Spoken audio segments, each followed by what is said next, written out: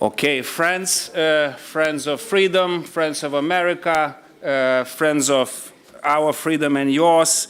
First of all, welcome. Before we introduce our speaker and main panel, during today's night in Kiev, we had again atrocities where many people died and religious heritage sites were destroyed. So let's maybe honor all the victims of autocratic and totalitarian regimes by a minute of silence.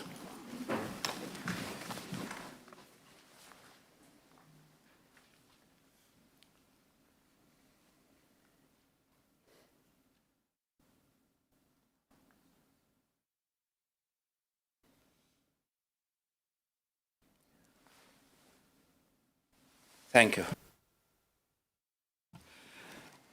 So together with speaker, and I can call yours as my good old friend, we decided to convene all friends of freedom to this conference in Seimas, because Seimas is the place where we defended our freedom. And yours is also the person who represents linked to America. His family re-emigrated from Pennsylvania, from Scranton, where most of your leaders were born, then sent to Siberia. He was born in Siberia and now back. So Jose, please open the conference. Yes, of course, please.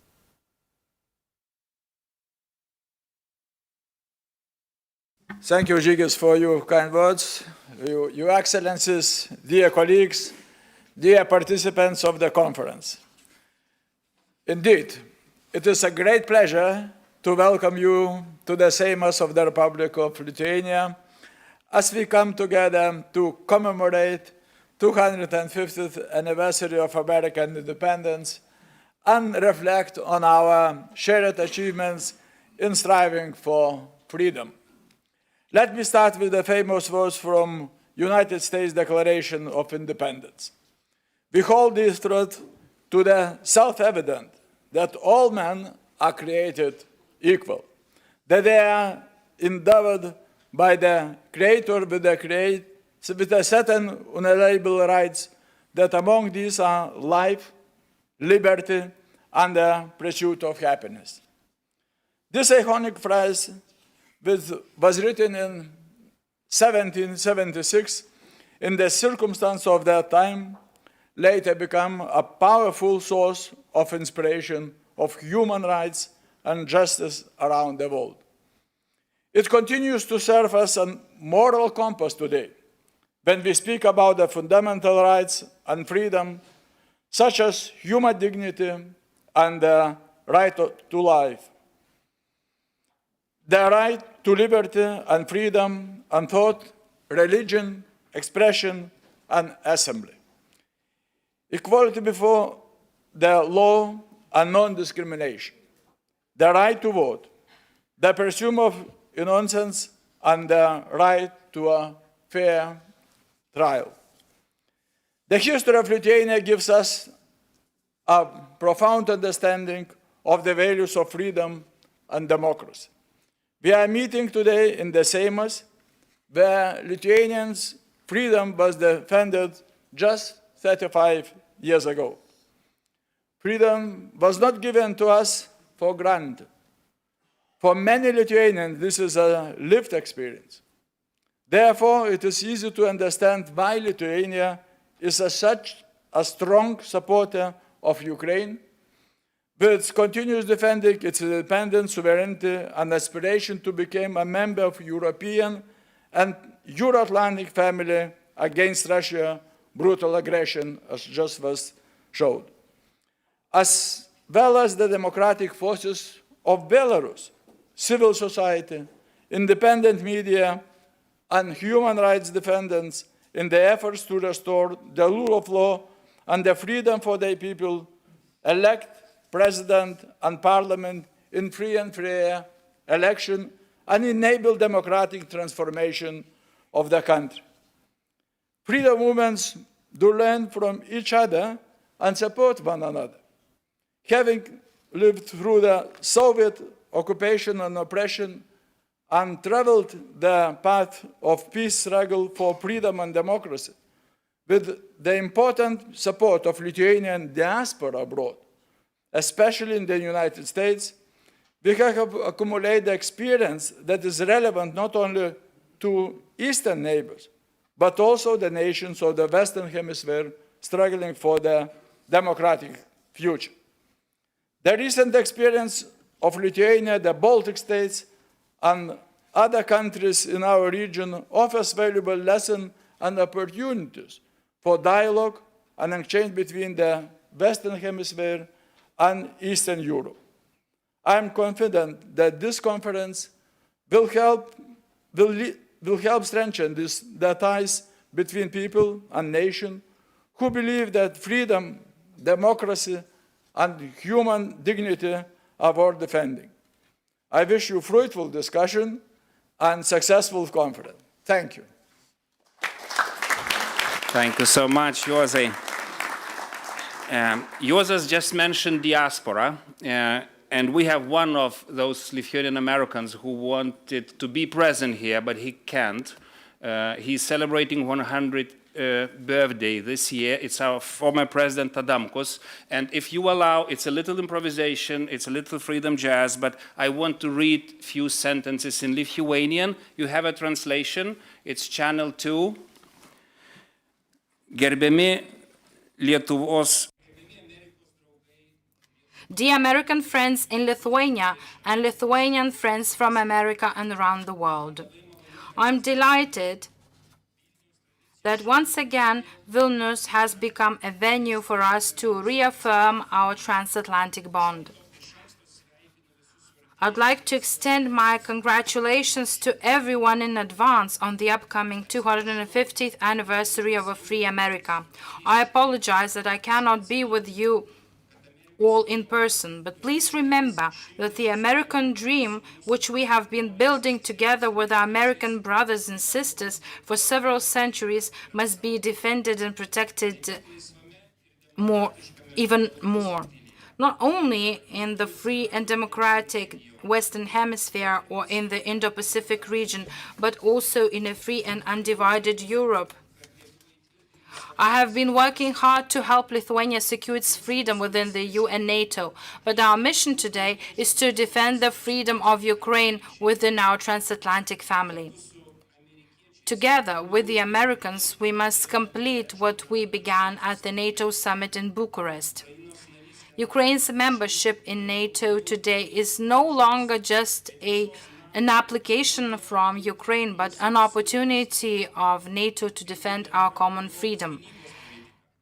A common European defense and freedom policy must become a reality, just as in 2007, together with my late friend Lech Kaczynski, we launched a common EU energy policy under the Lisbon Treaty.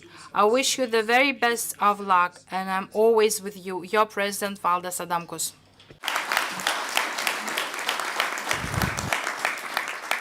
In Lithuania, we have a tradition that foreign policy from the very beginning of independence is done together by all parties and all institutions. So we wanted to invite Foreign Minister Kęstutis Budrys to this event, but he is quite busy now in opening Ukrainian and Moldovan accession talks with the EU. That was an historic achievement for all of us. So we have a video from Foreign Minister that he wants to greet us. Distinguished guests, esteemed colleagues, welcome to Vilnius. It is an honor to address this conference dedicated to a monumental milestone, the 250th anniversary of the United States of America. 2.5 centuries ago, in Philadelphia, one of the greatest ideas in human history came to life: that all people are created equal and endowed with the fundamental rights to life, liberty, and the pursuit of happiness. That idea became a fire of freedom. It inspired nations not yet born, people not yet free, and generations who refused to surrender to tyranny. For Lithuanians, America's story is also our story. When Americans rose to defend their liberty, sons of the Polish-Lithuanian Commonwealth stood with them. One of them was Tadeusz Kościuszko. He did not fight only for a foreign nation. He fought for a universal ideal. And in doing so, he created one of the first links of friendship between our people. Throughout the darkest decades of the 20th century, when Lithuania was erased from the map by Soviet occupation, the United States stood as our steadfast anchor. America refused to recognize the illegal annexation of the Baltic states. For 50 years, the Lithuanian flag continued to fly in Washington. And when Lithuanians stood face to face with Soviet tanks in January 1991, armed with little more than patriotic songs and an unbreakable will, we knew we are not alone. America kept the flame alive for us when we could not. Today, the battle lines of freedom have not yet disappeared. They have simply shifted to our friends from nations still ruled by fear, censorship, and autocracy. We stand with you. Lithuania knows the weight of oppression, but we also know the power of breaking those chains. Freedom is stronger than fear. Freedom is worth living for, fighting for, and if necessary, dying for. Today, this truth is most visible in Ukraine. The lesson of history is clear. Freedom does not survive alone. Freedom needs friends. The Ukrainian people are defending the same principle that inspired Philadelphia in 1776. Sustained Lithuania through occupation and continues to inspire free people everywhere. As we look toward America 250, let us recommit ourselves to the transatlantic alliance. Let us remember that freedom is never self-sustaining. Every generation must cherish it. Every democracy must nurture it. Every nation must stand beside another to defend it. Lithuania and the United States will remain inseparable allies in defending the global front line of democracy. Happy early 250th birthday, America. Tegyvuoja laisvė. Let freedom ring. Thank you.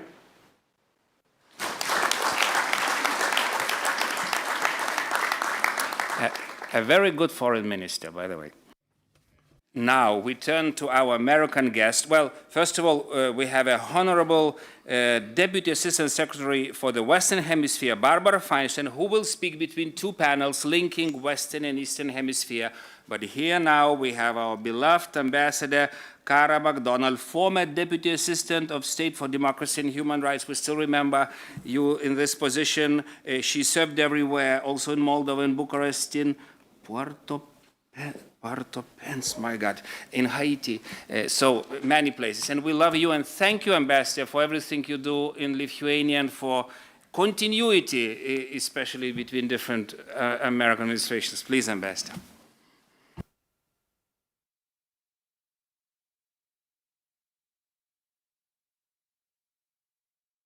Labadinia, gera būti čia su jumis šiandien. Hello, it is nice to be with you here. Distinguished members of the Seimas, Excellencies, friends in freedom. It's an honor to be with you today. 250 years ago, we think about this and we think an ocean away, America's founding fathers met in Independence Hall in Philadelphia. They were united by a shared vision of freedom. And together they signed perhaps the greatest articulation of human freedom ever conceived, the Declaration of Independence. And in so doing, they brought life to the United States of America. This July 4th, we celebrate 250 years of freedom, 250 years of the United States, and 250 years of the idea that everyone is created equal. With the benefit of hindsight, this history, I imagine, seems pretty inevitable. But I assure you that 250 years ago, nothing was preordained. American freedom, like Lithuania's own, was hard fought, it was hard won, it was long discussed, and then it was defended across the centuries. Thomas Jefferson, the author of the Declaration of Independence, said that one man with courage is a majority. I think Žygis often represents this. Lithuanians know something about courage. It's fitting that we are gathered here in another temple of freedom, the Seimas. Over 5 decades, it stood as a reminder that the Lithuanian nation persisted even under illegal foreign occupation. Here, Lithuanians regained the freedom stolen from them in 1940 by the Soviet Union. Here, they erected barricades to defend a fledgling government. And not so far from here, at the TV tower, they died in defense of that freedom. Today, Lithuania is very much a trusted friend. It's a model ally and a partner in freedom. The United States stands proudly with you. We share the conviction that the human spirit will relentlessly pursue freedom, that liberty is worth defending, and the bonds between free peoples are indeed unbreakable. Together, the United States and Lithuania demonstrated that standing up for freedom is not just a matter of principle, it's a matter of action. Whether through Lithuania's leadership in strengthening transatlantic security, its efforts to diversify energy sources, or fostering innovation and economic resilience, our alliance enshrines a shared commitment to peace and stability.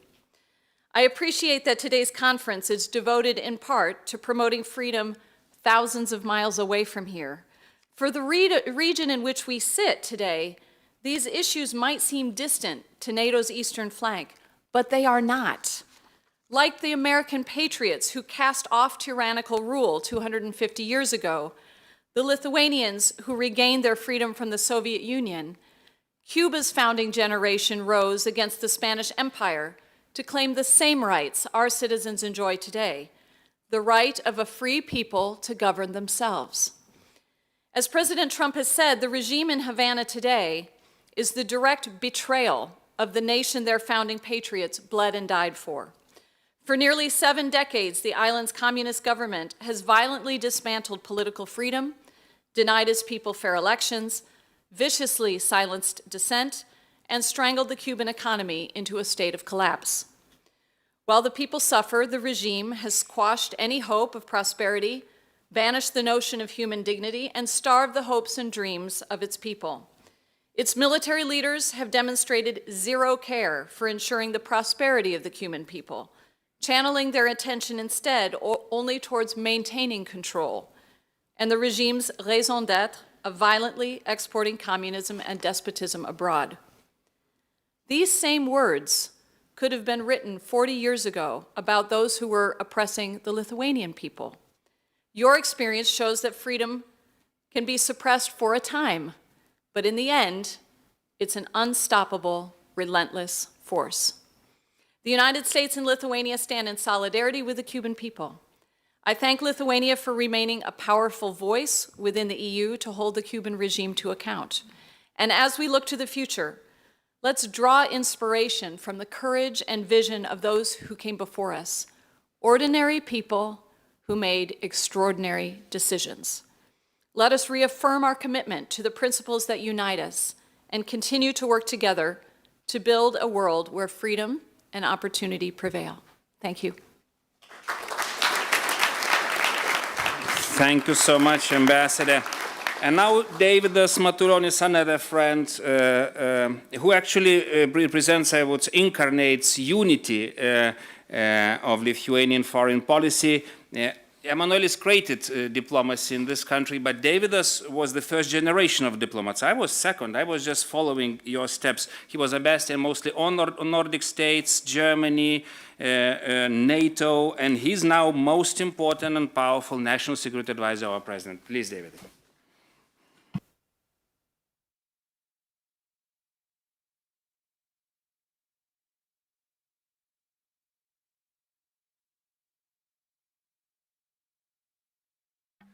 Honorable Speaker of Seimas, honorable members of Seimas, Ambassador of the United States of America, ambassadors, ladies and gentlemen. It's a great privilege to me to convey sincere congratulations of the President of the Republic of Lithuania to all American people on the occasion of the 250th anniversary of the founding of the United States of America. The Declaration of Independence signed in 1776, was a bold step. It demonstrated to the entire world that freedom, dignity, and human rights are not privileges, but the inherent rights of every person. The United States Constitution, adopted shortly thereafter, established a system of separation of powers that remains in effect this day and has served as a model for modern many democracies. In the 20th century, America became an integral part of peace, stability, and security of Europe.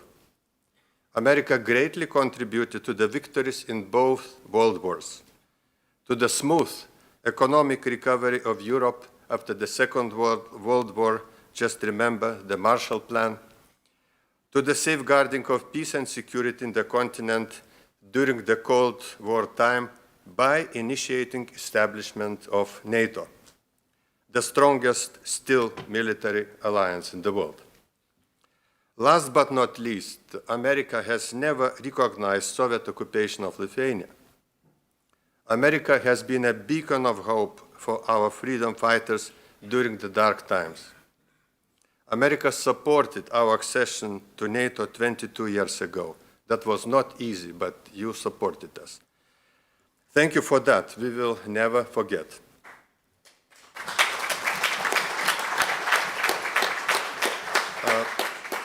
My clear message to American friends: you can count on us. Lithuania strongly believes in America, in our transatlantic bond. We are interested in deepening mutually beneficial cooperation in all areas. We are already buying 70% of natural gas consumed in all Baltic states from the United States. We started to provide American gas even to Ukraine. We procure military equipment and weapons produced in the United States for our own and Ukrainian needs. Unfortunately, Europe is not at peace now. Russia continues its war of aggression against brave Ukrainian people. Russia, supported by Iran, North Korea, Belarus, Cuba, seeks to challenge the basic foundations of international law. Authoritarian regimes aim at destabilizing and dividing our Euro-Atlantic unity. We must respond with resolve and unity against this trend. Today, security and defense is our shared priority in Europe. The time has come to strengthen Europe within NATO. We share known US position on burden shifting. European allies should step up in collective defense. Only strong is respected in current world. It's time to move from dependence to equal partnership with the United States. It's a two-way street. Lithuania has already taken highly ambitious decisions. We are moving forward faster than many others. Lithuania already allocates 5.38% of GDP to core defense expenditures, and this is the highest number in NATO this year. It's therefore of great importance to us that the NATO summit to be held in Ankara in a few weeks' time ensures a fair burden sharing between the United States and Europe. Every euro spent must directly enhance concrete capabilities. Money and plans will not defend us. We need to strengthen our national and collective defense capabilities. As allies, we are bound to work towards a stronger transatlantic defense industry. We do not have a lot of time. Speed, non-discrimination, innovation, and standardization are the keywords. Involvement of Ukraine is also indispensable in this sense.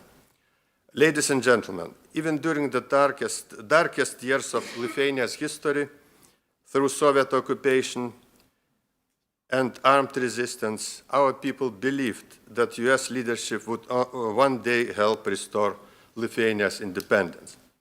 Today, as the Lithuanian state stands shoulder to shoulder with the United States, the presence of American troops, as well as those from Germany and other NATO allies on our soil, has been and will remain to be an inseparable part of our security. Last but not least, crown jewel of deterrence, we feel safe being covered by American nuclear umbrella. The approaching 250th anniversary of the United States once again reminds us that freedom, democracy, and solidarity are values worth nurturing every day. They are values worth fighting for. We sincerely wish that the United States of America continues to serve peace and stability in the world. For us, Lithuanians, America remains to be a symbol of courageous freedom and boundless opportunity. Good luck, America. God bless America. I wish you a good conference. Thank you so much. Thank you so much, David. And now our business community, American Chamber of Commerce. To be honest, when President Grybauskaitė sent me to Washington, we didn't have a lot of American investments, and I was so envious on Poland, where all the money, American money, was concentrated. But today, Vilius Bernatonis, who is vice chairman of Board of Directors of American Chamber of Commerce, represents the oldest chamber that creates the biggest number of jobs to compare with other direct investments. Well, of course, Germans are the biggest, and Poles are the biggest in trade. Germans are biggest with investment numbers. Ambassador, yes? It's the U.S. I'm sorry, we overtook Germany this past year. Oh my God. Okay, German ambassador is also here. We have a debate starting. Vilo, please explain what's happening here. Thank you, Honorable Speaker of the Parliament, Excellencies, ladies and gentlemen. I feel humble and proud to stand here. Humble because I stand after such distinguished speakers and such distinguished thoughts, and proud because I represent American Chamber of Commerce in Lithuania. American Chamber of Commerce in Lithuania unites more than 200 businesses, both American businesses investing in Lithuania and Lithuanian businesses investing in the United States of America. And as Ambassador correctly noted, America has become #1 investor in Lithuania. Lithuania's outward investment, also #1 direction is United States of America. This business connection is only possible because of freedom. Business is free enterprise. This is free people employing their talents, developing themselves, employing their work in order to create prosperity for everyone. This is not possible without freedom. The founding fathers of the United States have declared independence 250 years ago, and the American people, men and women of business, have created America as we know it today. The founding mothers and fathers of Lithuania have declared restoration of independence here in this building 36 years ago, and men and women of Lithuania are creating prosperity through their talents, through their job creation, through their work, so that Lithuania is built and is being built. We need freedom for all of this. Business needs freedom. Freedom needs business, because this is the only way how prosperity is created, through free enterprise of free people. As it has been said, you cannot be free and alone. This is why the United States of America have not only been free for 250 years. The United States of America have been the beacon of freedom and the ambassador of freedom around the world. Lithuania, for the last 36 years, has been a beacon of freedom and ambassador of freedom around the world. And we, all of us, having this privilege to live in a free country, we have a responsibility as well to be a beacon of freedom and ambassador of freedom where we are. And this is how prosperity will be created.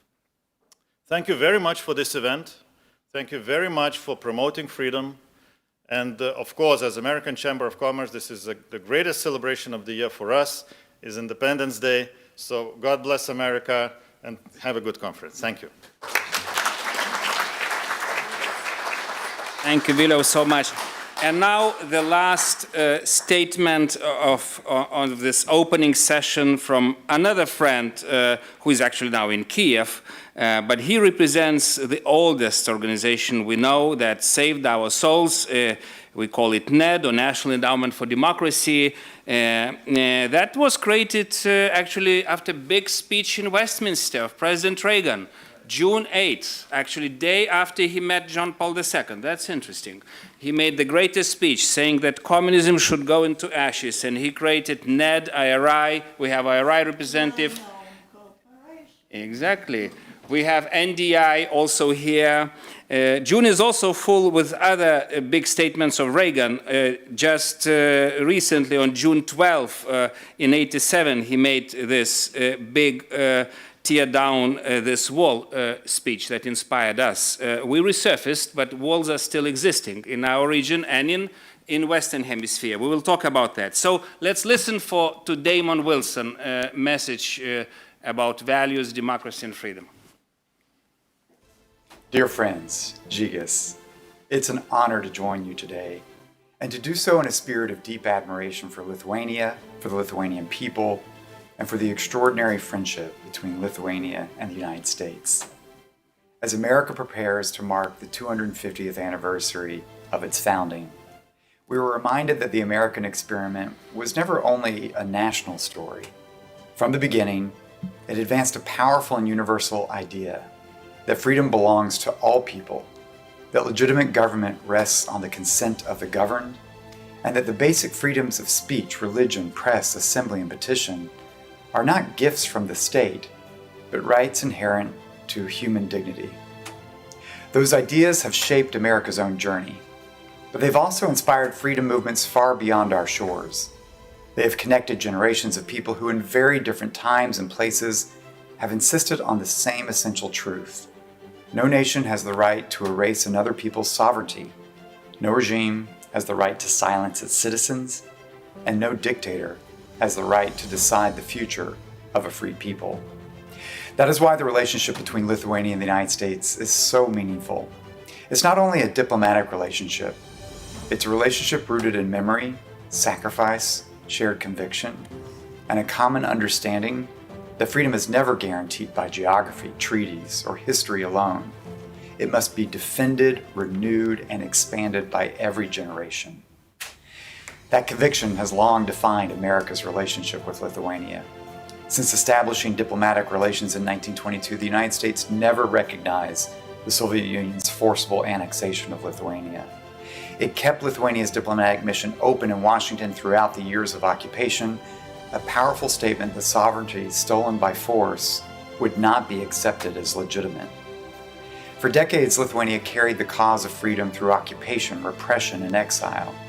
It kept alive the idea that national identity and sovereignty could not be erased, and that the human desire for liberty could not be defeated by force.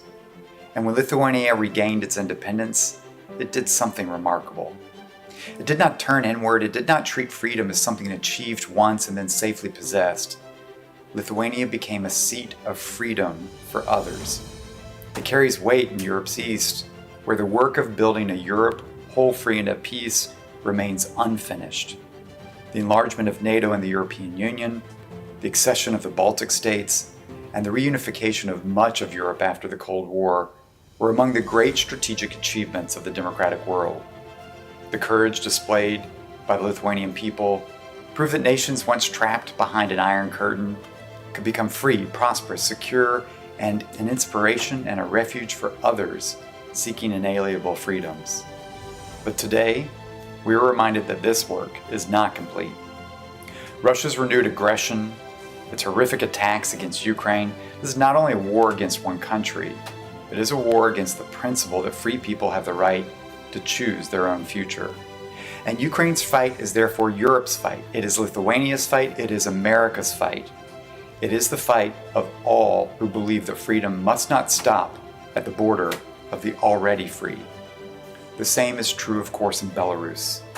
The people of Belarus have shown extraordinary courage, in the face of dictatorship, imprisonment, exile, and repression. They remind us that the freedom struggle in Europe's East did not end with the fall of the Berlin Wall or with the Baltic independence. It continues today in the streets, the prisons, the newsrooms, churches, and civic groups and homes of those who refuse to surrender their dignity. Lithuania has stood with Ukraine not out of charity, but out of strategic clarity. It has stood with Belarusian Democrats as a matter of principle. Lithuania understands that the security of Vilnius is tied to the freedom of Kyiv, and that the freedom of Kyiv is tied to the future of Minsk. That is what it means to think strategically about the future of freedom around the world. And that same clarity is needed across the Atlantic in our own hemisphere. At first glance, the struggles of Ukraine and Belarus, they may seem distant from those of Venezuela and Cuba, but Lithuania's history teaches us that they are part of the same struggle. Lithuanians know what it means for a nation's sovereignty to be denied. They know what it means for citizens to be told that their voices do not matter, that their history can be rewritten, that their future can be decided by force. They know what it means for dissidents, journalists, religious leaders, artists, workers, and civic activists to carry a nation's freedom through long years of repression. And that is why Lithuania's solidarity with the people of Venezuela, Cuba, and Nicaragua is so powerful. In Venezuela, a courageous democratic movement has endured intimidation, repression, exile, and the theft of democratic choice. Venezuelans have shown the world that even after years of hardship, the demand for free elections, accountable government, and national renewal cannot be silenced. In Cuba, generations of dissidents, activists, and ordinary citizens have continued to insist on the right to live freely. The Cuban people's persistence is one of the longest-running struggles for freedom in our hemisphere. It deserves not only American attention, but democratic solidarity from around the world. So when Lithuania stands with Cuba and Venezuela, it's not simply expressing sympathy for distant peoples. It is applying the lessons of its own freedom struggle. It is saying that dictatorship should never be normalized, that stolen elections should never be accepted as permanent, that political prisoners should never be forgotten, and that small nations and courageous citizens deserve the solidarity of the free world. As we look toward America's 250th anniversary, this is one of the most important lessons we can carry forward. The ideals that animated America's founding remain unfinished business around the world. From Ukraine to Belarus, from Venezuela to Cuba, and ultimately Russia, courageous Democrats are advancing the same foundational freedoms that gave rise to the American experiment. Their struggle reminds us that America's founding ideals are not relics of the past, they are living commitments.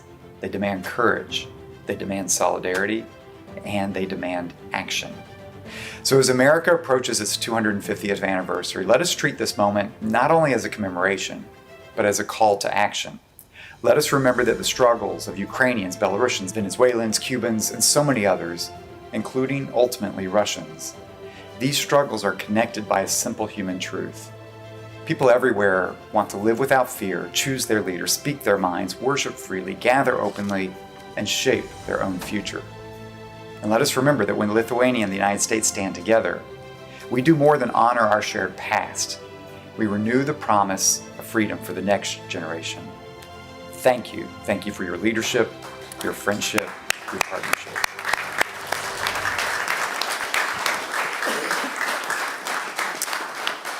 And now, friends, we're moving to the first panel. We will concentrate on freedom fight in Europe's East. And from 3 o'clock, we will be joined again by Deputy Assistant Secretary. We will start our discussion on Western Hemisphere. So 2-3 minutes of rearranging.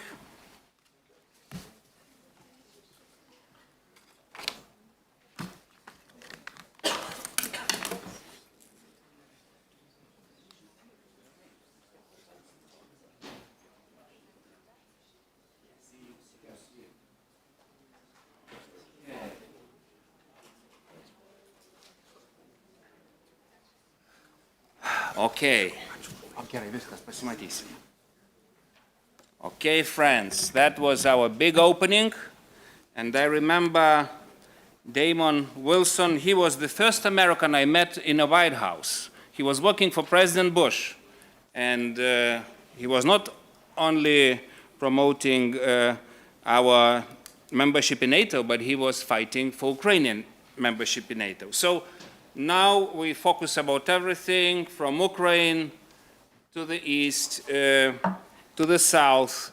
And Speaker Ruslan Stefanchuk wanted to be with us, but he's now in London, in your house, Lord Darren. So he sent a wonderful chair, Alexander Mereshko, who will participate in the debate, but he also wrote a video message to us. So let's listen to Ruslan Stefanchuk, who is also the founder of United for Ukraine. Many members around the table are part of this movement. So Ruslan Stefanchuk, Speaker of Верховна Рада.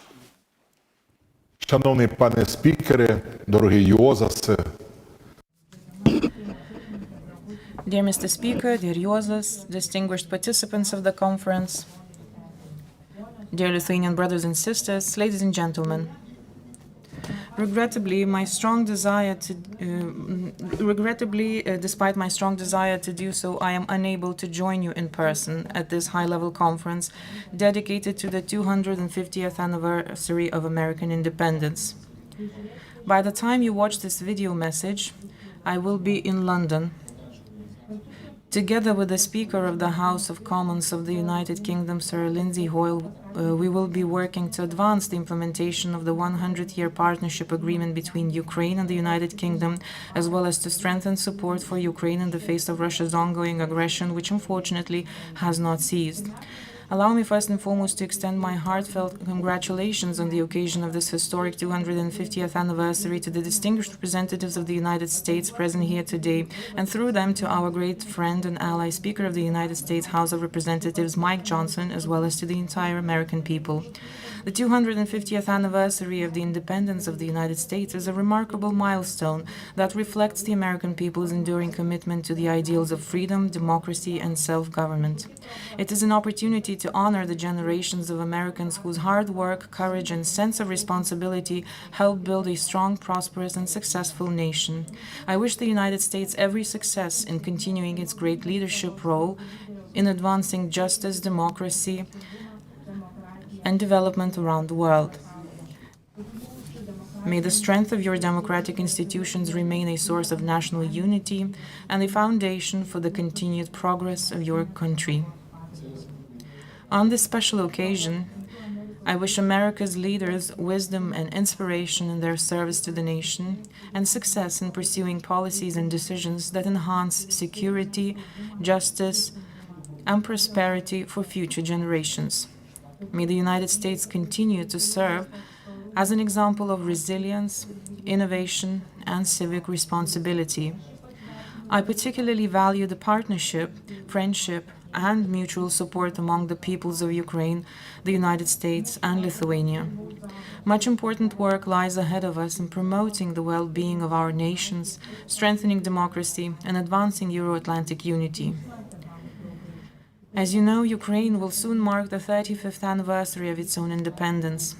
Under the current circumstances, as the Ukrainian people continue their just struggle for freedom and sovereignty, this anniversary carries profound significance for all of us.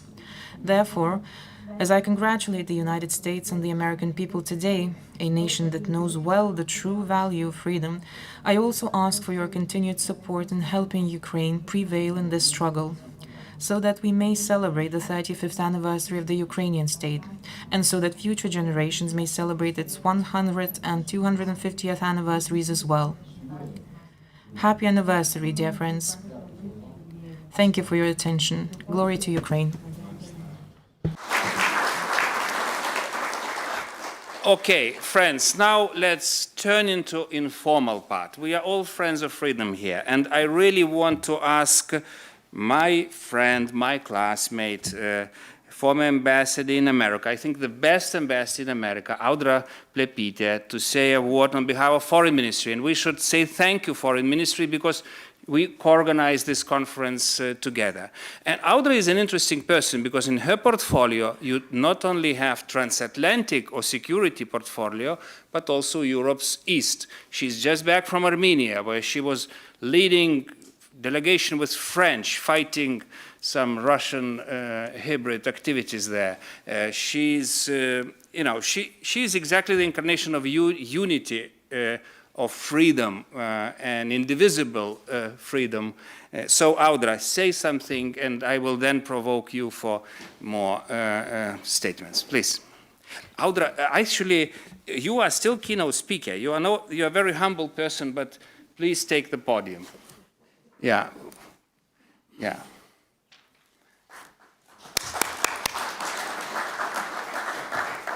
Thank you, Jigis. I hope that we will start informal conversation, but no. So thank you, distinguished guests, allies, and friends. It's great to be here, and welcome to Vilnius.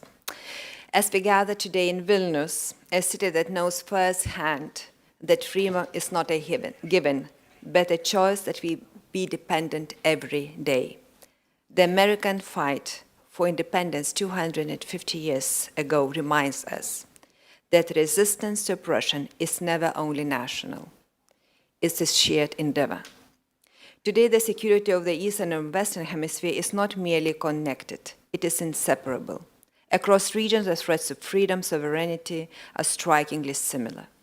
The challenges we face on the NATO eastern flank are part of a border contest between a free democracy's resilience and authoritarian revisionist ambition. US support to our freedom over the dark years of oppression and later Lithuania's democratic transformation demonstrates that liberty can prevail even after decades of occupation. And we are ready to share these strategic lessons with partners worldwide, including in our neighborhood and further. Russia remains the most direct long-term threat to Euro-Atlantic security, continuing its brutal war against Ukraine while testing free societies through a full spectrum of aggression. And we see daily airspace violations, cyber attacks, sabotage, information attack. This is not isolated behavior.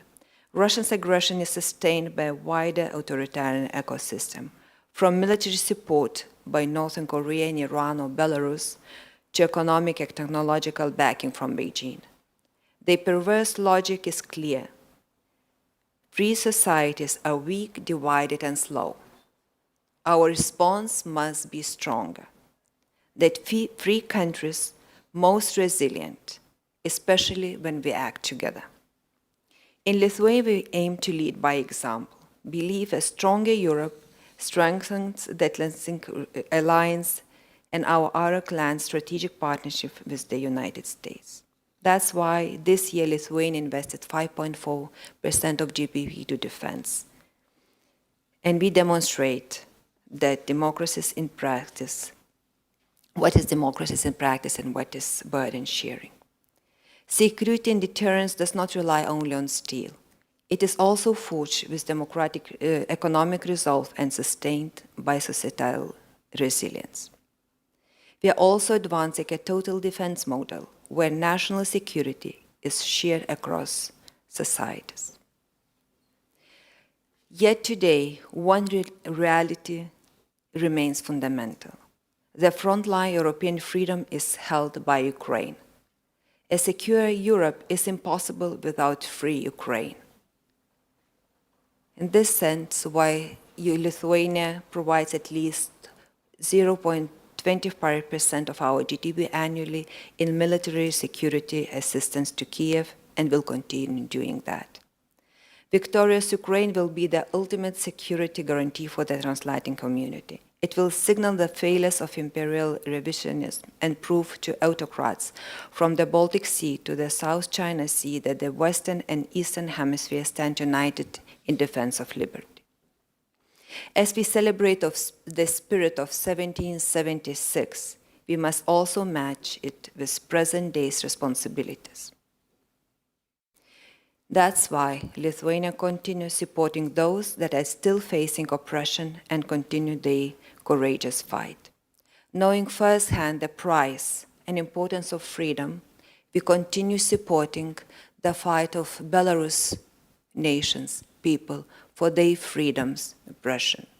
We also support democratic institutions in this eastern region, in the Caucasus and every other nation which still fights and struggles for their freedoms. So no turbulences shall hinder our determination in that. And since we'll have a panel of very interesting panelists and discussions, so thank you very much. Wishing all the best. And please join me to the right of me, and I will also now ask Secretary Wilkie, as he is called in America. He's 10th U.S. Secretary of Veteran Affairs. He was serving then Trump administration. Then he was Assistant Secretary of Defense for President Bush, the best Republican Reaganist person I met. And I want to, please come to the podium, and when you come, I try to provoke you. You know, we stand with America everywhere. In Latin America, Western Hemisphere, we just approved decision to go to Hormuz with whatever composition you create. We stand in Indo-Pacific against China's oppression, but kind of we are not so completely sure that America stands today with us against Putin's aggression.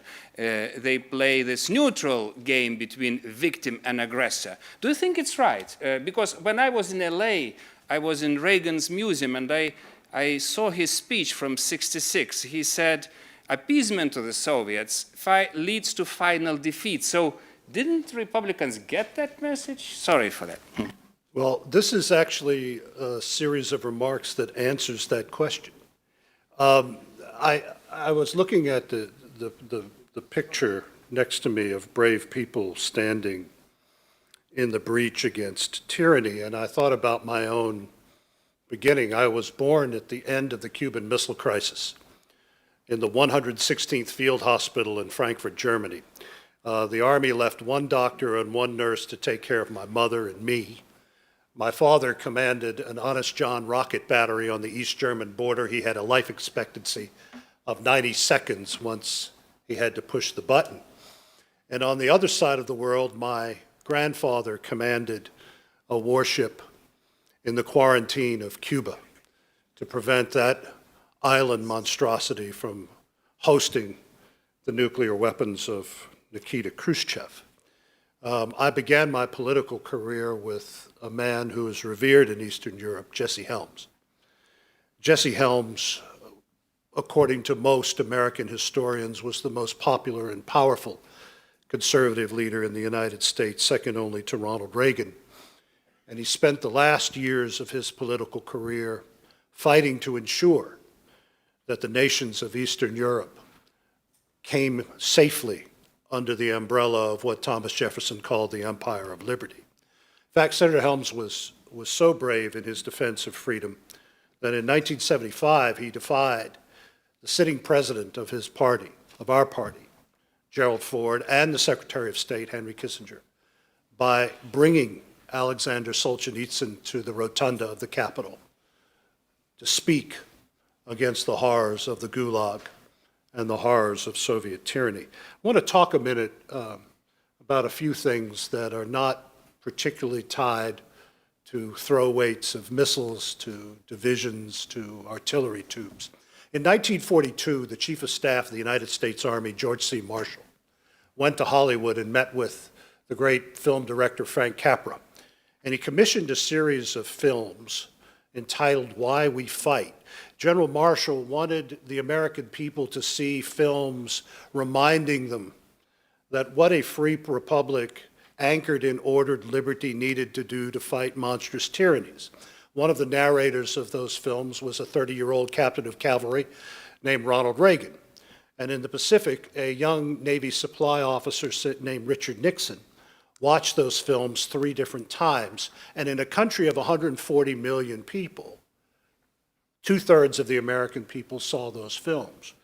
And I think at a gathering like this, it's important for us to discuss the why, in the why we fight.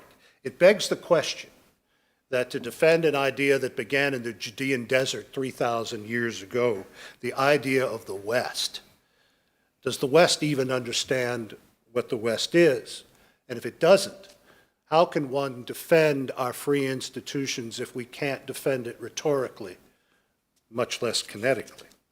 In 1886, a young Theodore Roosevelt asked the question about societies like Lithuania that cultivate patriotism in the present by keeping alive the memory of the past, keeping alive what we owe to the patriotism of the past, fill an indispensable role in the defense of our republic. No country will accomplish very much for the world at large unless it elevates itself.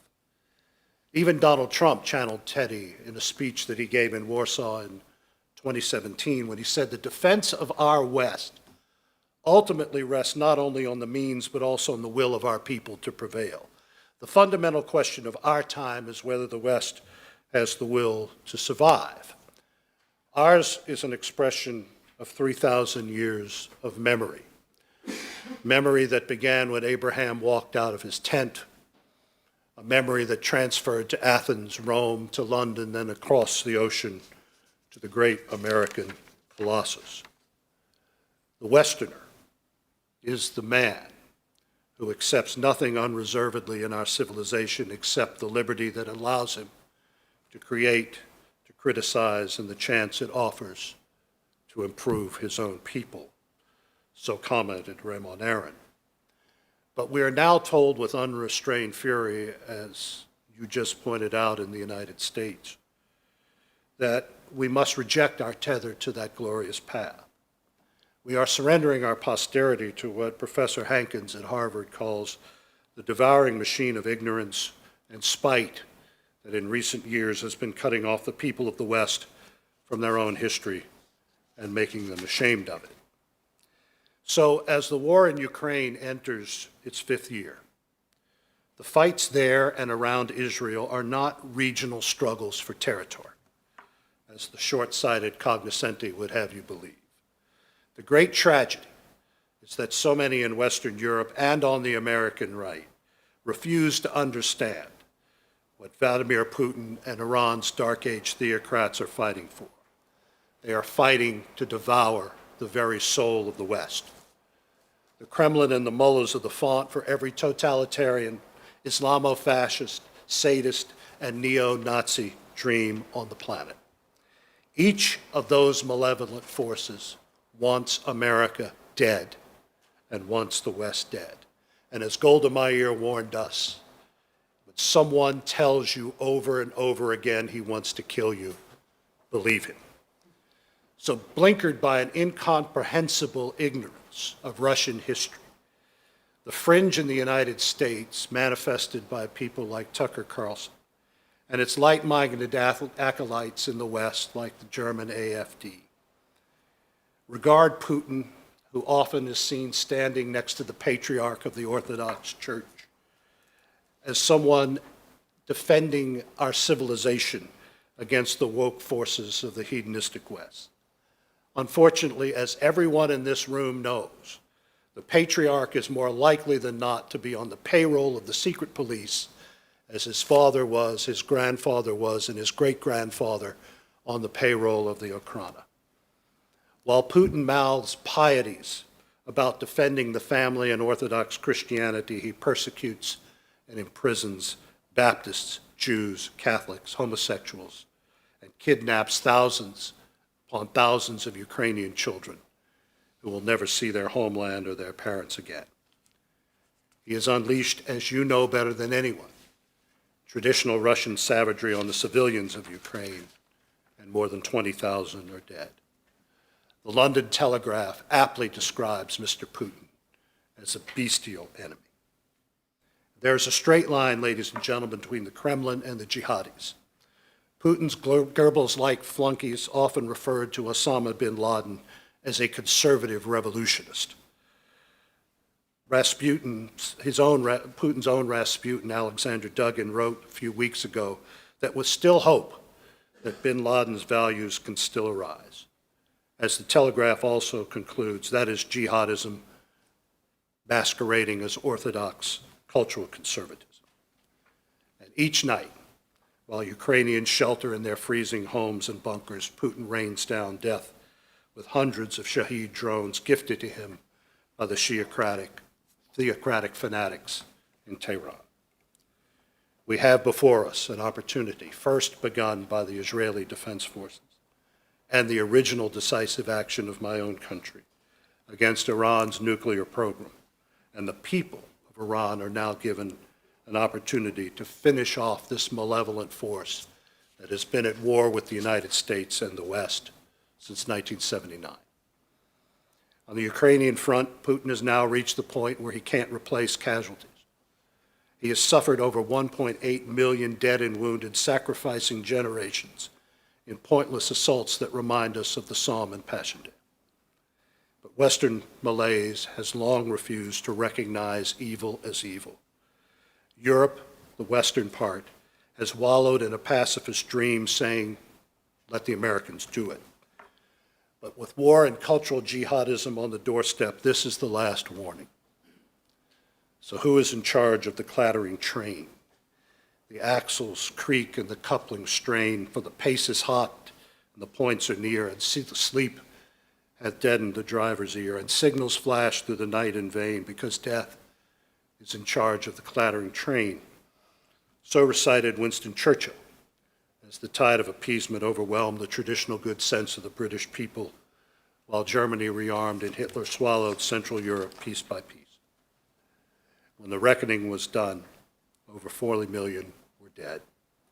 And the great man lamented, there never was a war more easy to stop than that which has just wrecked what was left of the world from the previous struggle. The malice of the wicked was reinforced by the weakness of the virtuous. We have reached that point again. We still have time to stave off disaster by confronting the malice of the wicked before someone utters the most lamentable words in the English language too late.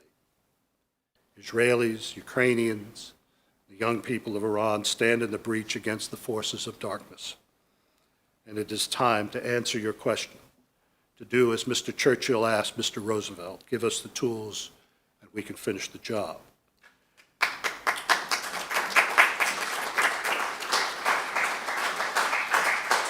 We have a chance to change history, or else we will be haunted by Churchill's last warning. Again, those two lamentable words, too late. But then again, the Tucker Carlsons of the world and the hard right in Europe and in the United States don't think much of Sir Winston either. Ladies and gentlemen, thank you for the honor. I hope I have not talked too much. Thank you. Thank you for what you do for the freedom of the world. Thank you, Robert.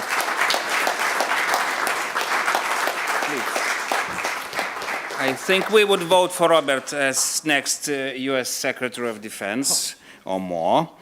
And now I have a very similar friend who was so good that he woke up in Dallas, I think at 4 o'clock of the morning. He was listening to our debate. He's also a very good Republican. I met still under President Bush. And I remember, I think that was the last time, as I say, when we were marching freedom together with the American administration. We were planning it and fighting for it in Europe's East. David Kramer, he was Deputy Assistant Secretary for Democracy and Human Rights then.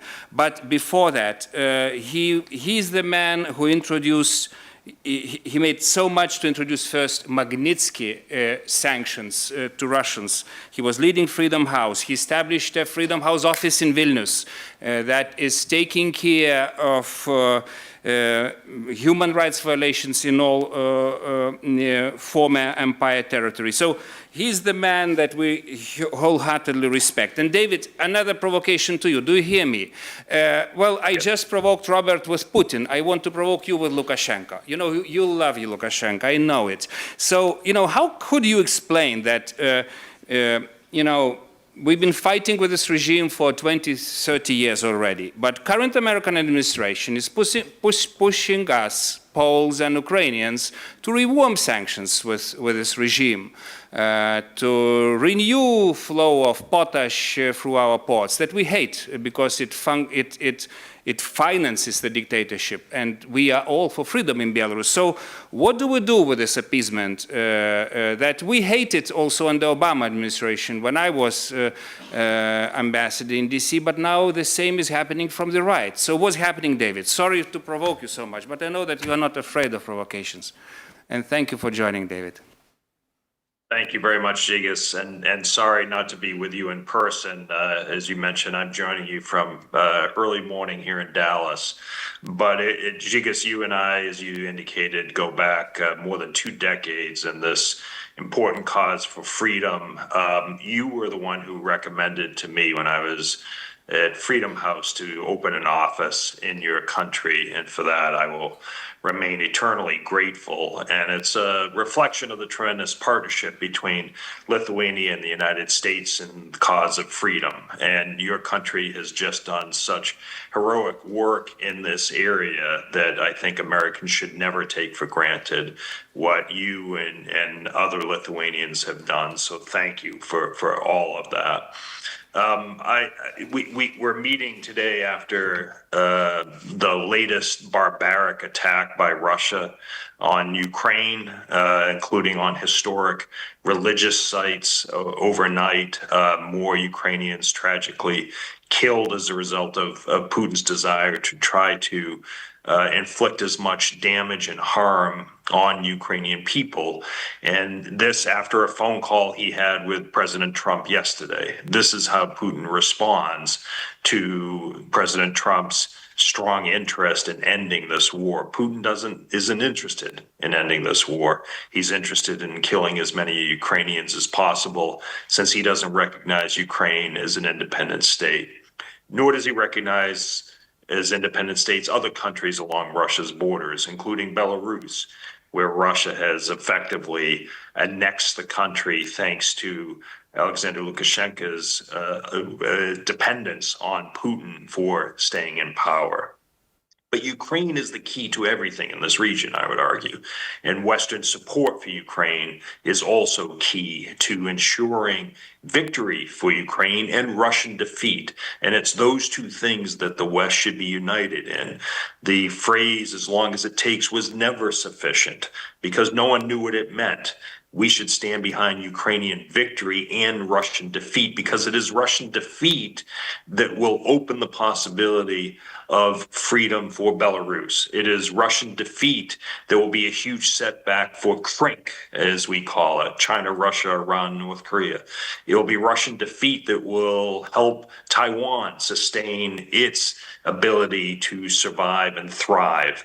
It will be Russian defeat and Ukrainian victory that will be important to Lithuania, Latvia, Estonia, and other countries in the region.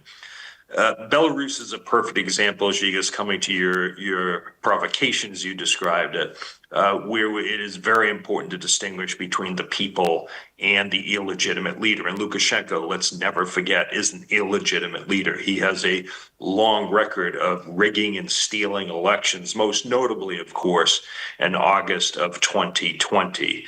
And then following that, a brutal crackdown against his own people, followed by a hijacking of a plane that was heading to your capital, the Ryanair flight with more than 120 people on board. Why? Because there was a Belarusian blogger who had been critical of Lukashenko and he wanted to detain him.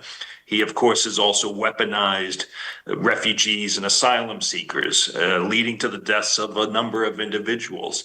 He doesn't care, Lukashenko doesn't care about the life of other human beings as long as he himself stays in power. And of course, we should never forget that in addition to the blood of Belarusians on Lukashenko's hands, he also has the blood of Ukrainians on his hands.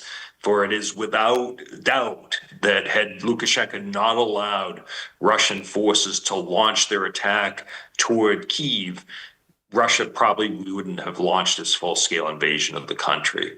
And so it is Lukashenko who bears as much responsibility. Lukashenko, in my view, who should be indicted by the International Criminal Court for his role in the Russian full-scale invasion of Ukraine starting in February 2022.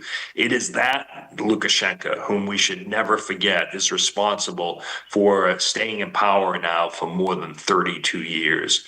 And so it is with all of that in mind that I think we have to also recognize that U.S. officials, John Cole, Chris Smith, and others, deserve credit for pressing for the release of political prisoners, people who should never have been in prison in the first place. They have been very successful in securing the release of hundreds of people. Many of those people, let's not forget, have been forced out of Belarus. They have not been allowed to stay in the country. And there are also more than 850 political prisoners still in Belarus. And even with the release of those who have been let out of prison, Lukashenko is simply undoing a bad thing that he did in the first place.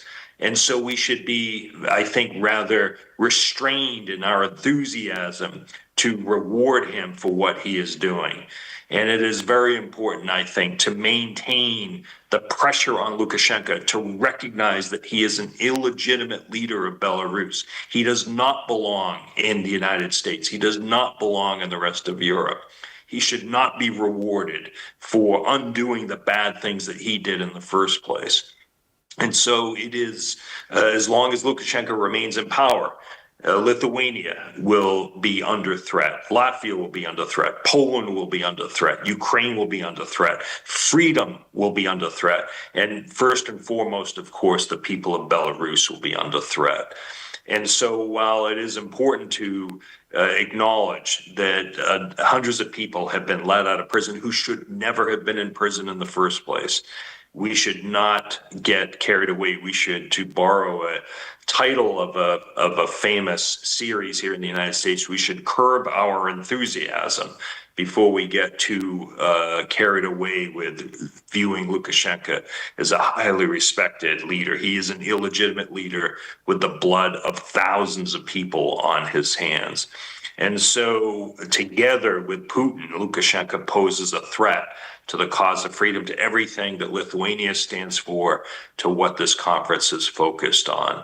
And so I would argue, Žygis, that your country's position is the right one. Stick with it, despite pressure that you may face.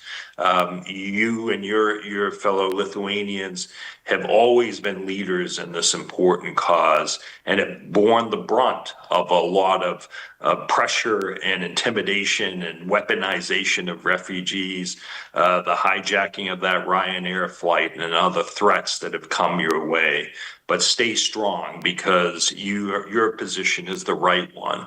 And so I appreciate this opportunity to join you, and happy to join in discussion a little later on. Thank you. Thank you, David, so much. Thank you, really. And now, two last keynote speakers actually on video from the Hill, the best friends we have. The last Lithuanian, as we say, Durbin from Senate, who is leading Ukrainian group in Senate, and also from the House, Mercy Kaptur. They are all outgoing congressmen. We will not have them in the next Congress, so this is kind of farewell with us and inspiration. But before they speak, I wanted to recognize Anne Smith. She is a stand-in.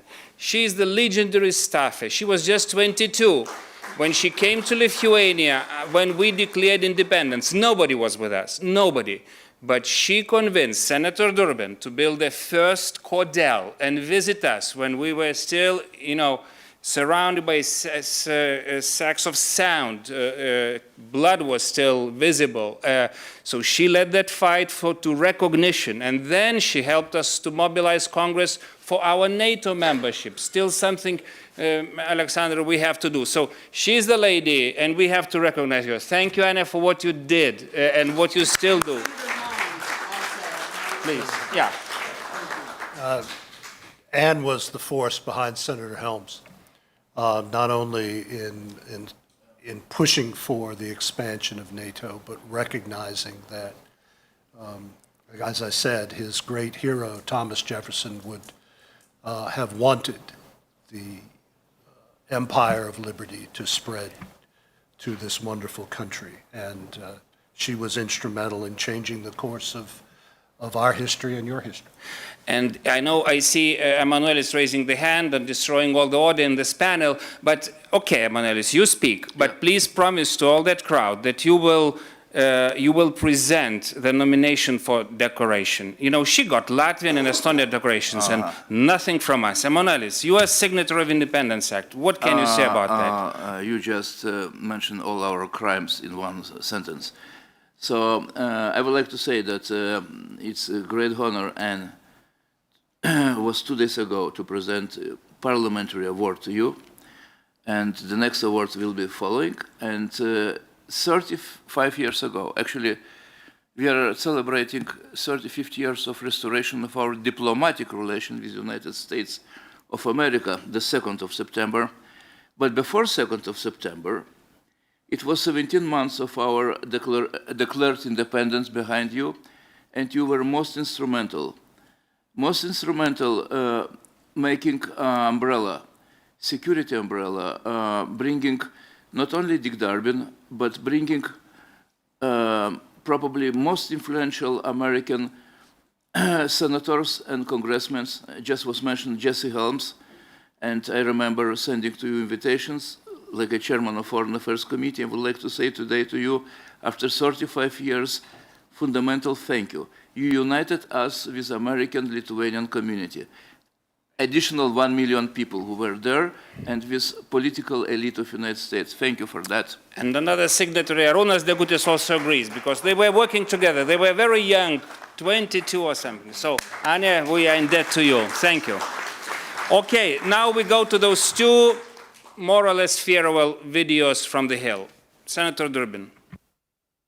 Hi, Senator Dick Durbin here, and the proud son of Ona Kutkaitė of Jurbarkas in Lithuania. I'm honored to share a few words with you. Like it was decades ago when forming the Baltic chain of freedom, today the Baltic nations are once again on the front lines of defending democracy. Since Russia's full-scale invasion of Ukraine, the security threats facing the region have become very, very real, including Russian and Belarusian efforts to destabilize the Baltics through disinformation, hybrid attacks, and airspace incursions. But Russian bullying has failed, and the Baltics remain the strongest supporters of NATO and Ukraine, providing critical military, humanitarian, and diplomatic support. And the United States has remained committed to the Baltic friends as well. I was proud to work with Senator Chuck Grassley, a Republican, on codification of the Baltic Security Initiative in last year's defense bill, ensuring long-term U.S. support for Baltic defense. Many of us have long memories in our families of the Soviet yoke and the struggle for freedom in Eastern Europe. As you all know well, Ukraine's fight is for the rest of Europe as well as for their own country. Ignoring these risks is dangerous for the West and for democracy. As we in the United States celebrate our 250th birthday, we recommit to defending those same values which have defined America for all these years. I'm honored to be your partner in that cause. Ačiū. Ačiū, Senator Durbin. And now Nancy Kaptur, she's leading a Ukrainian caucus in House of Representatives. Heartfelt greetings and good wishes to all gathered today in Vilnius. I'm U.S. Congresswoman Marcy Kaptur from Ohio's 9th, located embracing the southernmost coast of the Great Lakes freshwater region of North America. We share our side of the border with Canada, our trusted ally. Our family and my constituents know well the precious history that attends to Europe, its eastern and central regions in particular. Members of my family have fought to free it in World Wars I and II, and in Vladivostok in 1918. In seeking national elected office, I have striven to protect and defend with our NATO allies the priceless gift of liberty our forebears gifted our modern era. And I've long championed Central Europe and Eastern Europe and have helped to co-found and co-chair the House Congressional Caucuses on Ukraine, Poland, Hungary, and Belarus. The region in which I reside has a rich history, with diaspora groups from across Central and Eastern Europe who now call Ohio home. Their patriotism, faith, hope, and hard work have lifted our nation and liberty forward, generation after generation. I wish I could join with you in person and sincerely appreciate the ability to address you today virtually. I was first inspired to defend liberty by our extended family and their sacrifices, and then by U.S. President John F. Kennedy, a valiant World War II U.S. Navy veteran and first U.S. president to have been awarded a Purple Heart. He challenged a new generation to public service, uttering the famous words, "Ask not what your country can do for you, ask what you can do for your country." During the Cold War, President Kennedy stared down Soviet Russia in a tense nuclear confrontation as nuclear-armed Soviet naval vessels were deployed to the Gulf of Mexico during what became known as the Cuban Missile Crisis. Then, a president I was privileged to serve, Jimmy Carter, also a World War II nuclear Navy veteran, along with his brilliant national security advisor Zbigniew Brzezinski, set in place the relationships in Europe that soon led to the collapse of the Soviet dictatorship within a decade of their service during the administration of U.S. President Ronald Reagan. On the occasion of America's 200th anniversary, President Carter said, and I quote, "The bold and brilliant dream which excited the founders of this nation still awaits its consummation." Amid the shadow of Russia's malign influence seeking to reverse the trajectory of global freedoms, we stand strong in our commitment to liberty and justice for all. Your gathering plants new seeds that will flourish in the decades to come, and your continuing resolve and partnership is essential to strengthening freedom's block. You have lived close to the wicked flames of repression, and you know its force and its cost. Now, future generations will stand on our shoulders if we but keep the watch. Today, your assembly recalls the spirit of past, brave freedom lovers who rose against tyranny and refused to bow before it. The struggle of the United States leading up to the drafting of our Declaration of Independence in 1776 drew its foundational principles from Europe. And in the 250 years since, the United States of America, still a young republic, has not only fought to sustain our freedom, but has supported so many of our partners and allies in gaining and maintaining their own liberty around the globe. Together, we are strong. Thank you all for celebrating with our nation in its 250th year of American independence. The American people remain grateful to share our heritage with nations such as the Republic of Lithuania and all our partners across Europe and around the world.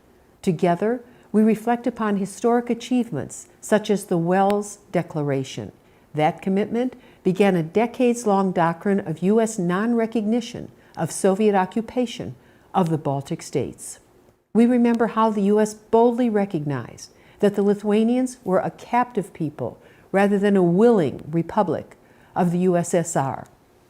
This spirit of non-recognition was also reflected in the Trump administration's Crimea Declaration, a policy that should still be reflected today. And we also recognize the spirit of courage that the people of America and Lithuania will always share, whether in triumph, as we celebrate how the Lithuanians united with their Baltic neighbors in the Baltic Chain in 1989, or tragedy, as we lament the wounding or killing of over 150 people when Lithuanians demanded freedom from the Soviet Union just 2 years later.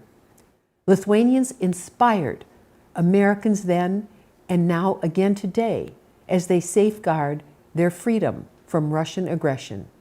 Today, this same Russian unprovoked invasion rains down an unprovoked war on Ukraine.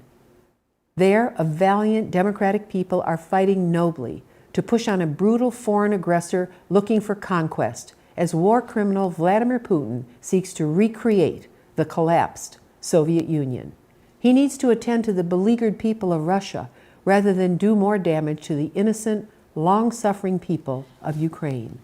Let all Lithuanians know that millions of Americans are your allies. We will always stand with you and the people of all former Soviet republics to defend liberty.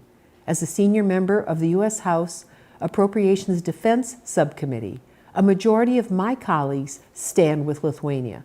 We stand with Europe, and we stand with NATO, and we know the history.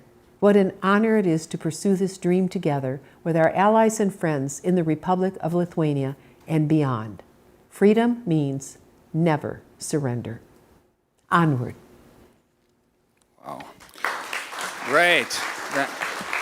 That's why we love America. Okay, friends, now we go to even more informal part, and I will provoke those, speakers around the table, actually with two ideas. One was from Robert, let's finish the job, and one was from David Kramer, let's defeat the Russia, and we solve all the problems of this planet, more or less. Let's concentrate on that. Okay, let's start with Alexander Mereshko. How do we defeat Russia, not only on the front lines, but also congratulations, you just started accession talks today.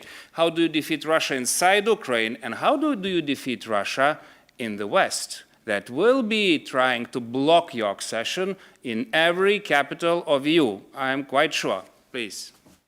Thank you. First of all, I would like to express the words of the most sincere gratitude to our Lithuanian friends, to our Polish friends, to our American friends, because we feel your support.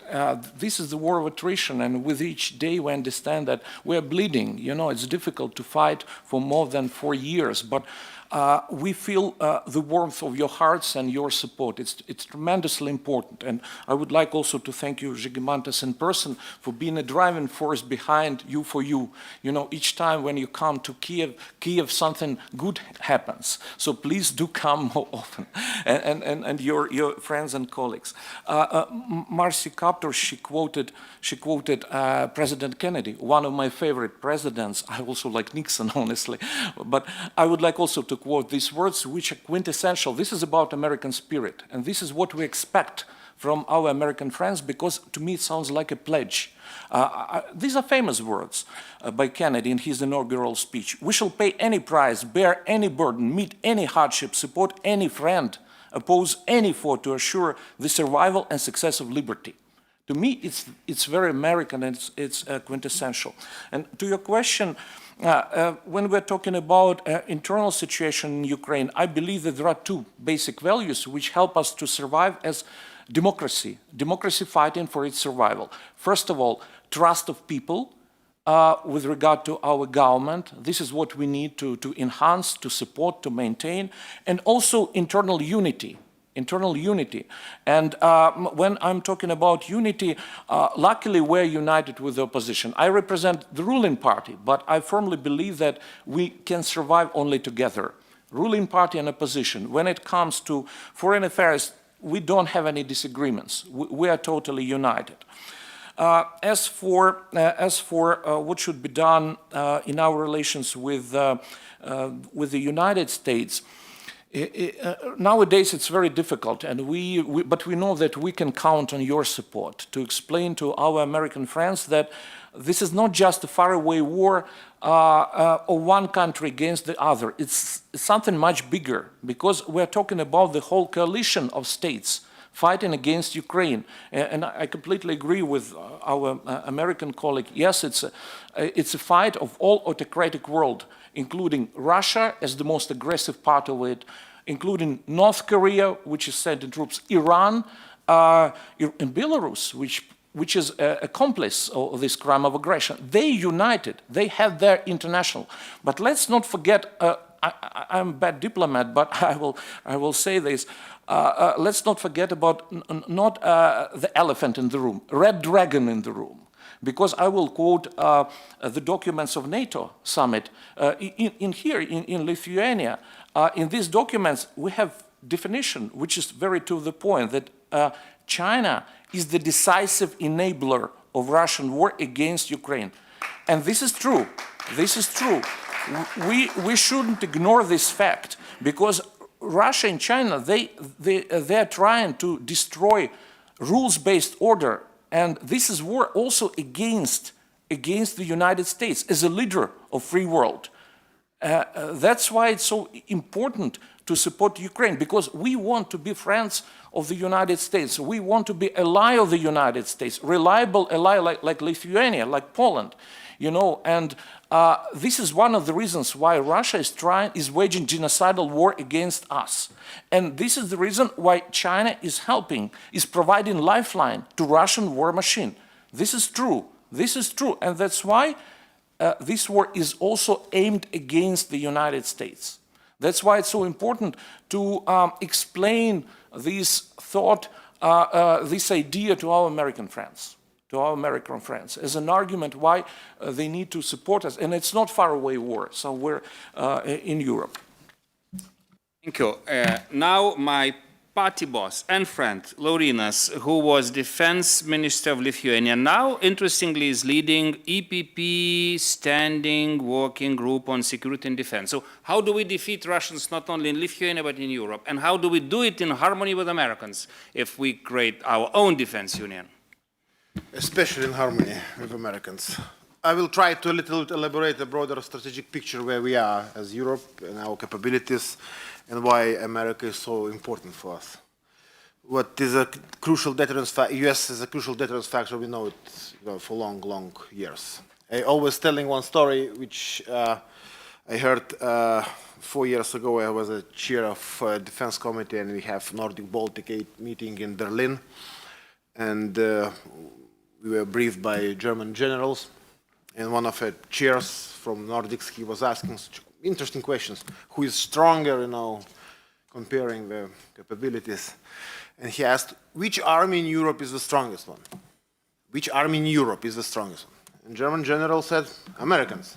He said, I know what America is the strongest, but in Europe, who is the strongest in Europe? He said, Americans in Europe. Still the strongest army, you know, and it is a symbol of a deterrence. But of course, we know what Europe should put more all its reserves and then capabilities into the NATO defense plans. It started from Biden time. So conventionally, Europe takes more responsibility. America is keeping the backstop with the strategic enablers. So this is the formula. And we, little by little, started to implement this plan. As we see, everybody, not everybody, of course, but most of European countries are increasing now spending, doing some things in making our armies much more stronger. But it shows how important America is, especially with strategic neighbors. When I hear that one brigade will be out of Europe, it's not so vital. Much more vital is when you hear what strategic enablers will be less in Europe. Why? Anti-ballistic air defense systems, intelligence, all these airspace satellites, precision deep strike, and other things like bombers, strategic bombers. Some of them we will need in Europe at least 5, 10 years, 15 years to develop. That's why our formula is now to keep America as much as long as possible in Europe, especially these strategic enablers, which should be connected into the NATO defense planning. And Europe should make much more in conventional plans to fill the gaps. And it was working, but now the news which coming now, it's a little bit disturbing about, especially on strategic enablers. So what you should do? First of all, what we should not do. Should not create the duplication of NATO. It's the biggest mistake to duplicate NATO. When I always hear this European army idea, I always was trying to shake hands. You know, what does it mean? I mean, and of course we hear about autonomy, sovereignty, and that kind of thing. No, let's do what we need to do. First of all, of course, defense industry. I will not repeat. You know it very well. But we have new production lines, but we don't have new factories. In some positions, we are better now, but still there are many positions where we are still needs to think things to do. I think we need to reestablish our armies. You know, some of our countries and the country armies, you know, went to vacation after the Cold War. We need to remind ourselves, what does it mean conscription? What does it mean military reserve? What does it mean to fight for your country? It's about identity. It's about the mindset, not only about the technical things. So here we are, and it's a big challenge. And here comes Ukraine with another approach, I would say. So Ukraine, since the full-scale war, the approach was to support Ukraine. Now it's changing, to learn from Ukraine, not to learn the new defense style, but to get your technologies. But here we have a challenge. Ukraine is still not exporting their technologies. I understand why. The country is in a war, but we need to build common companies to bring the technologies here in the Baltics, in Europe. And this is the field and platform for our integration, I would say. And it's a vital thing. And it could be very useful also for Ukraine to integrate. So from European integration history, we know that everything started from trade and economy. And then it tried to spill over to our spheres. When you had a high politics, like foreign affairs, security, it was not spillovering, But anyway, this can be vice versa. We can start from defense, from technology, from export. When to think what Andrius Kubilius is trying to model for the future about European army as Ukrainian army in Europe for Eastern flank, for example. It's hard, it's still theoretical, but after the war, for example.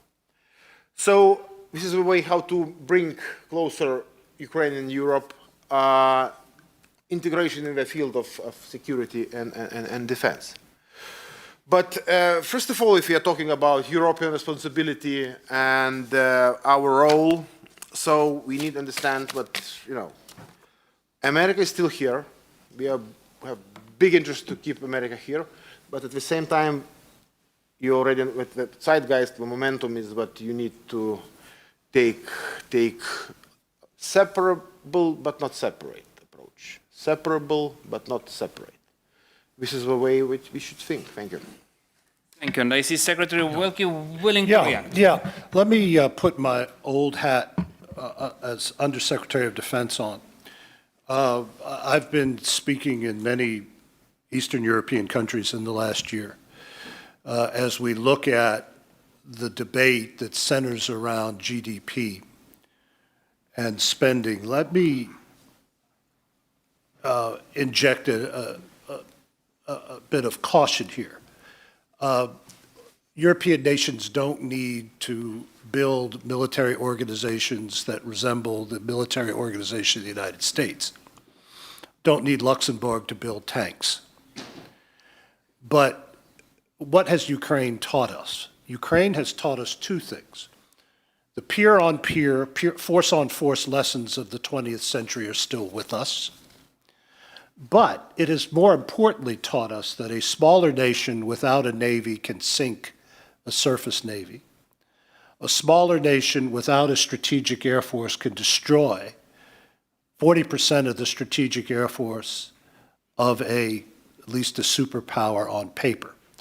So what does that mean? As the United States has sadly consolidated its defense industry into 5 massive, unresponsive defense companies. Let me give you an example. I signed off on a $7 billion Gerald Ford aircraft carrier in 2017 as Undersecretary of Defense. That thing is still in dry dock. Its cost is now $18 billion. Now, no president is going to put an $18 billion carrier within range of $1 million Chinese anti-ship missile. So what does that mean for Europe? Germany is a technological superpower. It is not a full-spectrum military power. But it can turn that technological status by adopting many of the things we have learned from Ukraine into force multipliers on the battle space that the Russians, the Chinese cannot compete with. And the same applies to the rest of Europe.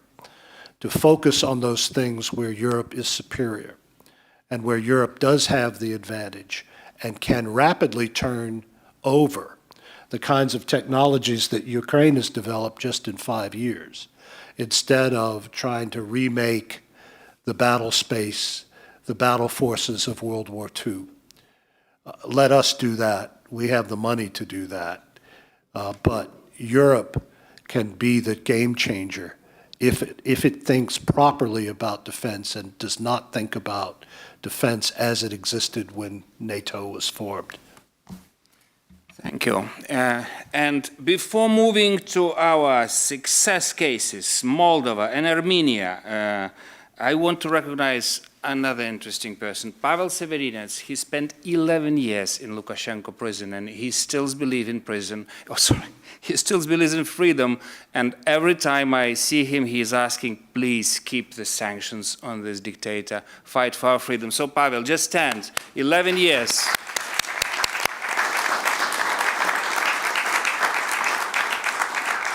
And another friend from Prague just joined us, who actually created us. He was the right hand of Havel, Pavel Fischer, Senator for Prague. Thank you, Pavel.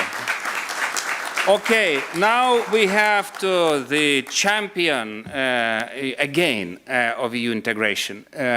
And let me also provoke you a bit. I know that you are the best, and we just love you. But Estonia was also the best in the beginning. They started accession talks first, and we did everything to catch up with the Estonians. Actually, every day we do it, even today.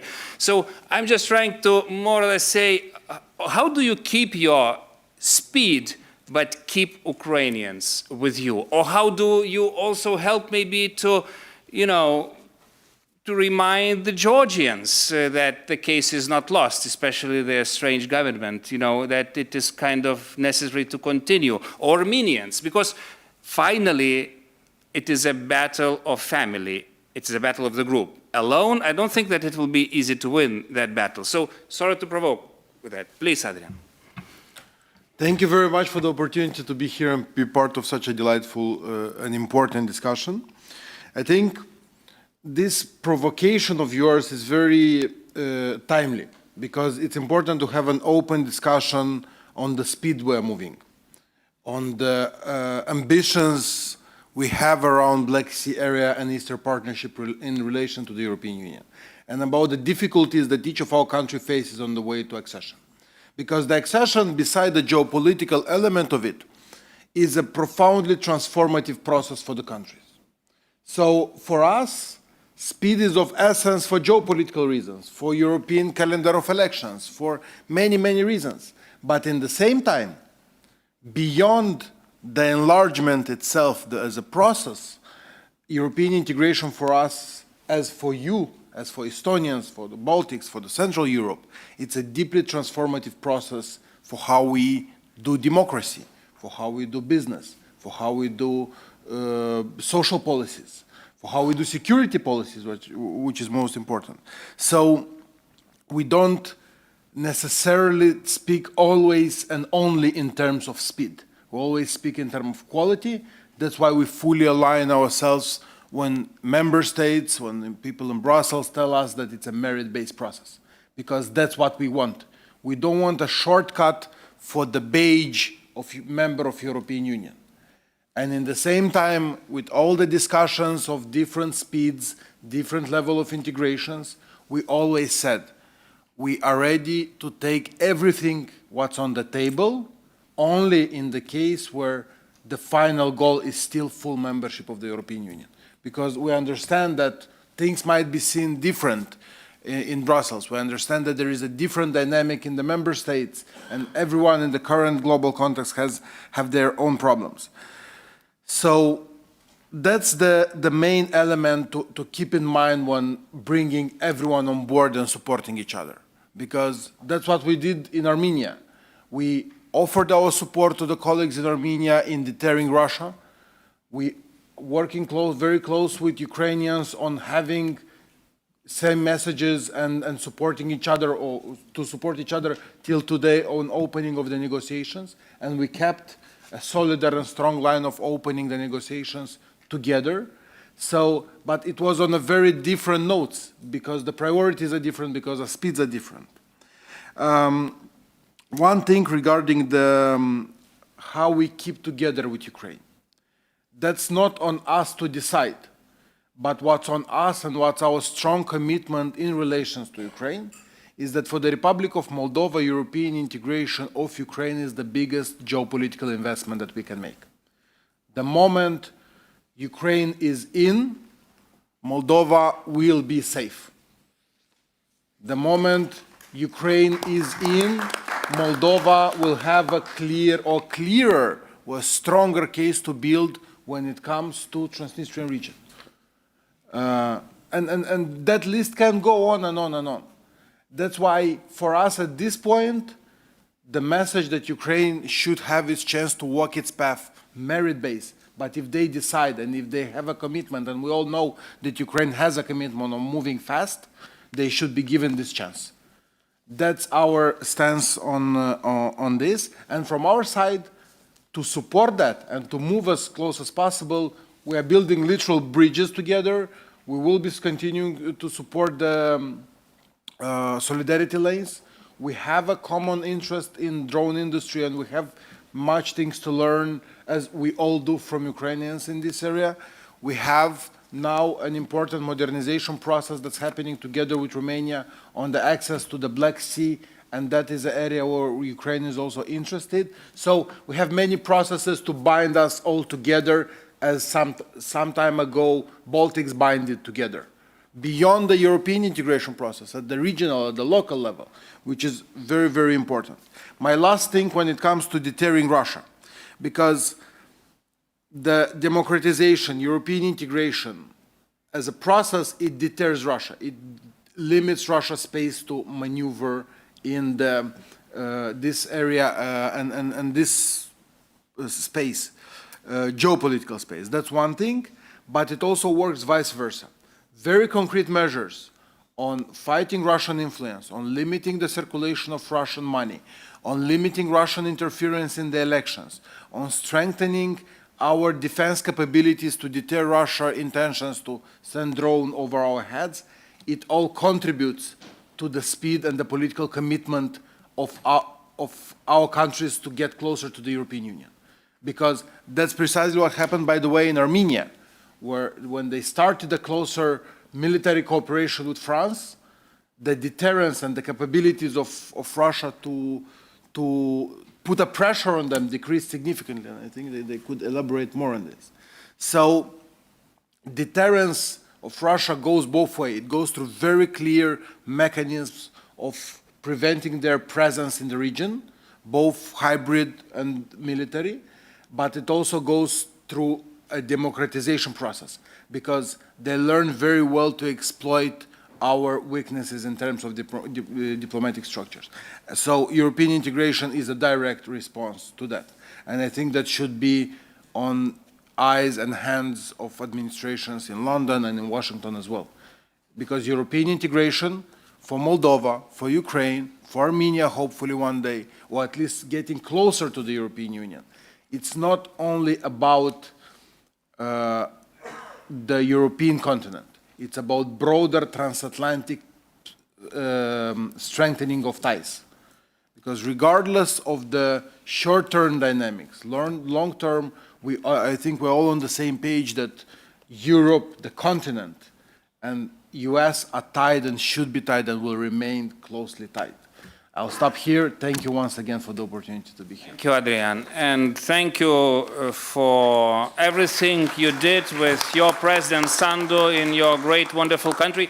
Also, another recognition of IRI representatives who helped a lot for you in your elections. But now we turn to Armenia. And by the way, thank you, Moldova, for helping Armenians together with Lithuanians and others to face those challenges. We have Chairman of Foreign Affairs Committee from Yerevan with us.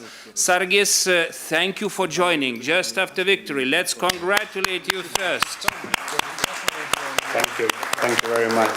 And just to make it very blunt, how can we help you? This is just the beginning of the road to Europe. I don't know, do we have a Turkish representative in our conference, but I would love Turks to open the border for Armenia. I would love also kind of Baltic cooperation to start in Caucasus. I would love your democracy victory would infect the Georgia a bit more, but I'm provoking it too much. Caucasus is very sensitive. So please say what we can do for you. Thank you very much, and I apologize for not being able to join you today. It's just a week after the elections in Armenia, very important elections.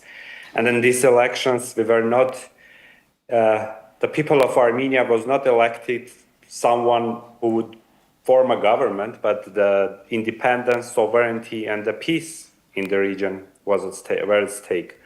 And thankfully, the people of Armenia chose freedom, chose peace, and independence of Armenia. I want to thank you, Žygis, and Lithuania for helping Armenia in its path to development of its democracy and to Europe. You are already helping us a lot, and it became more instrumental, especially ahead of these elections, when the Russian government decided to put economic sanctions against Armenia for the agriculture, especially agriculture products and the alcoholic products of Armenia. They banned the export of Armenian products to Russia, and thankfully the European Union and European Commission was very fast in supporting Armenian producers and Armenian economy not to face challenges in these very difficult times. I believe that Armenia and the European Union has never been so close before, and as we are celebrating the 250th anniversary of U.S. independence together, I think the Armenia's and U.S. relations have also been very crucial in past months, especially when it comes to the peace in the region, because for stability, for sovereignty, and protecting the independence of Armenia and against the foreign interference, it's the peace in the region is very crucial and instrumental, and the United States administration was very helpful in this regard when Armenia and Azerbaijan signed historical peace agreement last August. And in this regard, it is very important for our European partners. You asked what you can do more to support the peace process between Armenia and Azerbaijan. We do work closely together now, and we also see that the European Union is also very supportive. And you rightly mentioned the opening of the border between Armenia and Turkey is very important for us, for the entire region. Not only in terms of the peace and stability, but also in terms of economic growth, and not only for our region. Let's not forget other regions as well. It's very important also for Central Asia, because Central Asian countries are also seeking for alternatives and looking towards Europe and how they can reach European Union. And the opening of the infrastructure, communications, and roads, railways in the South Caucasus, between South Caucasus countries, between Armenia and Turkey, is very important also from economic perspective for a larger region. So I think we, after these elections, our mandate is even stronger for our European perspective, for deepening our relations with the European Union, and with the dream and aspiration to become a part of the European Union. So as you know that we adopted a law last year in Armenian parliament of the start of the process of accession, and we will do everything to pursue that dream. Thank you. Thank you. I'm quite sure that you will do it. And Lord Darren, you are a true gentleman. Would you allow a little improvisation? Because we started to speak about the Caucasus, and I really want to invite now Nino to contribute, because she was complaining yesterday. Žygis, you forgot us. Nobody is visiting us. You abandoned us. So, what can we do in this context? Maybe we could really ask those great Western leaders, to go to Caucasus, visit Armenia, but then Georgia nation to support your protests, and you are incarnation of it. So, Nino, tell the truth, what we can do for you. Thank you so much. Thanks a lot, Žygis. You are a champion of the freedom, not only in Lithuania and other places, but in Georgia as well. And we are very grateful of it, for your, that all this activity, what you are doing for all of us.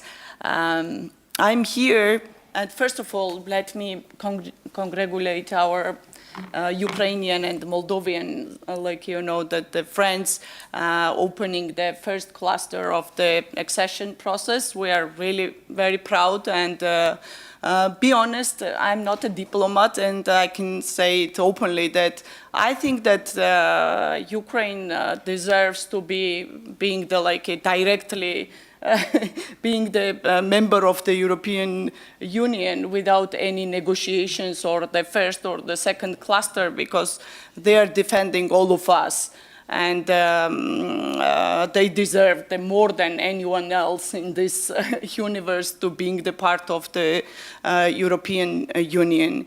I think that you were mentioning that Moldova was the runner in this association trio. We remember that we were also in the first place with this association trio, but the situation, what is going right now in Georgia, against that confirms that nothing is unchangeable and nothing is unreversible when it comes to the Russian occupation. And today the Kiev Lavra was attacked by the Russians brutally. Yeah, be honest, I was not surprised, because they are doing this last 225 years in Georgia and some other places. They're kidnapping the kids, and I was not surprised, because my mom was kidnapped in 1951 and taken to the Kazakhstan, the camp for 5 years, like the Ukrainian kids were kidnapped right now. This is not only the Vladimir Putin, this is a Russian imperialism, what they are doing for that. And,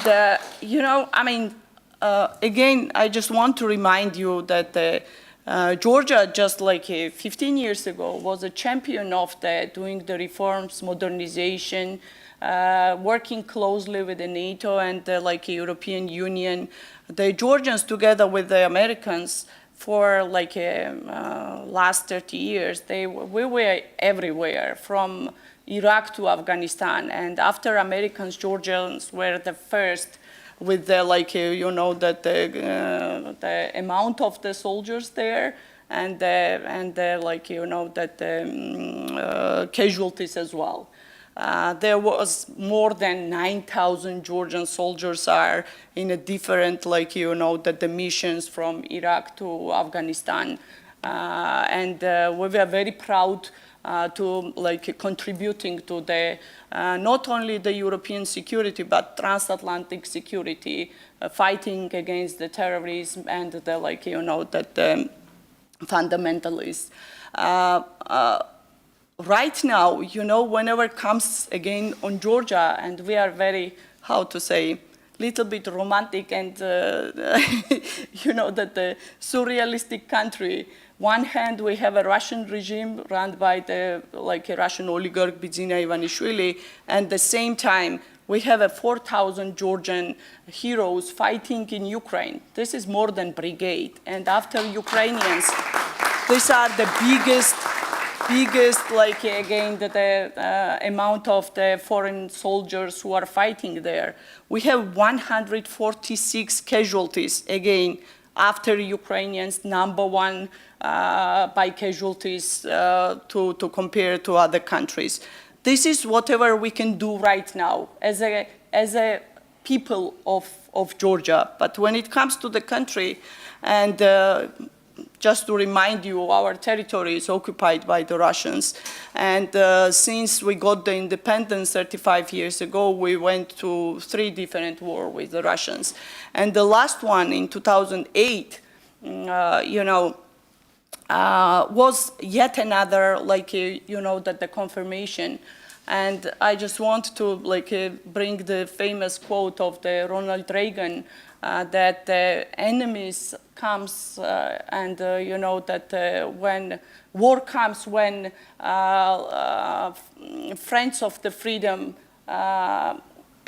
is weak, And unfortunately, in 2008, the friends of freedoms were so weak to defend the tiny Georgia, where the Russians always, whenever it comes to testing something, from the war to hybrid, warfare tools, they're always testing in Georgia. And unfortunately, this gave the Russia the green light to go to Ukraine, and to start this brutal war against Ukrainians. And that the main problem after 2008 war, that the Russians realized they don't want to go too much to the headlines of the international media or whatever, and they brought this hybrid tactics to bringing and to having the Russian special operation in Georgia, and to bringing the Bidzina Ivanishvili as a ruler of the country, who already captured all state institutions.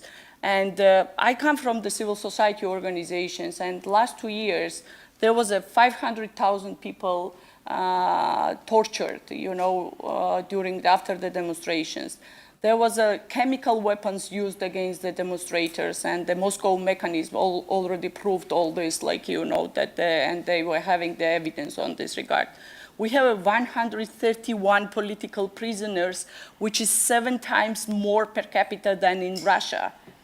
And we have the political party leaders in prison, and we have the open criminal investigation against the civil society organizations and the wider society, including myself, with 3 different criminal charges that I'm sabotaging my own country, working for the with the Friends of Georgia, and I'm a foreign agent, and also transferring some classified information to the U.S. government, which is okay. It's crazy, and it seems very crazy, and it sounds very crazy. But the people of this country, we stay there, we continue our fight, and we believe, that if this kind of meetings is going to be finished with yet another statement of deep concern or whatever, I don't think that we will achieve anything elsewhere, Our, that the Armenian friends, and I've spoke today with the Armenian ambassador here in Lithuania, and they are also looking for Georgia, that we have to succeed in this war, because everybody understands that without Georgia, the Europe whole and free at peace, a concept is not going to be succeeded, especially in the Caucasus region, And we're very grateful, and the Georgians look very, with the hope this new administration trip project, that which yet another example of the diminishing the role of the Russia and the influence of the Russia and Iran in this region. And as you are aware, the current, not the Georgia, I cannot call them the Georgian regime, they are the Russian regime.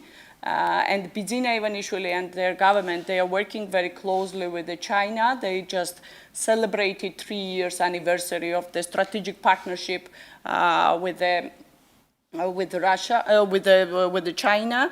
They were having a very close cooperation with Iran, and quite frequent, visiting each other and sitting next to Hezbollah, Hamas, the so-called prime minister, and when they're chanting the death to Israel and death to America.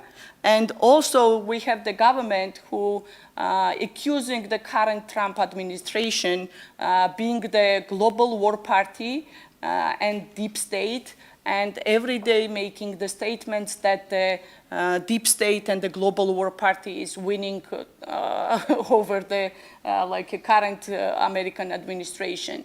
And here comes the question: where is the sanctions? Again, we are very grateful to the United States of America, who put under the sanction Bidzina Ivanishvili for working for the Russia's interest. But where is other European countries? Why are not together with the United States? Again, we're very grateful to the Baltic countries and especially the Lithuania. They were together with our other Baltic friends from Estonia and Latvia to putting the sanction very minimal, that the travel bans, whatever it was, hand off the states at this time. But there is no other European countries who were having such a great, we have only the 7 countries altogether, and 2 of them are the United States and the Great Britain. Rest of the European Union countries, we have only 5 countries. Baltics, the Czech Republic and Germany. This is all. And again, when it comes to the Russia and defeating the Russian imperialism, I would recommend you to listen to Georgians, because we know when they are coming.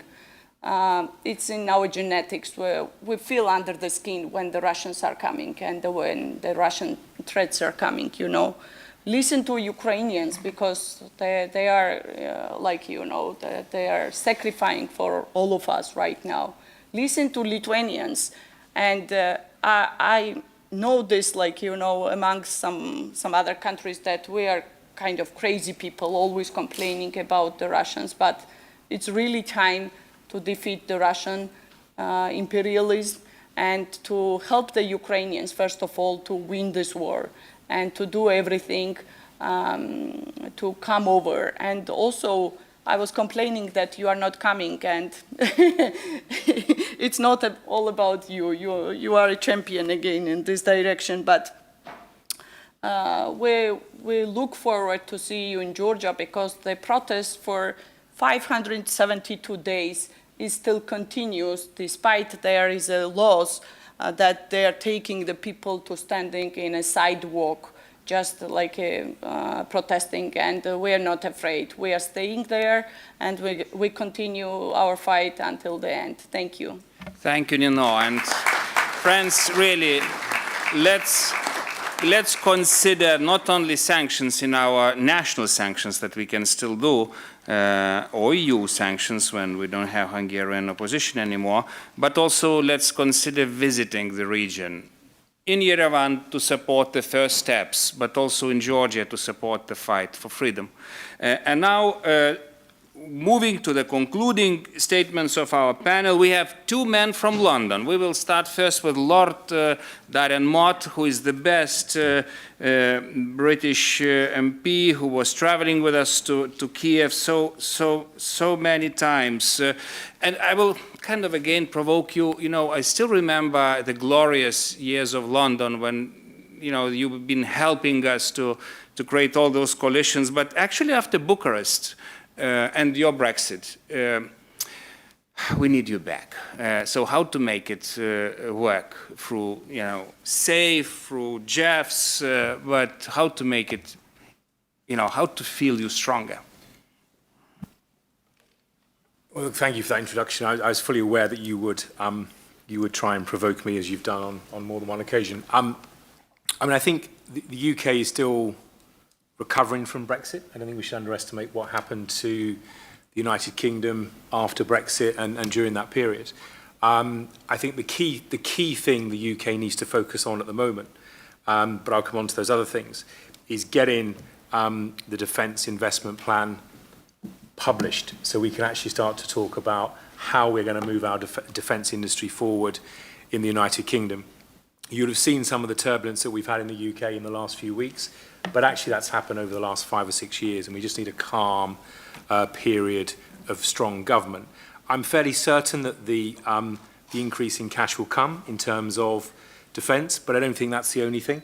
I think sometimes if you just focus on cash, as many other speakers have talked about today, you don't necessarily get the desired result. I think we need better procurement. We need much stronger local manufacture and production facilities in the UK, but across Europe. That is the one thing that I think when President Trump shook up NATO, I think that was the right thing to do. I think the reliance on the US for the last 20, 30, 40 years has gone on for too long. And so I think that sort of that shake-up was absolutely required across Europe and in the UK particularly. We need to be much more agile.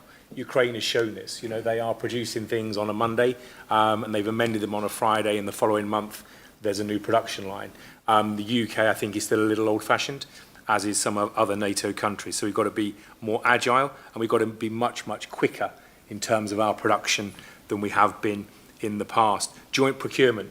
I think, you know, the borders, we just got to forget them. There's a great sign as I came in from the airport last night, which says cybersecurity has no border. And I think that's the one thing we now need to focus on across the board. We need to take that, defence tech out of Ukraine and make sure that everybody across NATO is able to use it. I also think I was struck particularly by Secretary Wilkie's comments, but particularly the comment about the films that were made.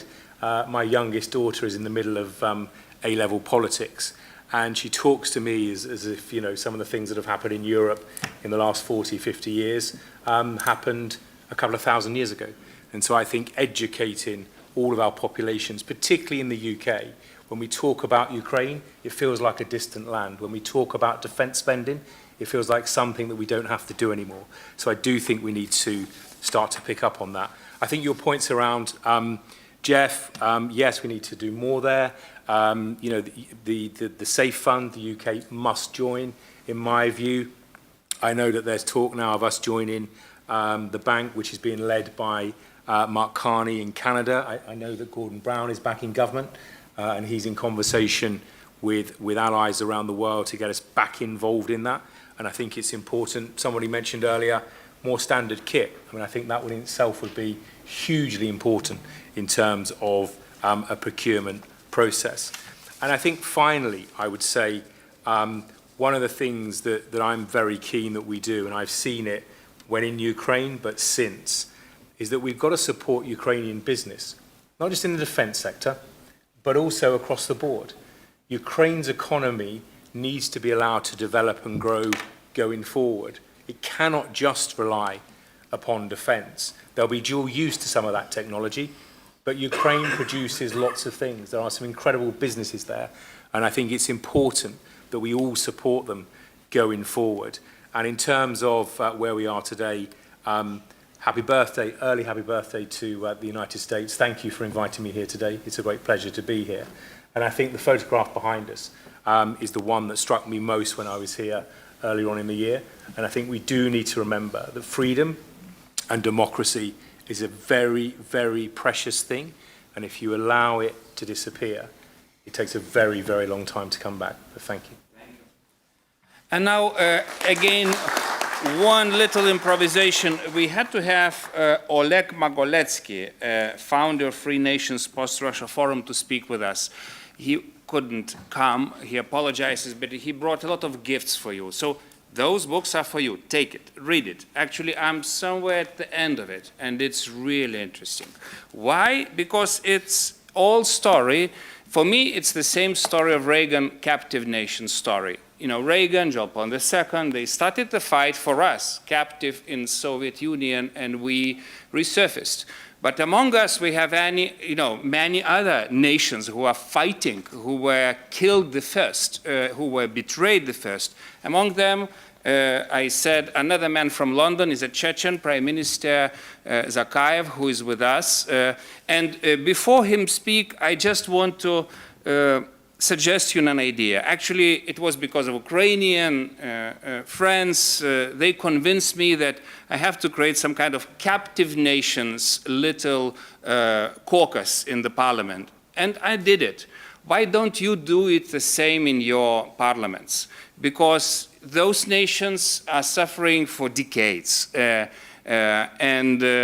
should we allow Russians to wage the war on our territories when we can help those nations to fight for freedom in their own territories? So think about that, and now please, Prime Minister, say a word. Thank you, Mr. Chairman. Thank you very much. Dear Lord, I'm not Prime Minister of the British or United Kingdom. I'm Prime Minister of the Chechen Republic government in exile. Thank you very much. Thank you everybody who participate in this very important conference. Dear friends, parliament members, representatives of governments, experts of other very respectful people who love freedom and friends of freedom. It is a great honor for me to speak today in Vilnius, a city that knows the value of freedom not from books or diplomatic declarations, but from its own history. Lithuania knows what an empire is. Lithuania knows what it means to struggle for the restoration of statehood when many around you say it is not right time yet or must be more cautious. Lithuanians proved to the world that history changes not when fear disappears, but when political will emerges. Today we have gathered at a conference dedicated to the 215th anniversary of American independence. This is not only an anniversary of the United States, it is a reminder of the principles that changed that modern world. A people have the right to be free, and people have the right to statehood. American independence became an event of global historical significance because it transformed the idea of freedom into a political reality. Freedom ceased to be merely a dream. It became a state and an international subject. And this is exactly what we must discuss today when we speak about the subjugated nations of the Eastern Hemisphere. I am today listened to very good speakers, people who really knows what it means freedom.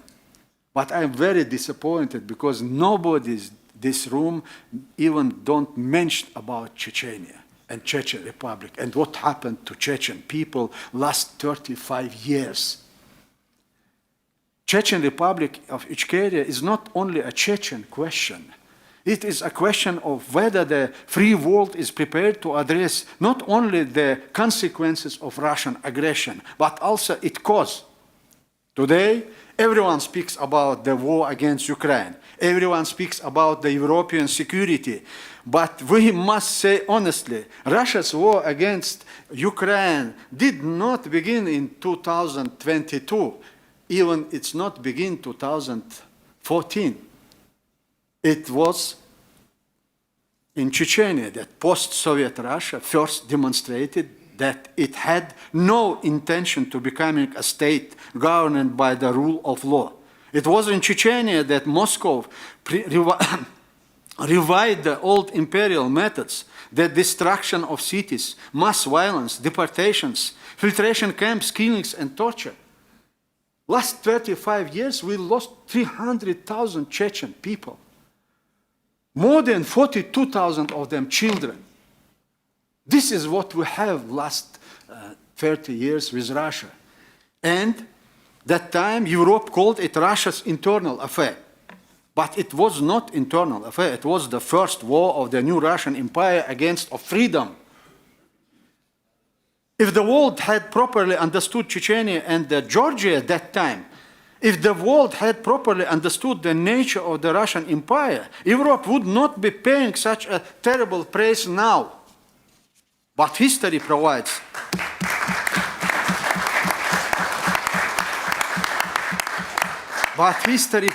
not only tragic lessons, it also offers opportunity to correct mistakes, and Ukraine has opened such an opportunity today. On October 18, 2022, the Verkhovna Rada of Ukraine took historic steps. It recognized the Chechen Republic of Ichkeria as temporarily occupied by the Russian Federation and condemned the genocide of the Chechen people. Thank you, Sergei. Thank you, Ukrainian politicians. This was not merely a symbol gesture, it was an act of strategic understanding. Ukraine, which itself is fighting against Russia's aggression, became the first state of clearly state. Russia's problem is not only Putin. Russia's problem lies in an imperial structure that for centuries had held nations by force and turned them into resources for new wars. Many of friends tell us.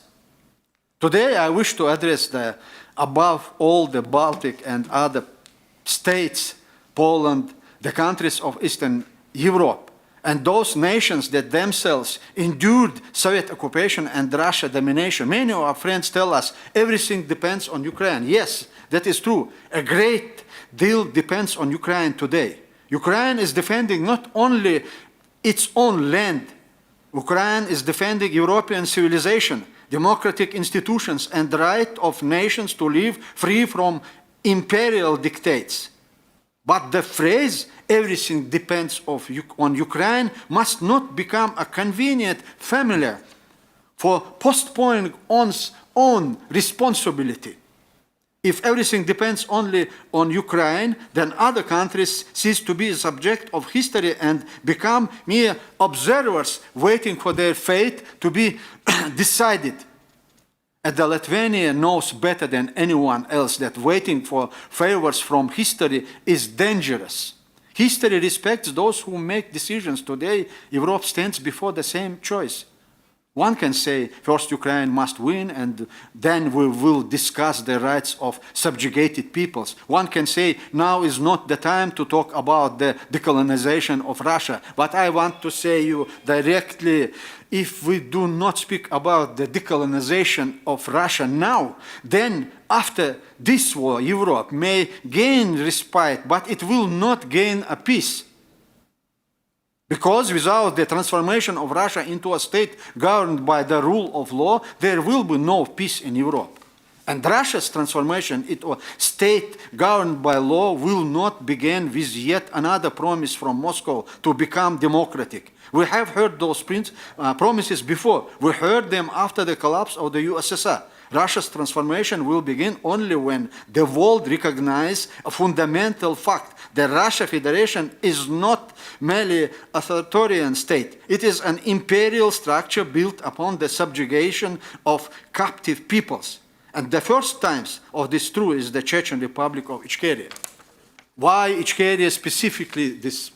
Because the Chechen Republic of Ichkeria was an independent political entity that emerged during the collapse of the Soviet Empire. Because the Chechen people expressed their will to be free. Because Russia destroyed that statehood through war. Because today the territory of the Chechen Republic of Ichkeria is under the occupation and control of the Russian Federation. And Europe, if recognize the occupation of Ukraine, if Europe recognize the illegality of the annexion of Crimea, if Europe recognize the right of all Baltic states to restore their independence after Soviet occupation, then Europe must have to political honestly to recognize that the Chechen Republic of Ichkeria is also occupied. This is not radicalism.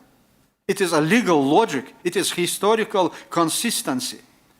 It's the beginning of a serious policy towards Russia. Today we often hear Russia must be defeated. But what does Russia's defeated mean? The true defeat of the Russian Empire means dismantling the imperial model itself. It means recognize the right of subjugated peoples to political agency. Europe cannot endlessly defend itself against Russia without asking a fundamental question: why does Russia repeatedly generate war? The answer is obvious: because Russia has never been decolonized. The Soviet Union collapsed, but the Russian Empire was never fully dismantled. Many nations gained independence, but many remained inside the new Russian Empire, where the empire merely changed its flag, its language, and its legal form. Today, this undeconstructed empire is once again threatening Europe. Therefore, I want to say this clearly: recognizing the Chechen Republic of Ichkeria as occupied is not only assistance to the Chechen people. It is a contribution to the security of Europe itself. It is a way of telling a future Russia that state governed by law cannot be built upon occupation. Today, I appeal to the parliaments of Lithuania, Latvia, Estonia, Poland, and other European states: follow Ukraine's example. Follow Ukraine's example and consider resolutions recognizing the Chechen Republic of Ichkeria as temporarily occupied by Russia Federation. Condemn the crimes committed against the Chechen people. Open a political dialogue with representatives of the Chechen people of Ichkeria. Include the issues of the North Caucasus in discussion about the future of European security. This does not mean that all problems will be solved tomorrow, but it does mean that Europe will begin speaking to Russia not in the language of fear, but in the language of historical truth.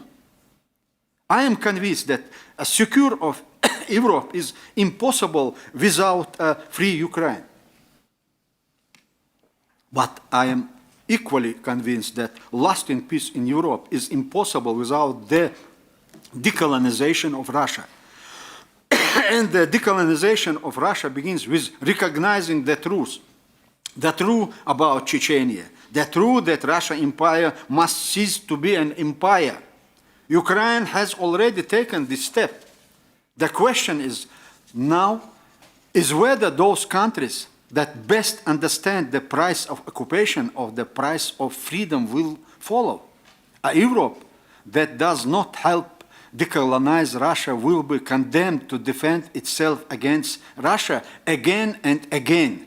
But a Europe that dares to make historic decisions can become not only a space of defense, but also a space of liberation. What Ukraine needs now, what Europe needs now. Thank you for your attention. Thank you very much. Thank you, Prime Minister. And we shouldn't forget that when the world forgot Chechnya, we are still paying for those sins. Actually, when Prime Minister reminded me, when Budapest Memorandum was signed, it took just 1 week for Russians to move the troops to Chechnya. There is a link.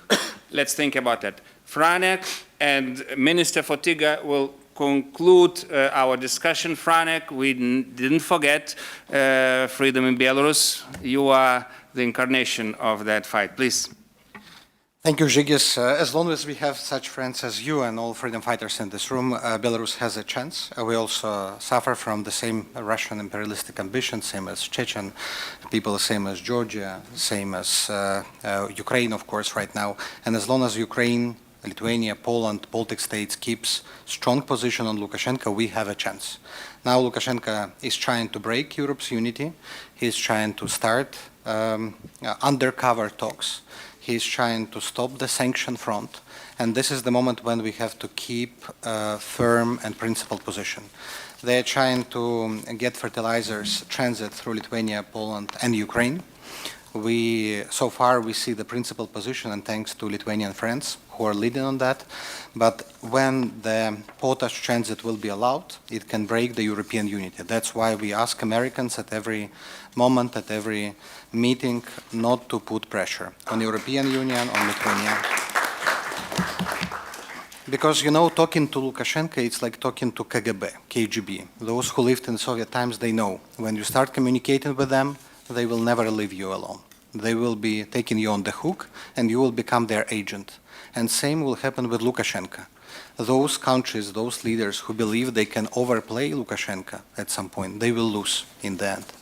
Of course, we are grateful. We are grateful to those who are trying to raise Belarusian topic, who are trying to release people, who are trying to influence the situation, but we must be very cautious.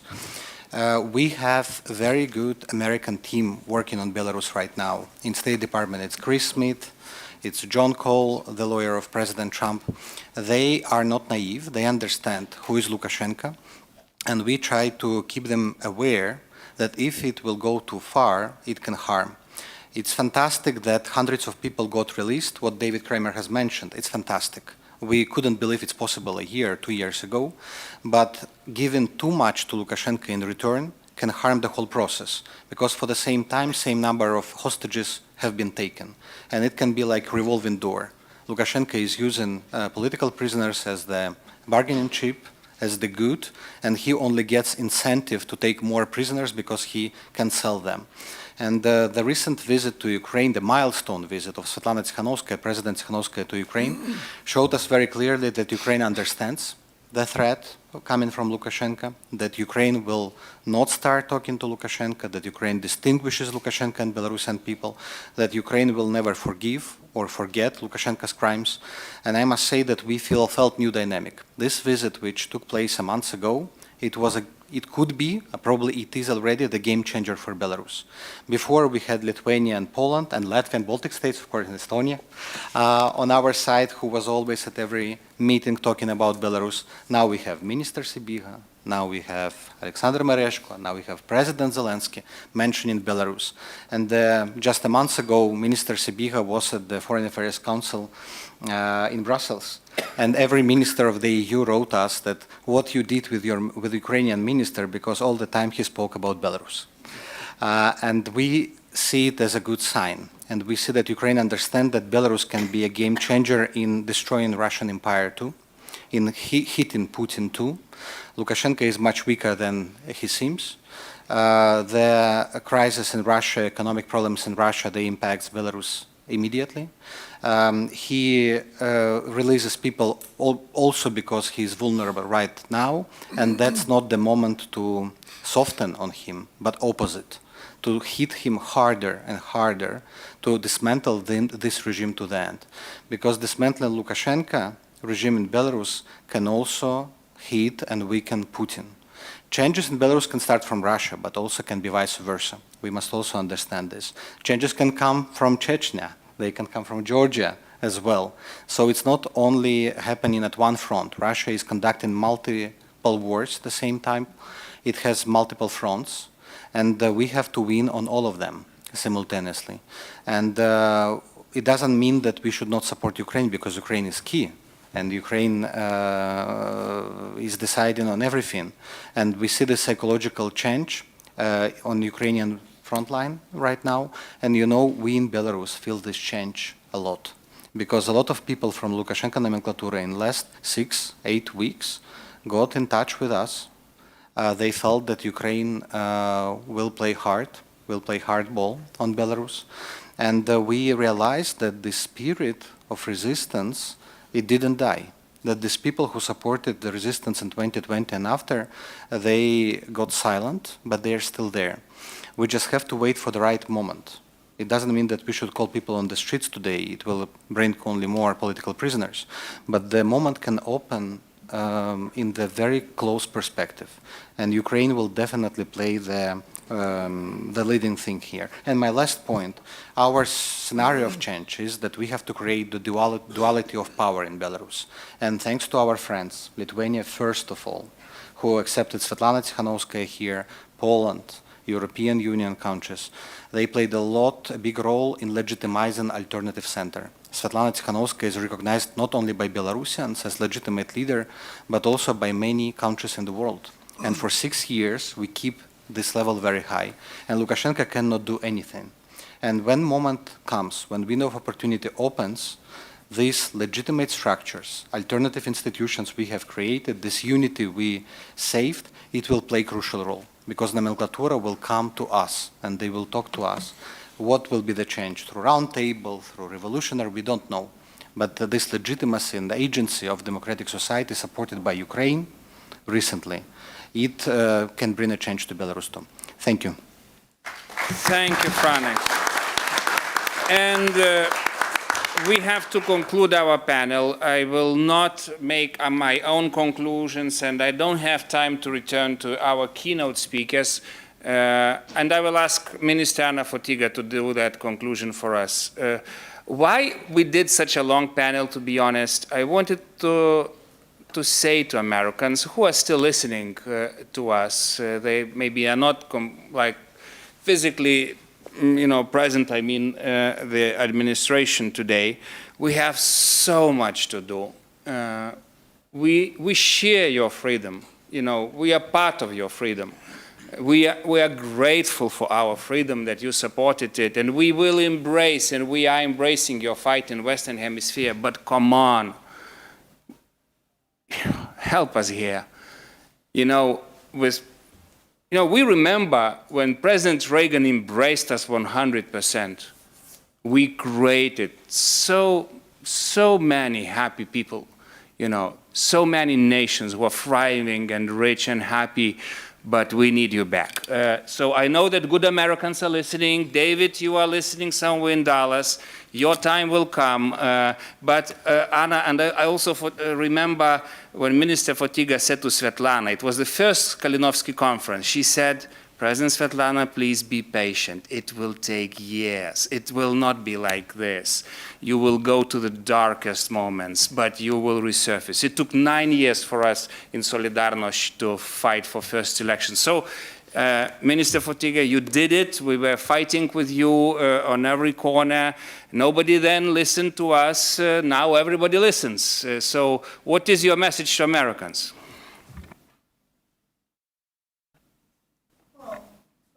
First and foremost, my heartfelt congratulations to all American people on their beautiful 250th anniversary of the Declaration of Independence. Actually, I should congratulate all of us, because we are so linked. I do not have time to elaborate on all these even tiny linkages to American Declaration of Independence that influenced our daily lives. I will join you, Žygis, in this appeal. America, stay engaged. Stay engaged, and we'll do our best to help you to maintain this position. It is so important. My historic knowledge and my own experience tells me that even with attempts of isolationism that is always there and well known for decades, if not centuries, also existing and understandable, because it is really, we are very solemn today, but it is extremely difficult and turbulent time. And time is extremely difficult to all free nations, to the collective West. Yet, re-engagement is extremely costly, costlier than staying engaged and staying together. And I know that we can count on you. Žygis, congratulations to Lithuania. You know, I am the friend of Lithuania, so I really appreciate all your efforts, and please understand it is positive statement, because I also know what that means to punch even sometimes above your weight. But it is necessary sometimes, and it brings good effects, so we have to do this. And one more solemn thing, Ahmed, we do work on and quite constantly on decolonization of Russia, earlier of the Soviet Union. We know it is not complete. But here I would like to mention and commemorate a really fantastic person who was behind this process recently, unfortunately late Janusz Bugajski, who was absolutely instrumental to make people understand all processes. And maybe one additional, more personal remarks. We have here also leaders of independence movement, variety of independence movement from Latin America. And we speak about Western Hemisphere as well, not only. We've been focused on this for, it's not distant ambassador to us in Central and Eastern Europe. Actually, it was the Polish Pope John Paul II understanding very tricky methods used by communism in this respect by Cuban and Soviet communism vis-a-vis societies of Latin America and even farther. One of them was theology of liberation, that we were quite well taught by the late Holy Pope John Paul the second about this, and later after regaining of sovereignty by Poland in 1998, we also already saw changes going on there. So we stay supporting freedom in Latin America, and we do not focus on our own business only here. So it is important. In Solidarność, there were 10 million of us, and we taught our children and our grandchildren same values. That is probably the explanation of very spontaneous reaction of Poles the first day of full-scale Russian aggression of Ukraine, but also reaction of state. Why it was the Polish ambassador staying as, well, almost only there. Oh, the other one was Chinese, so just to not to mention it.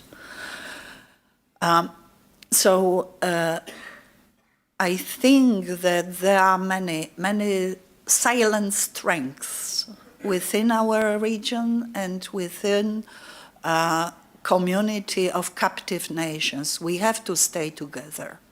And thank you once more. Thank you, US, for staying with us.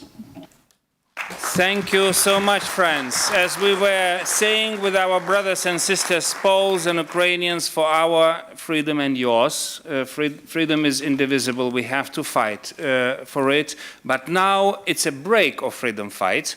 We have 15 minutes. Please come back like 3:30 sharp, because then the Deputy Assistant Barbara will deliver her remarks, like connecting two panels, and then we start our final Western Hemisphere panel. My also suggestion, the speakers, if you can, approach this big, wonderful podium with all the colors. Maybe we can take a family picture together, enjoy coffee, and return in 15 minutes. Thank you.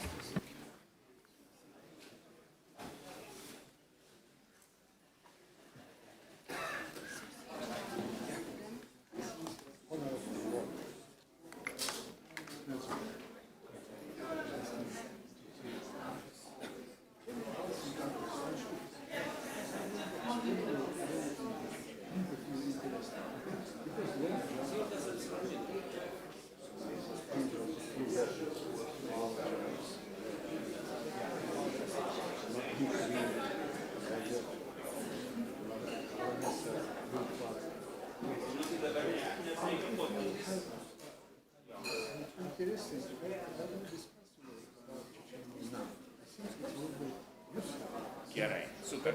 Yes.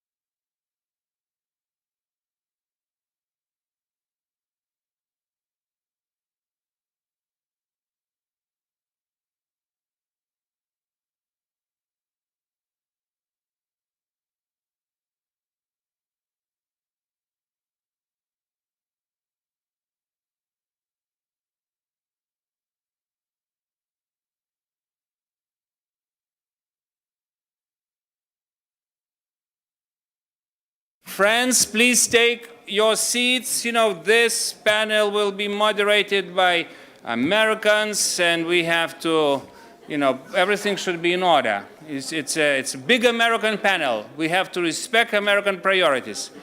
Laurinai, pakvies tos visus kabininkus iš ten. So we agree that. You know, we are also Catholics, you know, we are relaxed, you know, and it's not so easy to put us into order. We are like Italians of the Baltics, what people say. So after those things that speak, we will give you words to the... Yes, I will then just move from there. Exactly, to him, so he can give thanks for about something he wanted to mention. Okay, yes, and then we will, okay, perfect. Emanueli, tau duos žodį po Barbaros. Taip, biškiai atskiriant Barbarą nuo panelio. Gerai? We just Lithuanian secret talk. It's everything okay. Okay, friends, we are starting little by little.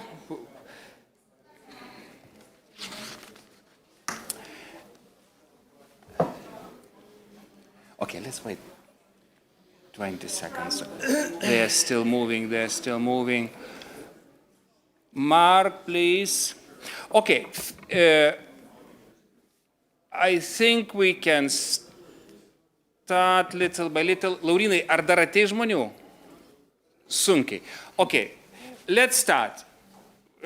We are actually trying now to connect two panels.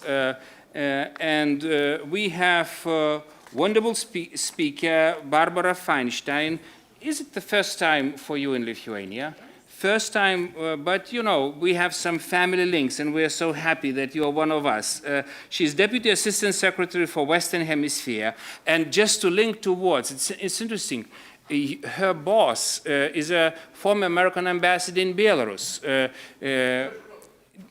Michael Kozak. So that's how those two words, he knows us well, and that's why, Barbara, please, state your vision. We then have little improvisation from our signatory of Independent SAG, who wants to support you in your vision, and then we move to the panel. Okay, panel, if you could, sorry, Barbara, if you could use the podium. Yeah.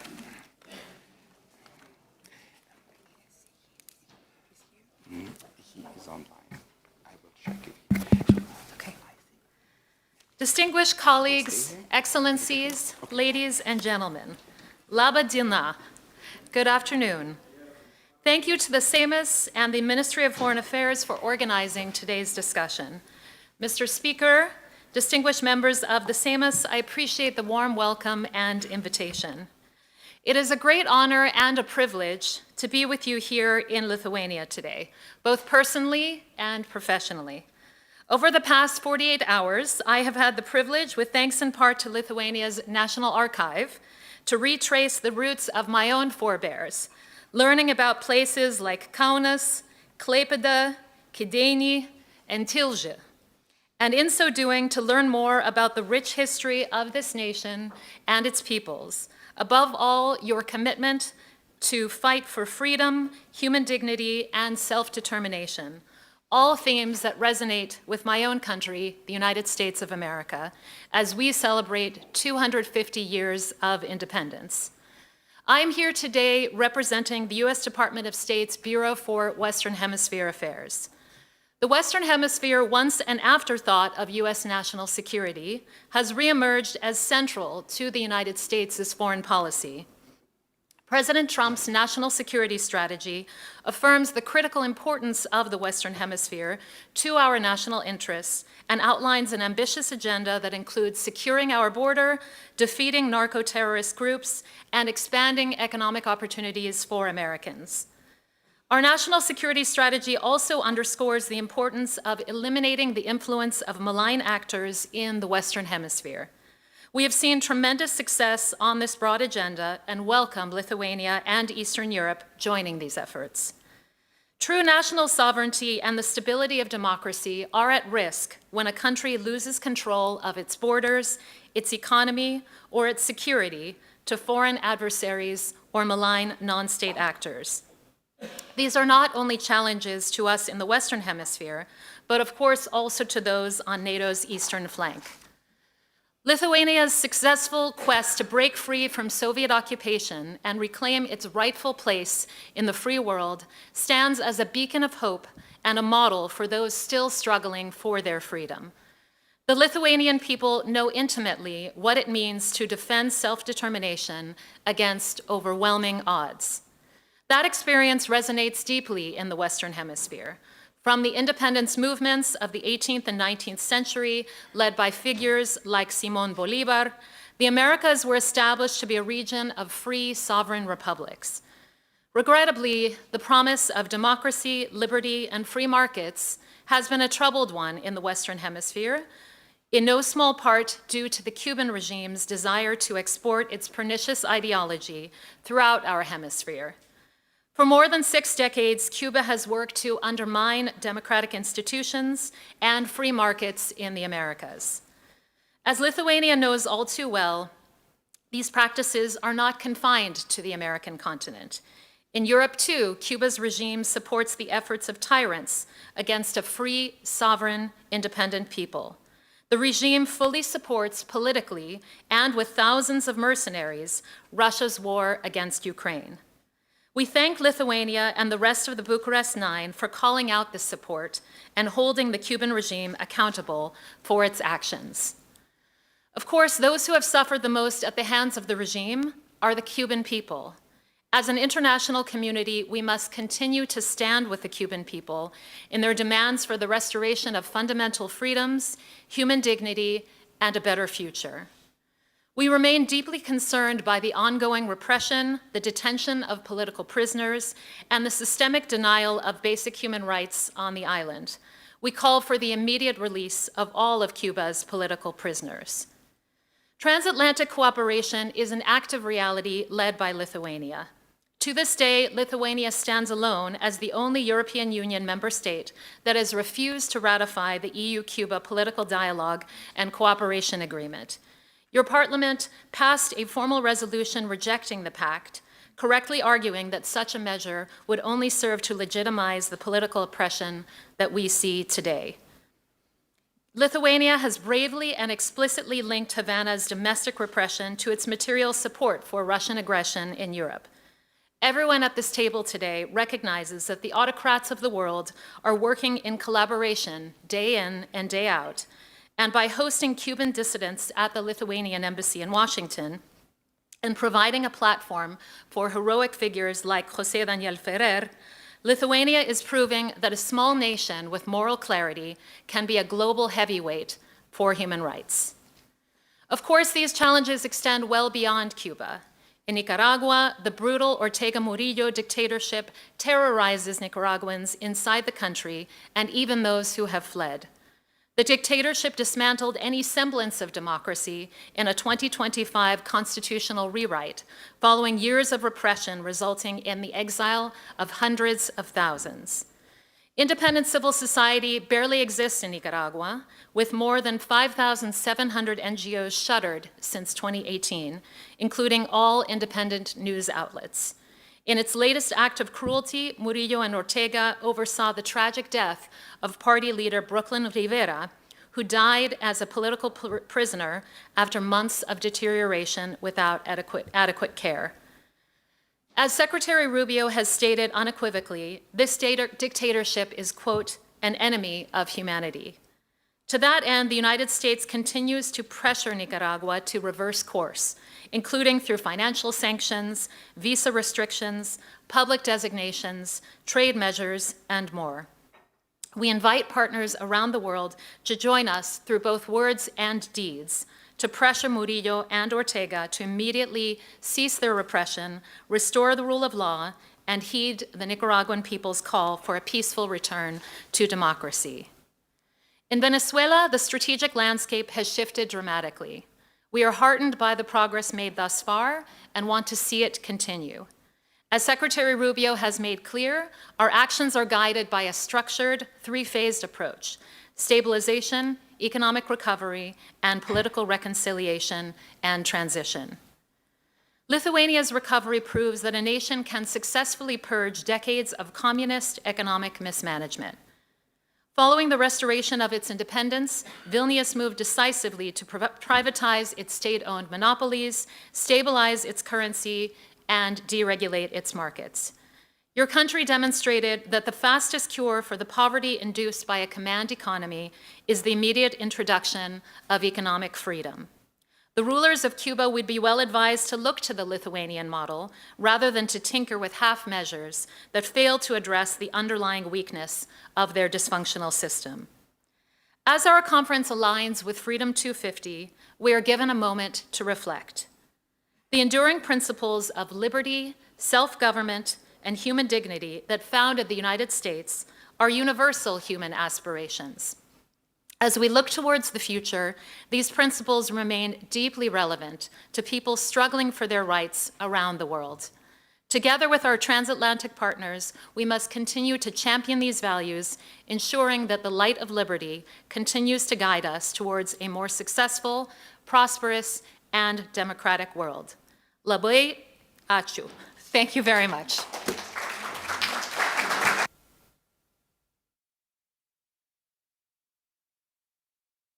Now, the person who created it all, us including the diplomats, Emanuelis, say something from your heart. He is, I think, for all terms in the parliament, you've been leading American friendship group. So, please.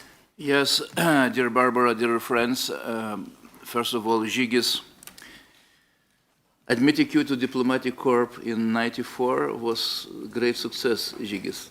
Free. In '83, yeah. Yes, I'm sorry, it was a mistake 1 year. I remember, in the '90s I was first chairman of Foreign Affairs Committee, and I remember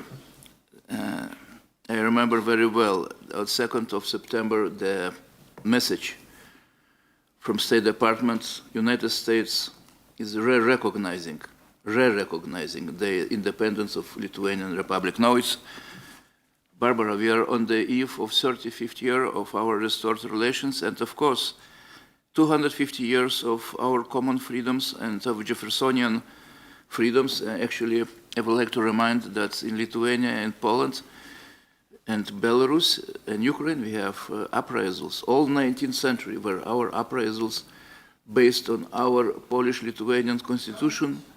Yes, and that was all uprisals against Russian Empire was based on Jeffersonian values.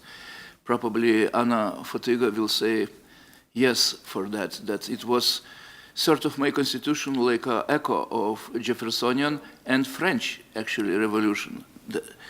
So in this case, today I would like to say a little bit too narrow and to go to the memory of my mother. She was arrested by Gestapo.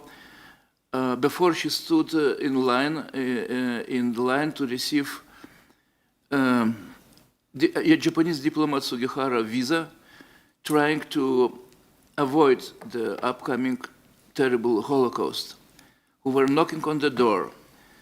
So Soviets after Hitler's Stalin Pact, Soviets invaded, and all our Jewish people, I'm a Holocaust survival family, second generation, and all our people, hundreds of thousands, were frozen in Eastern Europe for the reason of this Hitler-Stalin pact, Nazi and Soviet, together against us. So today we are facing the fact that somebody trying now to rebuild the Soviet Empire, and Ukrainians trying to say no and saying successfully. And in a small island of Cuba, we just produced for you the Cuban flag here in our parliament, just passing to you. You know, in 2021, when we received 27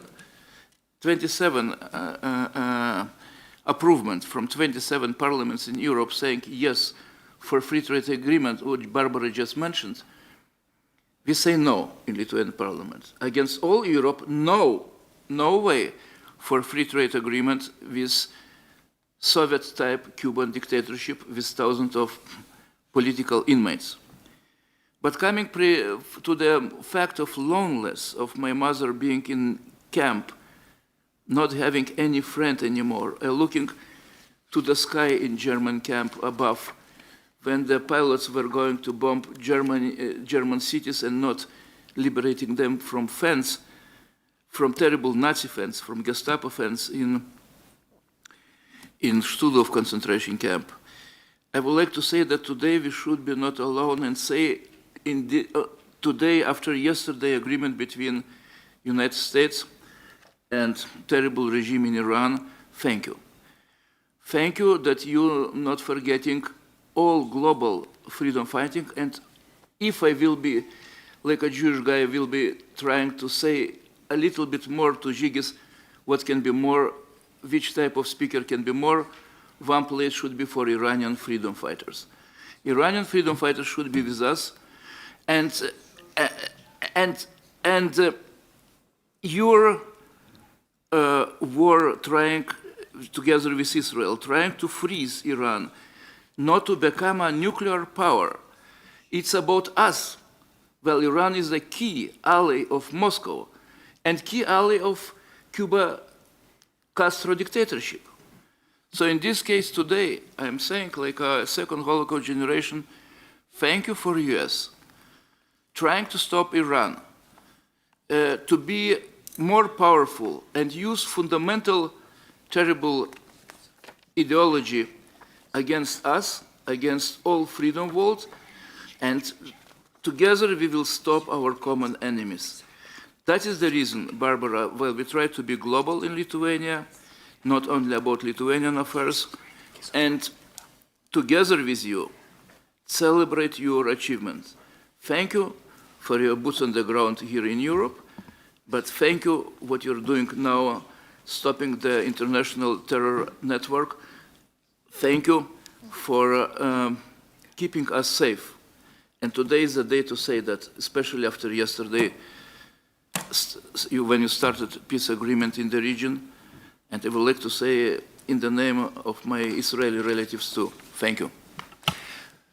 Thank you, Manuelis. And now let me say also one big thank you to IRI, to Pamela. She's a director for Cuba and Venezuela. She came here from America. She brought Pedro, the right hand of Machado, to us. So, and in general, my confession, I'm a kid of IRI. You know, IRI created me. Thank you, Mark Ditzen. We still have an office, you know, in Vilnius. They fight for freedom in all former empire. And so this is for you to lead from now. A big heart thank you. And we are listening to you. Thank you very much, Sigas. What an honor. Good afternoon, everyone. First of all, it's a privilege to join you today to moderate this panel on captive nation in Western Hemisphere.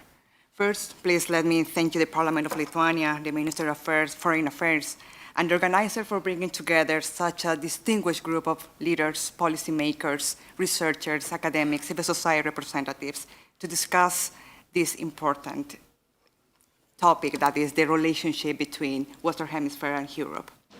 Today's conference commemorates the 250th anniversary of American independence. But during the morning, we see that it's also about something larger.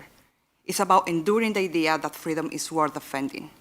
For many countries represented in this room, freedom is not an abstract concept. As very early in the morning, Mr. Olekas said that freedom is not an abstract concept, it's a lived experience. Lithuania, Estonia, Czech Republic, Poland, they know what it means to struggle for freedom. These countries really understand what it means to fight against tyranny. Across the Western Hemisphere, many nations continue to face similar challenges. In countries such as Faistin just said, Cuba, Venezuela, Nicaragua, millions of people are still confronting repression, political persecution, and restriction on fundamental freedoms. Yet, this conversation is not only about those challenges, of course, it's also about the opportunities we have before us. Because the challenges facing democracy today not stop at regional borders. Authoritarian actors work sharing technology, sharing influence, sharing strategy. Democracies should be the same. That is why the relationship between Europe and Western Hemisphere matters. The question today for this panel today is not just simply how to support freedom. The question is how democracies in both sides of the Atlantic can work together more effectively to strengthen democratic resilience, support those who continue to fight in the ground, and advance our shared democracy and prosperity. We are fortunate to have with us an outstanding group of leaders and experts to help to explore those questions in this panel. So let us begin. I will start with a good friend. Please, Pedro, I invite you to go to the podium. Pedro Uruchurtu.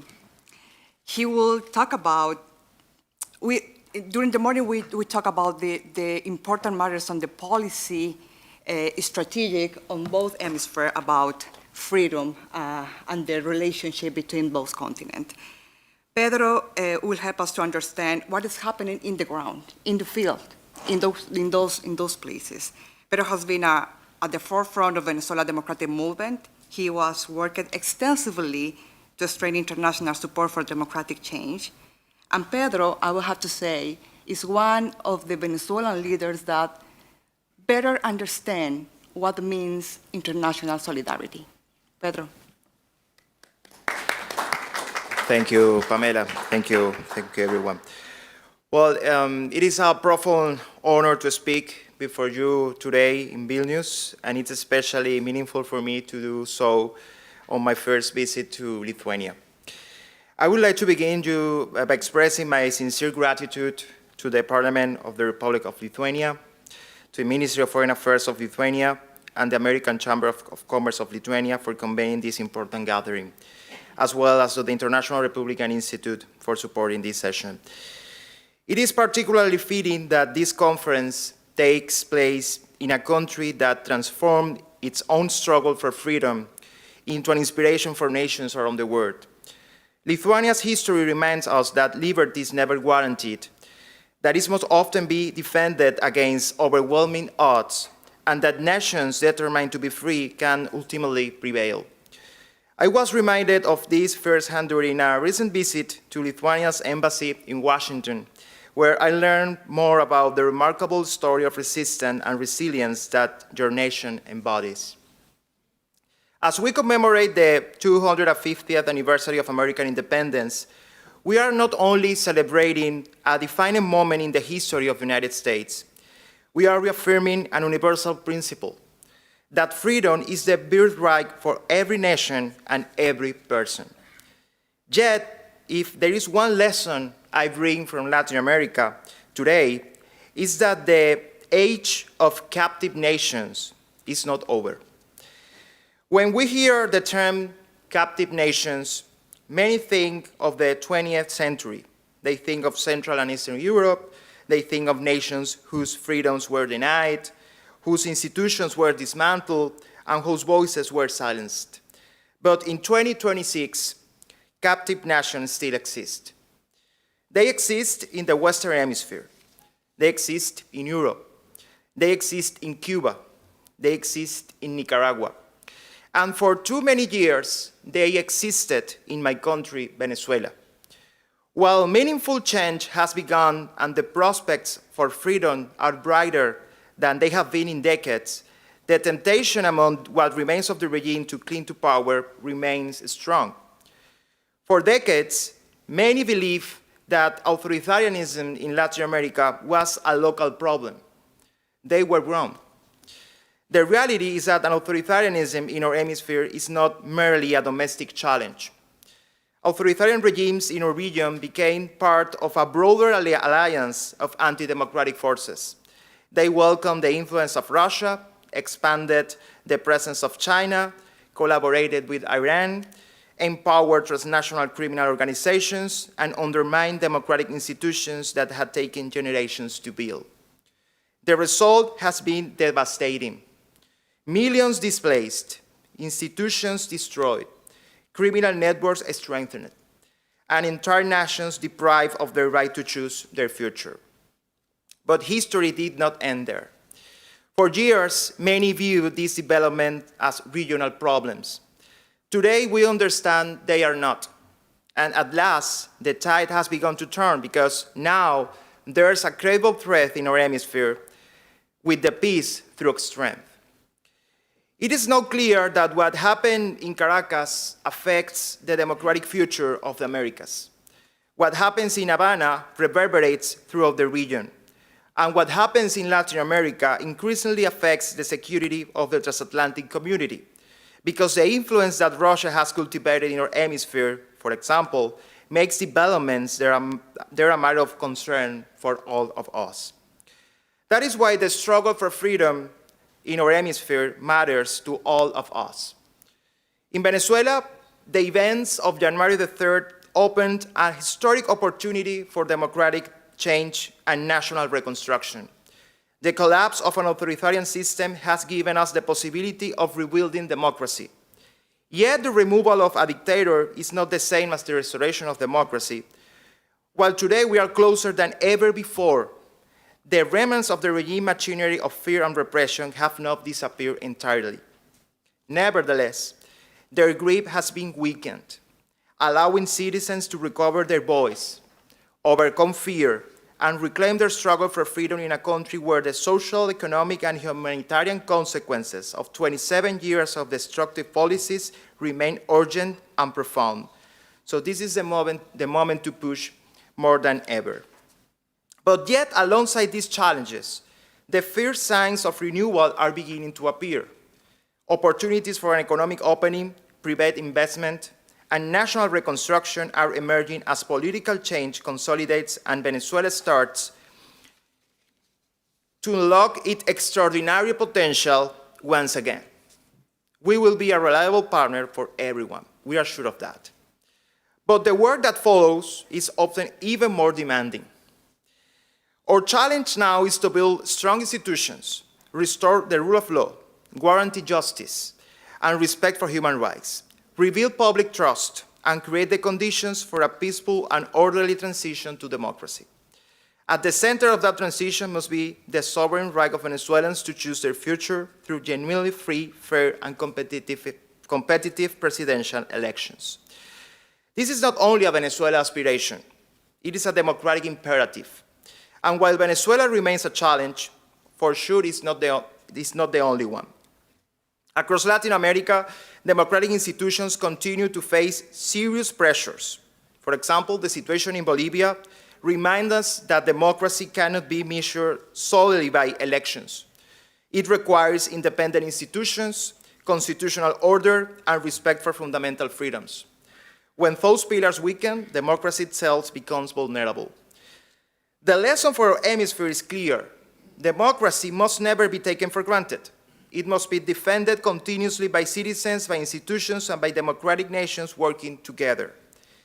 Freedom is never guaranteed. It can be lost, it can be stolen, and once it is lost, recovering it requires courage, sacrifice, and perseverance. This is why the transatlantic partnership is so important. As we celebrate the 250th anniversary of American independence, we also recognize the enduring role of the United States as the principal defender of freedom and security in the Western Hemisphere.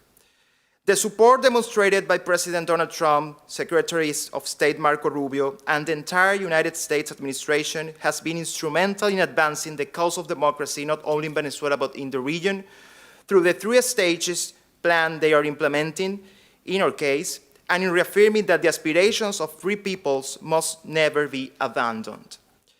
Because of that support, we are freer today. Even I can say that because I stand before you in Vilnius because the United States helped secure my freedom after I spent 14 months together with 5 colleagues effectively held hostage inside the Argentine embassy in Caracas. And I was rescued with the support of the United States. The same is happening right now with hundreds of political prisoners that have been released after January the 3rd. And of course, it's a reminder that hundreds of them remain and must be liberated.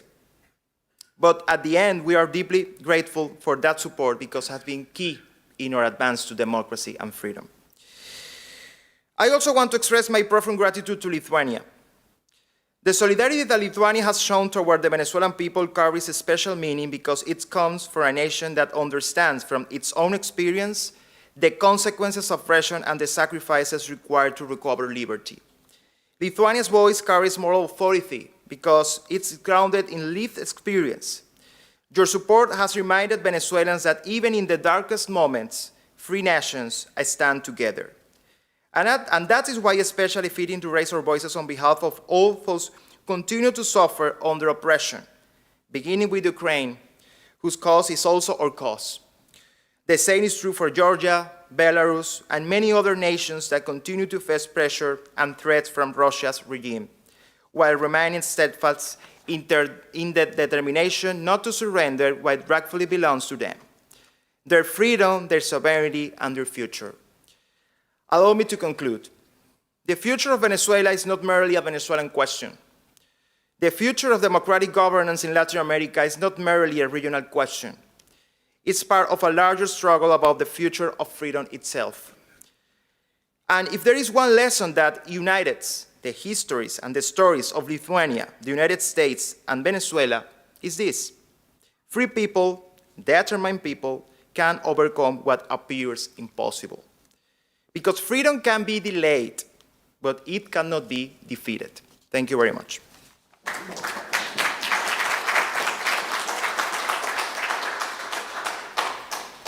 Thank you very much, Pedro.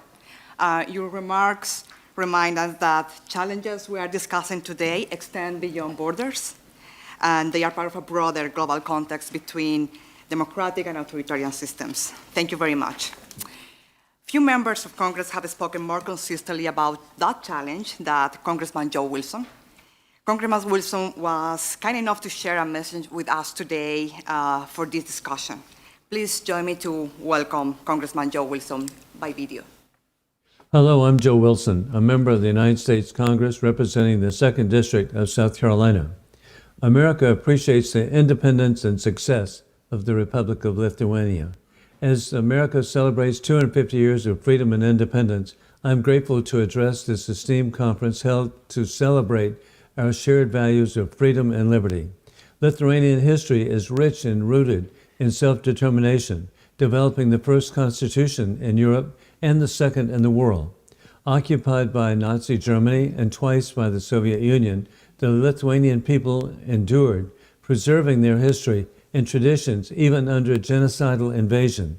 Today, as the courageous people of Ukraine fight to repel the murderous invasion of war criminal Putin, they are also fighting for the future of the free world. Ukraine has no better friends than the Baltic nations, who are leading the way in increasing defense spending and production. We cherish our association with the Baltic allies who know firsthand what is at stake in this fight against dictators with rule of gun, invading democracies with rule of law. The eastern flank is the cornerstone of European and Western defense, and I am grateful for Lithuania hosting of our troops and the world-class facilities which are provided unmatched training opportunities. It is so significant that the United States never recognized Soviet occupation of Lithuania, Latvia, and Estonia in 1940.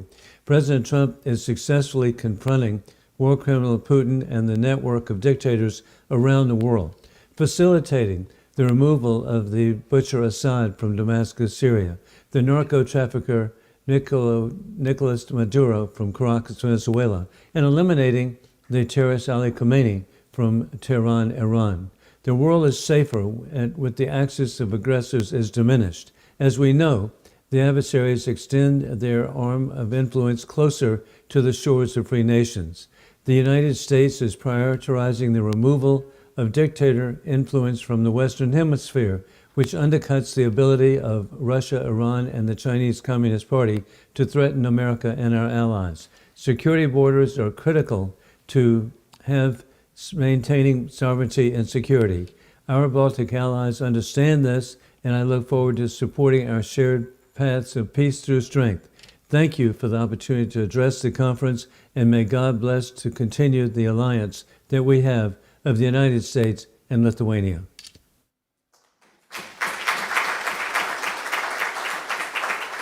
Secure borders are critical, said Congressman Wilson. So one of the themes emerging from this discussion is that democratic security increasingly requires cooperation across regions. That makes Congressman Don Bacon's perspective especially valuable. Given his long-standing engagement in transatlantic affairs and his leadership in strengthening ties between the U.S. and the American Europe allies. Although he cannot be with us in person today, Congressman Bacon has recorded a message for this conference. Please join me in welcome Congressman Don Bacon. I'm Don Bacon from Omaha, from the 2nd District of Nebraska. And I just had a great trip to Lithuania, as well as Latvia and Estonia. And I want to thank our Lithuanian friends for the great hospitality that we had in Vilnius. And we appreciate the strong friendship that we have with Lithuania. You lead by example.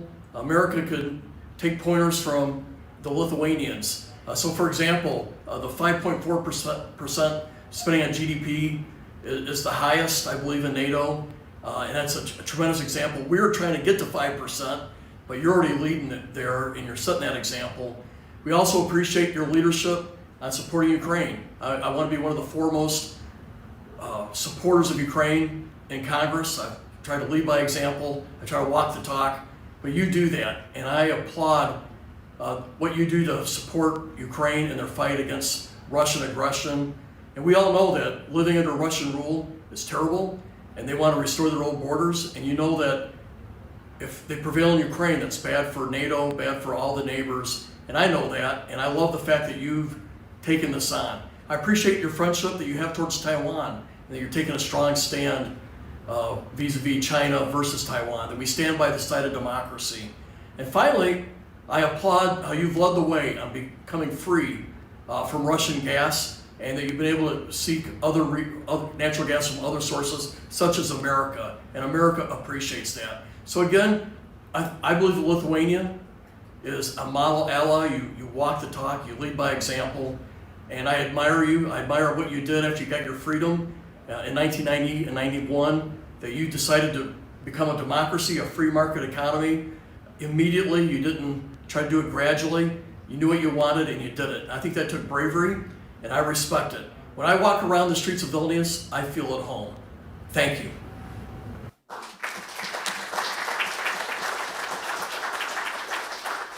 Thank you very much, Congressman Wilson and Bacon, for their long-standing support for freedom and democracy in the Western Hemisphere.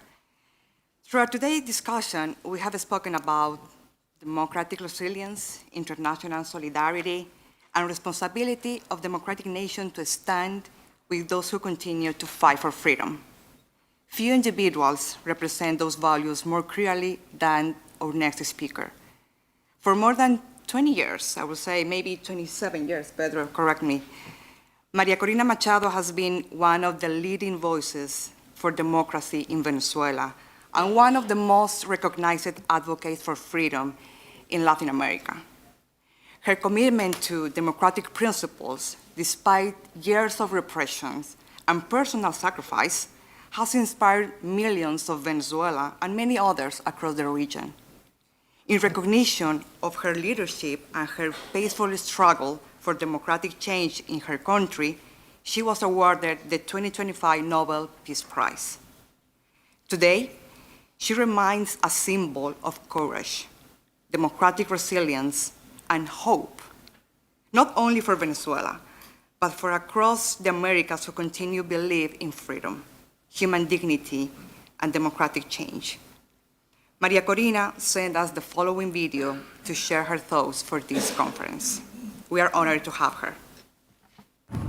Dear friends, it is an honor to join you in this important occasion as Lithuania commemorates the 250th anniversary of American independence, celebrating the enduring values that unite free nations. I would like to thank the Parliament of Lithuania, the Ministry of Foreign Affairs, and all the organizers of this conference for bringing together leaders and defenders of democracy from both sides of the Atlantic. The American independence is the story of an idea, that freedom is a universal aspiration, that every person is born with dignity, and that no nation should be condemned to live under oppression. 250 years later, those principles remain as relevant as ever.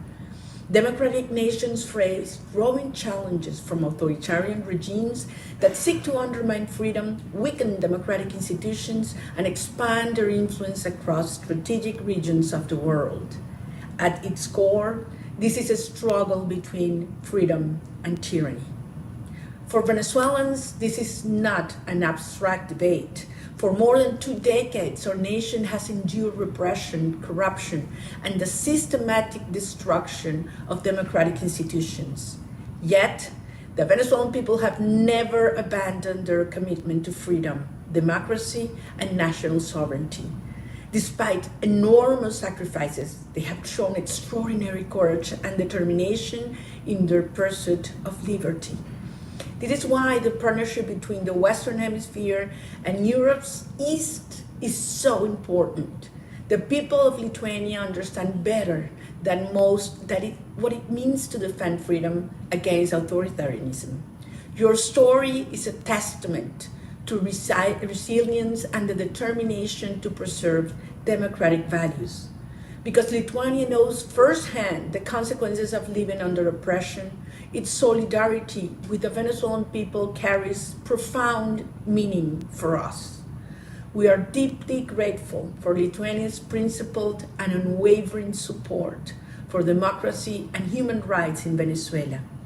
The lessons of nations that overcame authoritarian rule remind us that freedom is never guaranteed.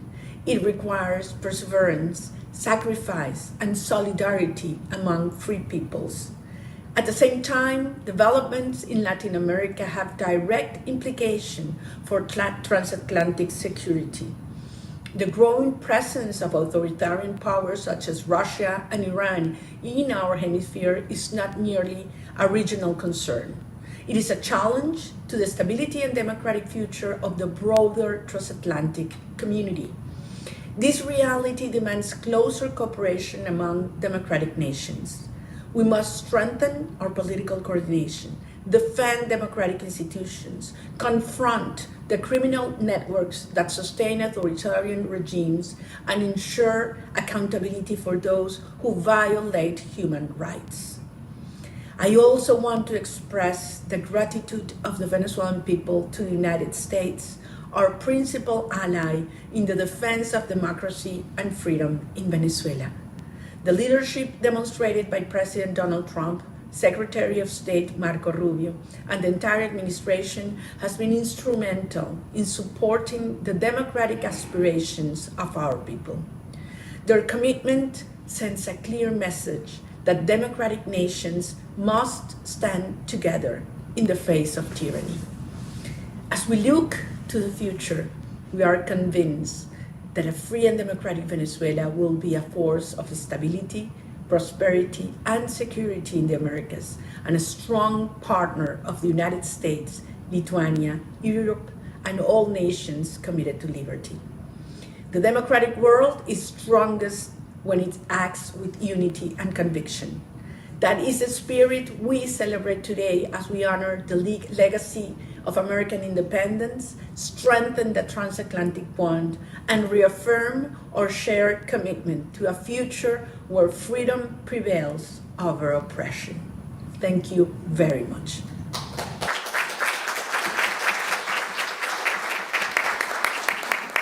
Thank you very much, Maria Corina, and to all our keynote speakers for helping frame the challenges and opportunities facing freedom and democracy in the Western Hemisphere and Europe.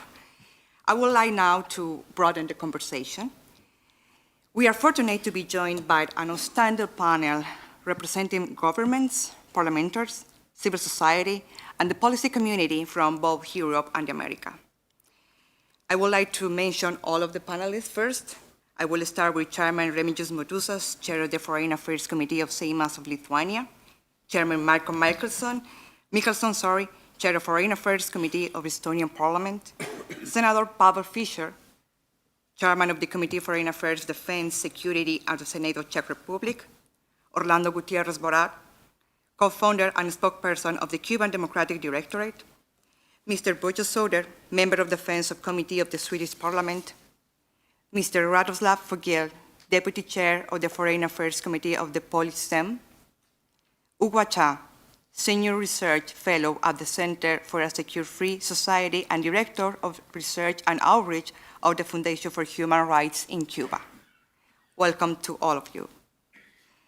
Let's start with Chair Motuzas. Chairman Motuzas, Lithuania understands better than most other countries the importance of international solidarity in defense of freedom, sovereignty, and democratic institutions. Today, many observers argue that authoritarian regimes in places as different as Eastern Europe and Western Hemisphere are no longer isolated. They work together. They are part of a broader network of cooperation and mutual support. Drawing on Lithuania's experience, how should democracies adapt to this reality? And what lessons countries on both sides of the Atlantic can share to build a stronger and more coordinated response to this authoritarianism? Thank you very much, distinguished colleagues, esteemed guests, ladies and gentlemen. It is a privilege to speak to you today in Vilnius, a city and a nation that understands, as said Pamela, not in theory but through lived experience, what it means to lose freedom and to fight to regain it. As we approach the 250th anniversary of the independence of the United States, we are reminded that freedom is not inevitable. It is built, defended, and when necessary, restored through courage, unity, and principled leadership. Today's discussion, Captive Nations in Western Hemisphere, is therefore not only relevant, it is urgent. Lithuania's own history teaches us that occupation and oppression are never merely internal matters of a state. When we speak about Cuba and Venezuela, we must be clear and honest. These are not simply countries facing political and economic difficulties that we often hear from media. These are regimes that have for decades systematically denied their citizens fundamental freedoms. They have imprisoned political opponents, silenced independent media, and dismantled democratic institutions. In both cases, the language of sovereignty has often been used as a shield to justify repression. Let us be frank, repression is not sovereignty. The denial of human rights is not stability, and fear is not governance. Moreover, these regimes do not stand alone. Authoritarian systems today are interconnected, as we know from the last events. They exchange tactics, provide mutual political cover, and in many cases receive direct or indirect support from larger authoritarian powers. From Russia and China to Latin America, we see patterns that are too consistent to ignore. This is why it's no longer sufficient to analyze these challenges in regional silos. The struggle between democracy and authoritarianism is global, and so must be our response. In this context, the role of the United States is indispensable. The recent United States National Security Strategy, as we heard from Barbara, clearly reaffirms the importance of the Western Hemisphere and signals a renewed commitment to leadership in the regions.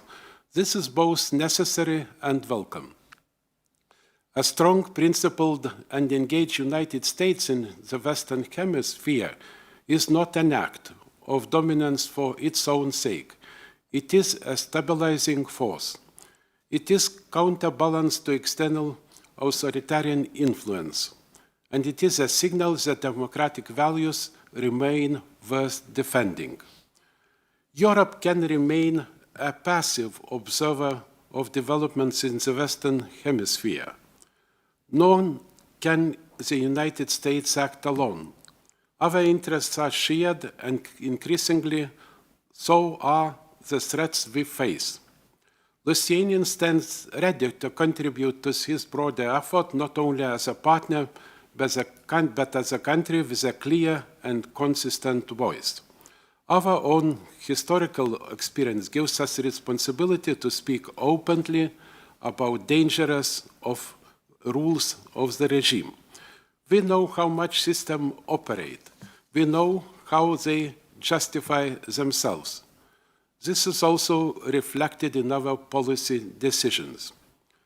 I would like to say today that Lithuania has not ratified the European Union-Cuba political dialogue and cooperation agreement.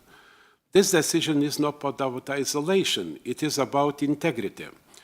Engagement without clear expectations risks legitimizing repression. Dialogue without principle risks becoming complicity. We believe that partnerships must be grounded in values, not only in interests. The voices we hear today from Venezuela activists, from experts on authoritarian regime and policymakers are essential. They remind us that behind every geopolitical discussion are real people, individuals who continue to demand freedom, often at great personal risk. Their struggle is not isolated. It is a part of broader global effort to defend human dignity. And it is our responsibility to ensure that they are not left alone. As we reflect on 250 years of American independence, we should remember that the idea of freedom has never belonged to one nation alone.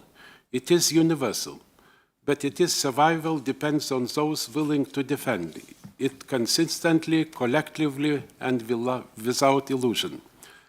Lithuania believes that a strong United States actively engaged in the Western Hemisphere contributes not only to regional stability, but also to global security, including in our own region. Because ultimately the line between East and West is not geographical, it is defined by values. We must be clear about where we stand, and we must act accordingly. Thank you.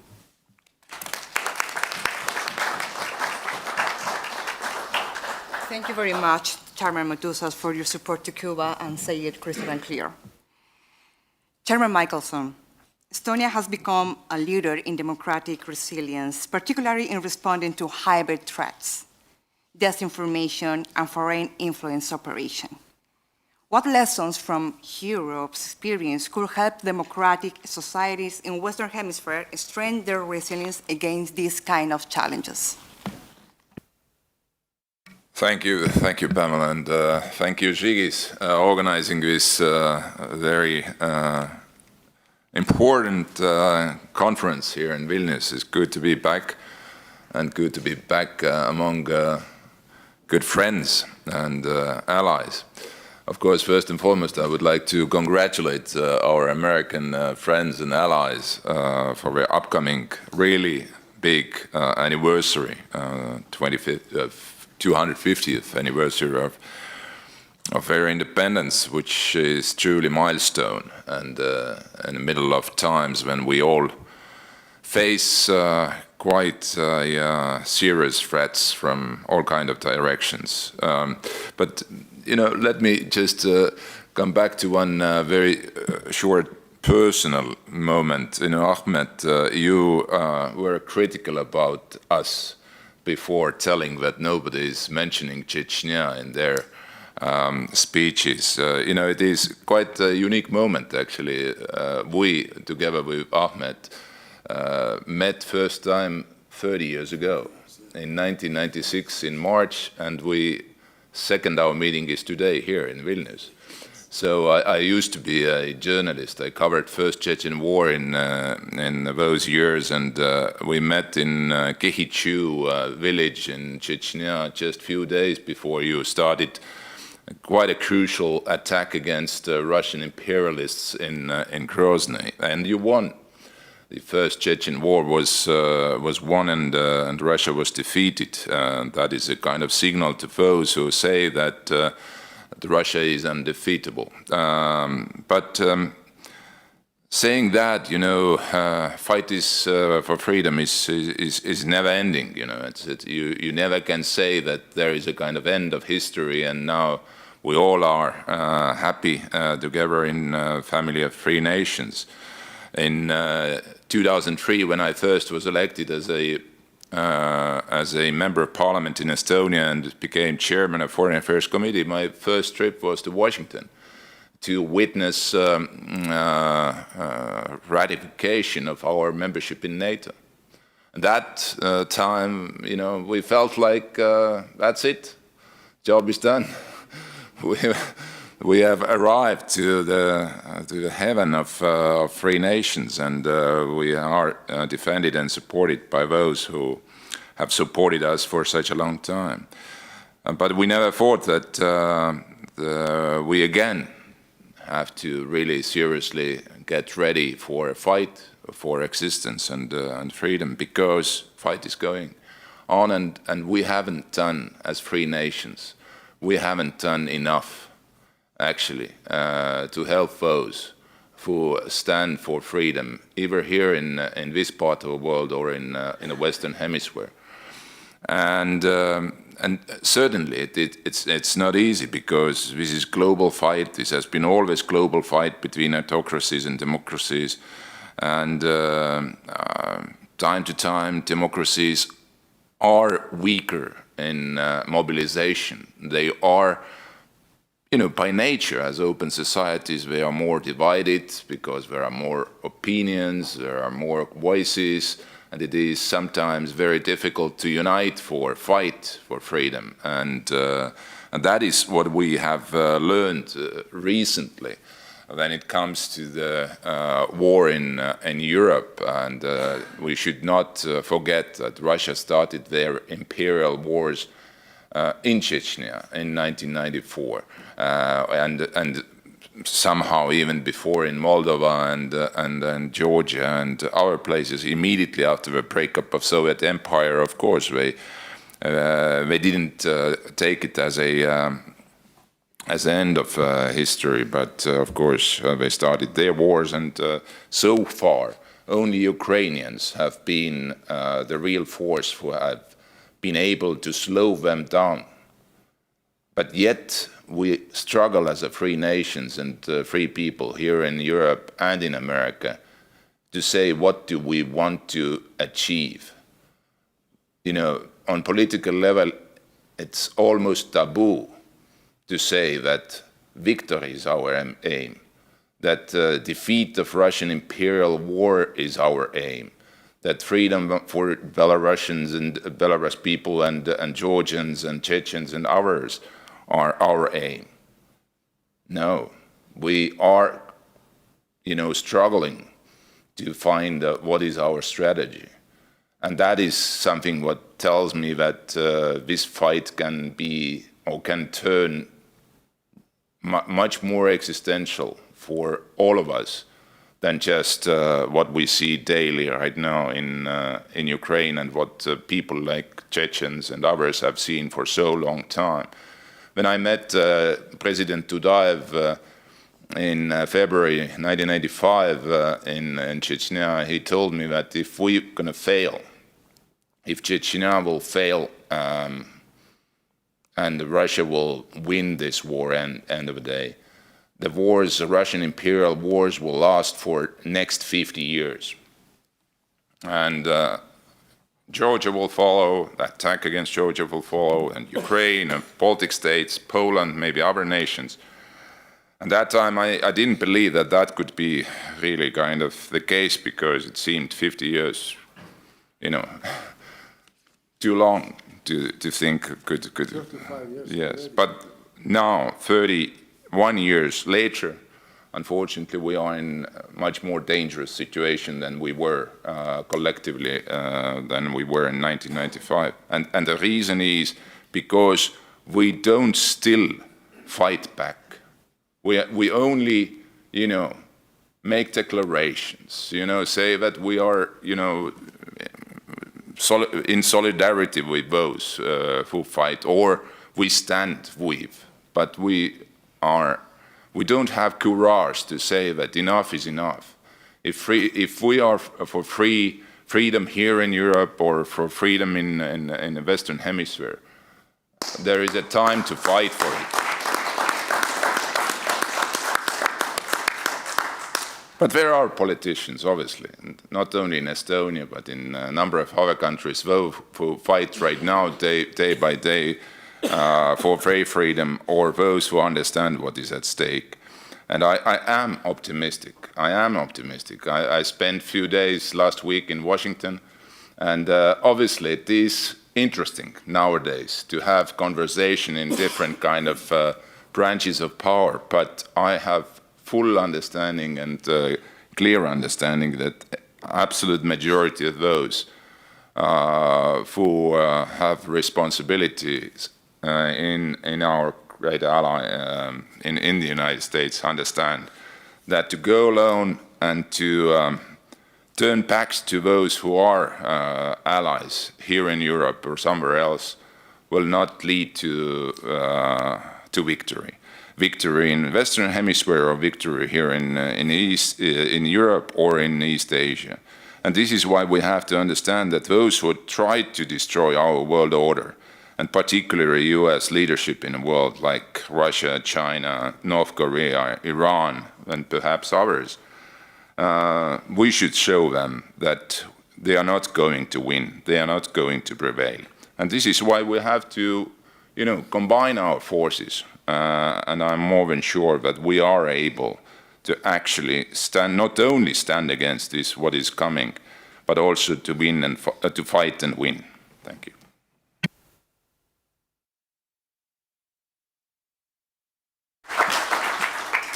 Thank you very much, Chairman Mickelson, for those important reflections. Senator Fisher, I don't know where. Yes, sorry. Many countries in Central and Eastern Europe have experienced both authoritarian rule and democratic transition within a single generation. What lessons from that transitions, now we are seeing transitions also in Western Hemisphere, we can learn, or democratic leaders in Latin America can learn from that experience?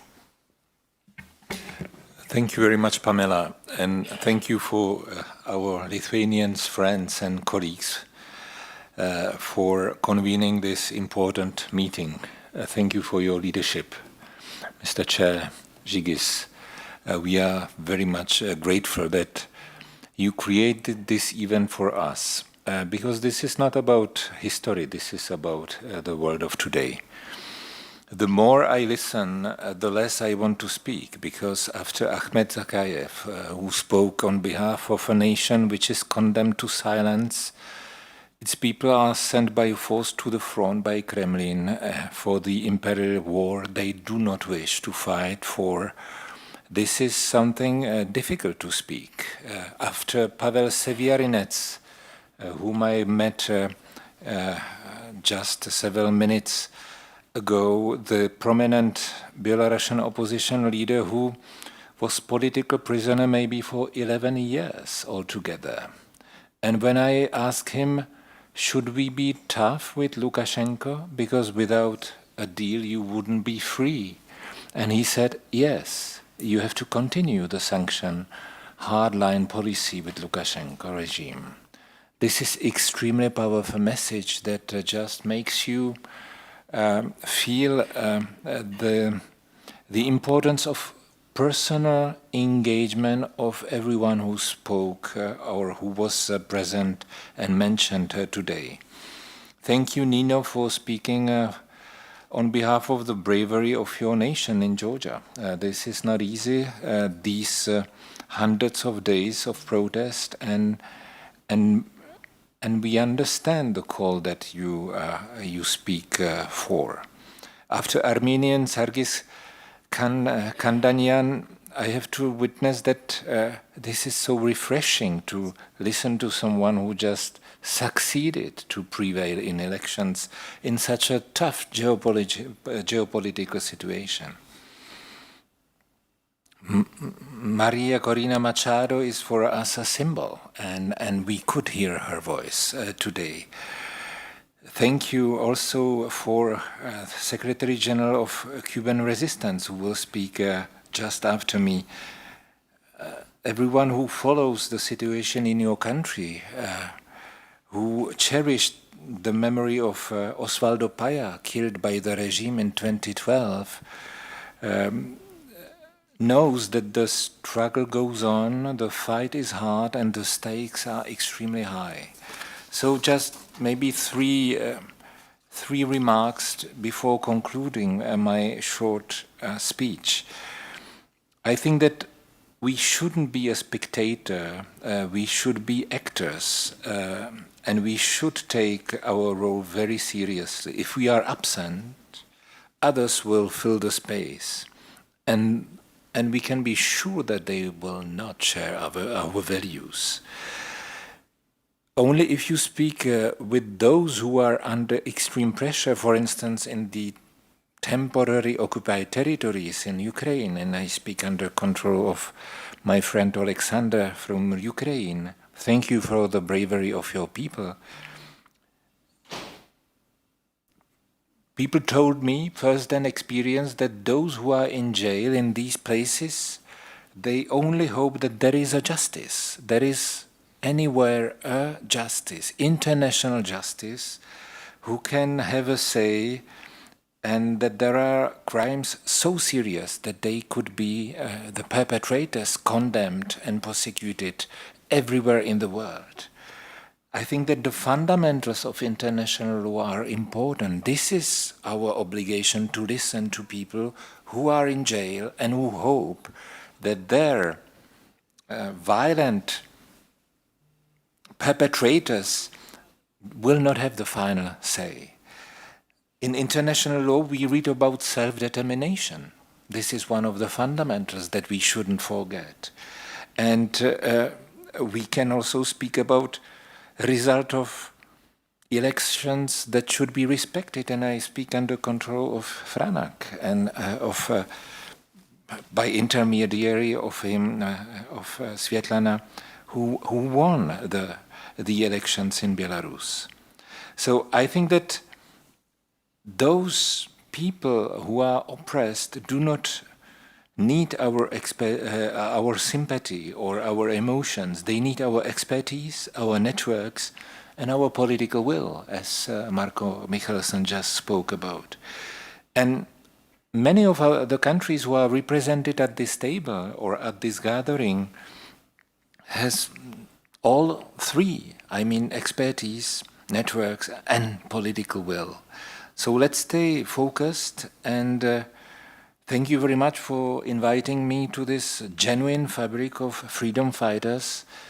I understand there is a list of tasks to be fulfilled, and thank you for this very inspiring community that we can share together. Thank you, Žygis.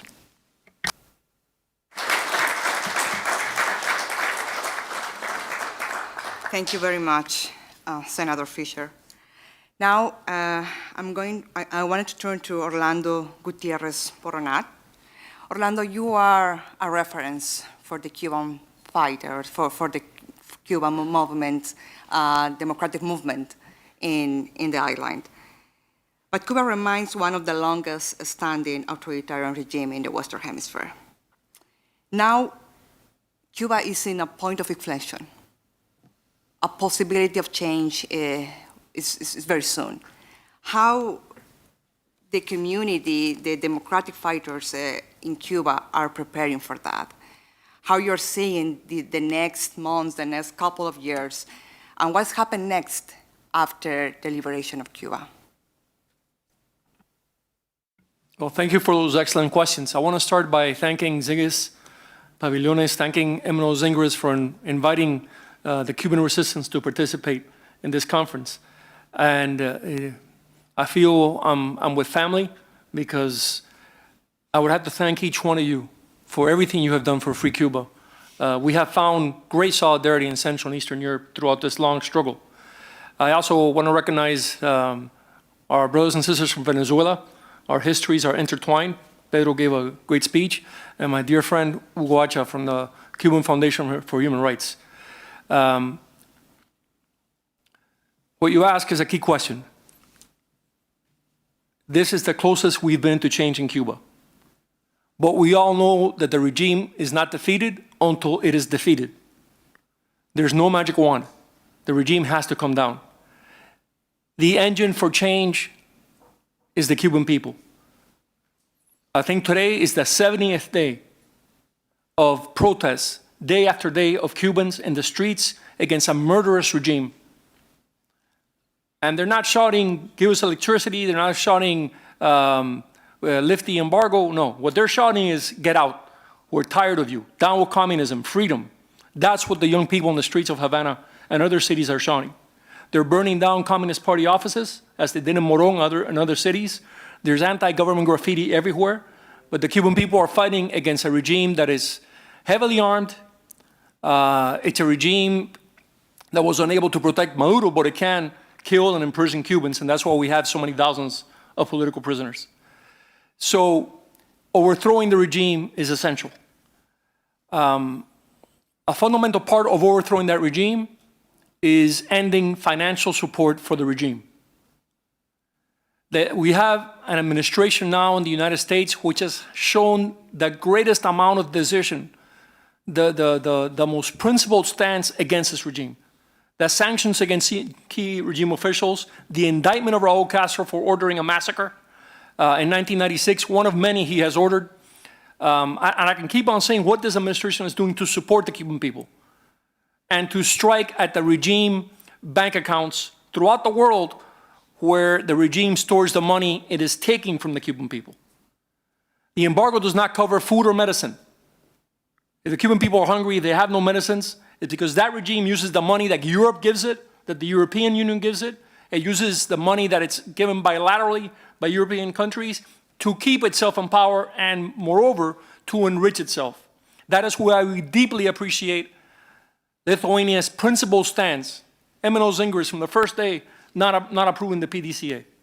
Now there's a growing list of nations who are in that, and that's very important. There's a second question you asked, which is very important to understand. Why has the regime lasted 67 years? I know most of you don't believe this myth, but it's out there. The myth that this is some kind of nationalist revolution that asserted and affirmed Cuban independence. It's the contrary. It's the same kind of Soviet totalitarian regime all of you have suffered, with the same concentration camps, internal deportations, massacres. You know very well the script. That's what we have suffered. But this regime was created, and there was KGB support for the Castros before they took power. I don't have the time to go into that. This regime was created to turn that island into a platform for the spread of totalitarianism, of communism. That is the function. And they have ravaged Cuba in order to feed this machine of international communism. Ask yourselves why. Why thousands of Cuban troops were sent to fight against Israel in the Yom Kippur War? Why are there now thousands of Cuban mercenaries? That Russia is paying the Cuban state, the Cuban dictatorship for each soldier.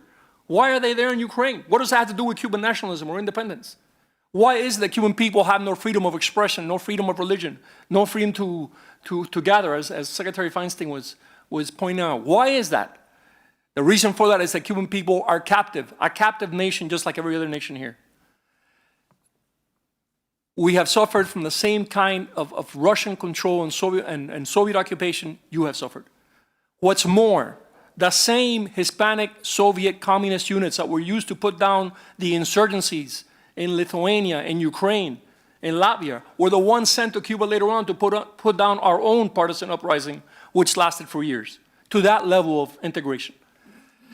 So we have a magnificent opportunity for Cuban freedom now. The engine of change is the struggle of the Cuban people. We have an American administration who is taking the right steps when it comes to ending that regime. We have an unprecedented consensus in Latin America. Since February, I have met with several Latin American presidents, and there is the manifest will to end this regime because of what it has done to Latin America, how it destroyed Venezuelan democracy, which was our leading democracy, how it destroyed democracy in Nicaragua, how it's destroying democracy in Bolivia, and on and on and on. And we have a growing group of nations in Europe which stand with the Cuban people, And I must denounce in the strongest terms possible the role of the Spanish state, the Spanish government of the Socialist Party in supporting that regime in Cuba. The Socialist Party in Spain sees Cuba the same way that Russia sees Ukraine. It sees it as a colony. And it is supporting a regime which stifles and represses the right to freedom of the Cuban people. I would like to end by saying this, and there should be no mistake about it. The American Revolution was an inspiration for the Cuban movement for independence and freedom. Cubans supported that movement. It was the gold from the Cubans in Havana that helped support General Washington when he was in Valley Forge. Cubans participated as volunteers in the fight. And the American Revolution, far more than the French Revolution, inspired the Cuban struggle for independence.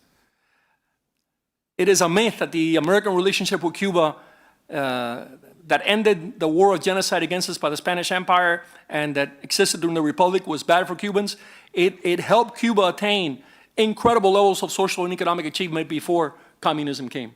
And the United States continues to be a reference for our fight, for our struggle.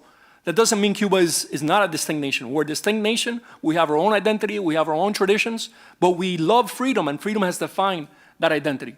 So when I'm asked, I've heard this question. I just heard it in London. Shouldn't the Cuban people be free to decide their own destiny? Of course they should be. That's what we're fighting. How can you say that Cubans are free to determine their own destiny under a regime that allows no plurality, persecutes any dissenting opinion, and incarcerates or kills those who think differently? Of course not. That can't be. That's an oxymoron. So I urge you to stand together to end the PDCA financing of that regime. Thank you.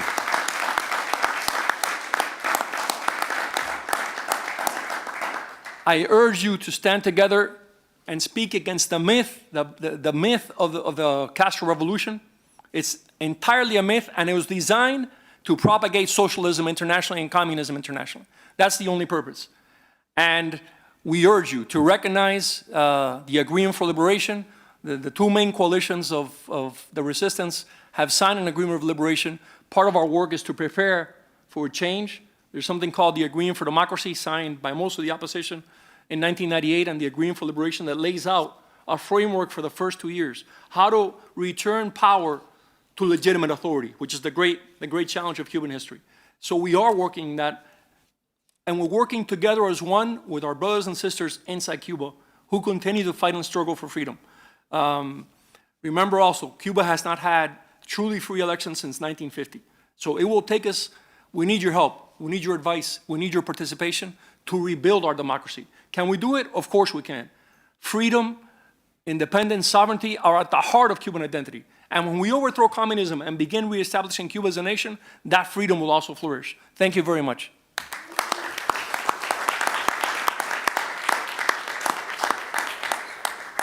Thank you very much, Orlando, that powerful statement. I will now turn virtually to Born Soder, Defense Committees with the Parliament. Not sure if he is already. I'm here, yes. Do you hear me?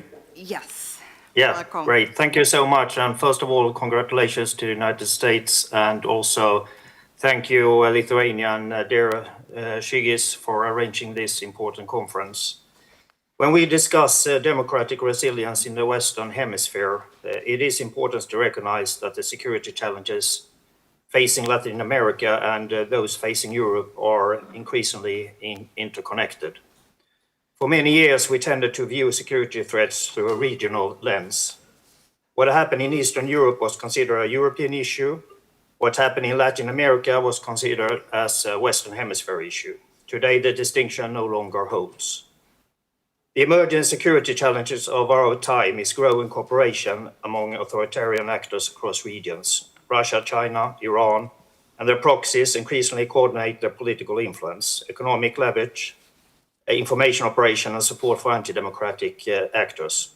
We see Russian influence operations not only in Europe, but also in Venezuela, Cuba, and Nicaragua.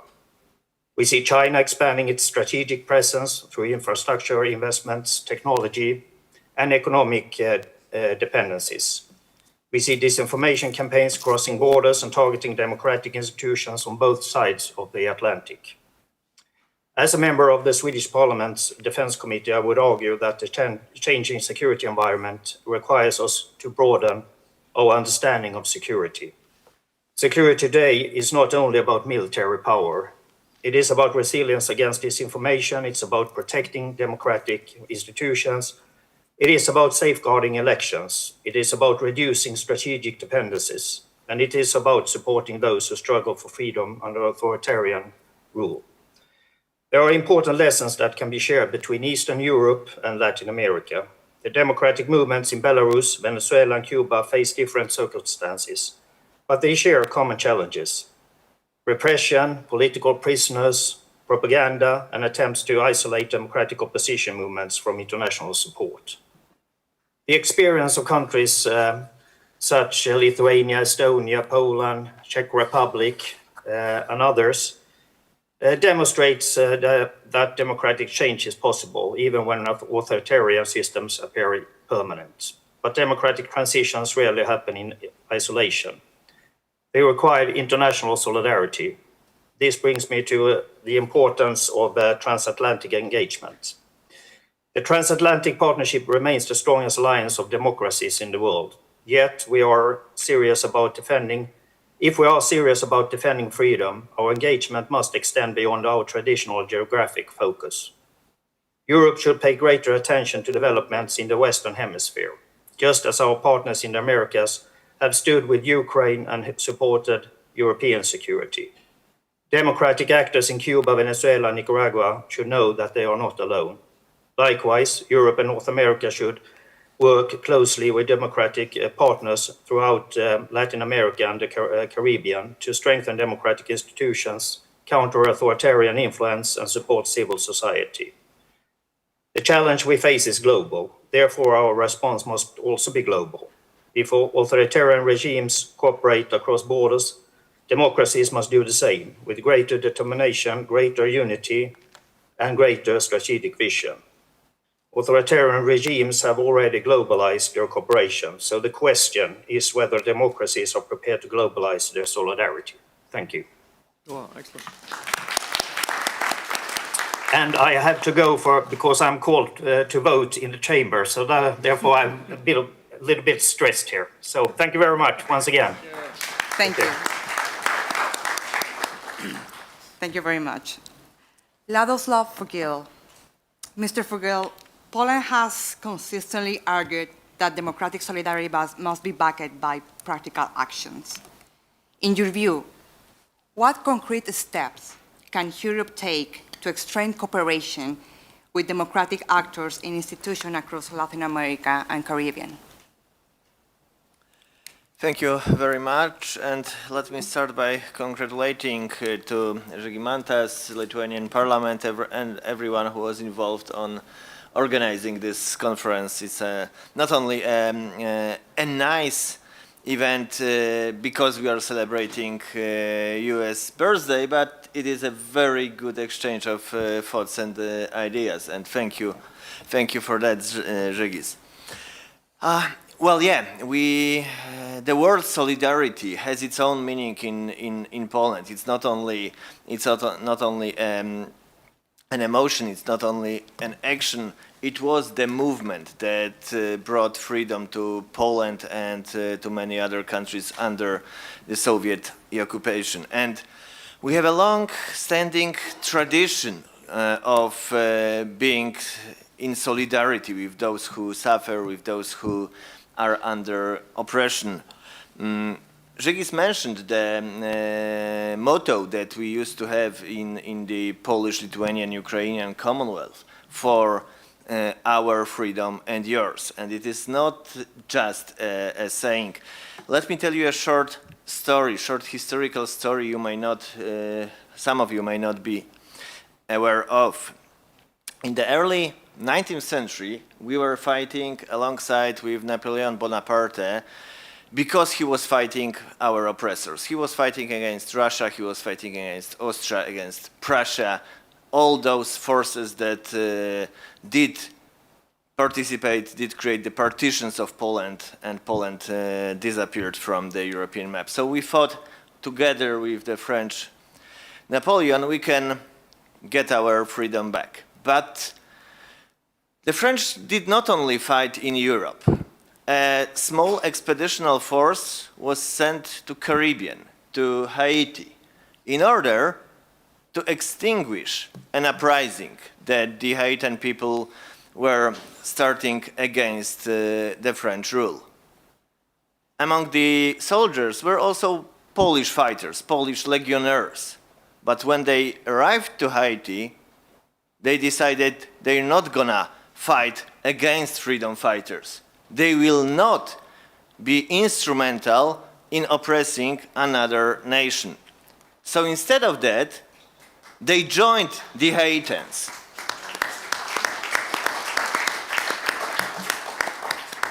They joined the brave Haitians and fought alongside with them to bring freedom to this little island. Some of them decided to stay there, they got their citizenship, and one would wonder today, how is it possible that there's a Polish minority in Haiti? That's the story of those people there. So it is not something new for us in Poland to not only care about our country, about our imminent neighborhood, but we also see this fight, this global fight for freedom against tyranny, against the axis of evil that is actually there. We can see it. It's not only Russia, it's not only China, it's not only North Korea. They all are together in bed with Cuba, with Venezuela, with Iran. We can see it in Ukraine, we can see it in other places. They work together with human traffickers to weaponize migration, for instance. They work together with narco cartels to get money for their enterprise. So we are all, those little linkages that Madam Minister Fotyga was mentioning, they are all there. So when we fight for our security, we need to see the bigger picture. Like late Polish President Lech Kaczynski was saying during his speech in Tbilisi in 2008, Russian tanks were approaching the city, and he brought his colleagues, heads of state from Baltic countries, and they flew to Tbilisi, and he was saying, today it's Georgia, tomorrow it's Ukraine, then the Baltic states, and then finally it may be time for my country, for Poland. And unfortunately, we are seeing that this is happening. So we need to work together. We are wondering recently very often about and discussing the US engagement in Europe. But how about European engagement elsewhere? It should be a two-way street. If US is focusing on Western Hemisphere, we should be doing our part. You were asking, Pamela, what Europe can do. I would start, for instance, as European Union, with this crazy agreement regarding Cuba. Why are we funneling tons of money to the communist regime? I'm glad to hear that at least recently, during the pressure from some of the members of European Parliament, this agreement is going to be reviewed by Kaja Kallas. I hope it is just a first step, because it is not only about values that bring us together, Americans, Europeans. Values are extremely important, but it's also something more practical, something more tangible. If we want peace and security, we need to address the threats all over the world. Thank you. Excellent.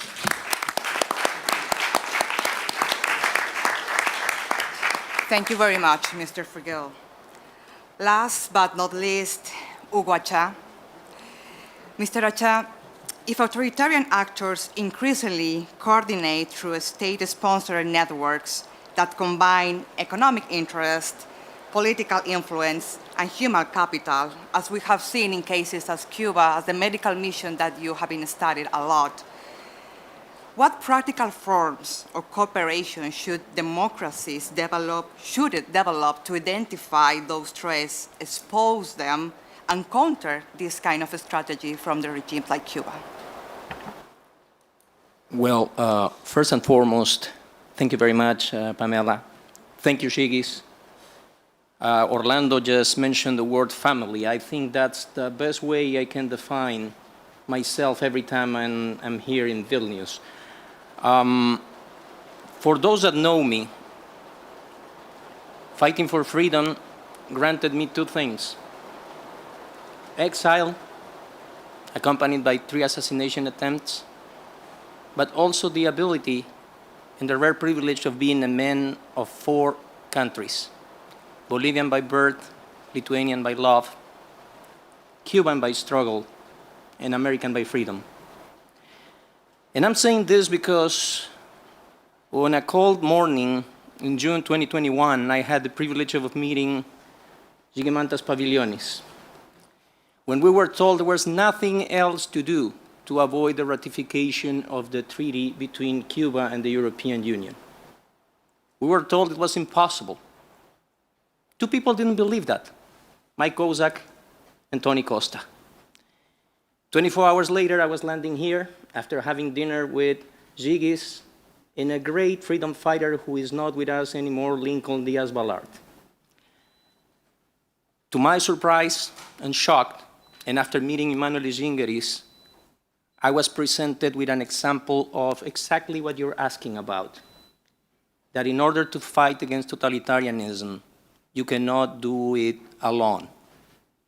And then a little country that it might be surprising for some of you here, I've been studying for years because of your struggle against the Soviet Union, because of the Forest Brothers. As I was studying Chechnya, Mr. Sakayev, because of your struggle for freedom, was able to speak loudly and to tell the entire European Union, no, this shall not pass.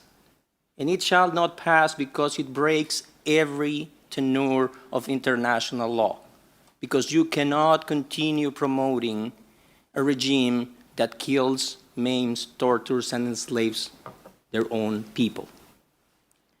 And in that respect, I want to take a little quote from something that Mr. Sakayev said, that we must fight Russian imperialism. Let me add something to that. We must fight the idea that the Soviet Union planted in Western societies, that communism and socialism can be condoned. That is not a fact. History teaches us that the first ally of Nazi Germany was the Soviet Union. No one in this chamber would dispute that. Not after listening to the words Molotov-Ribbentrop.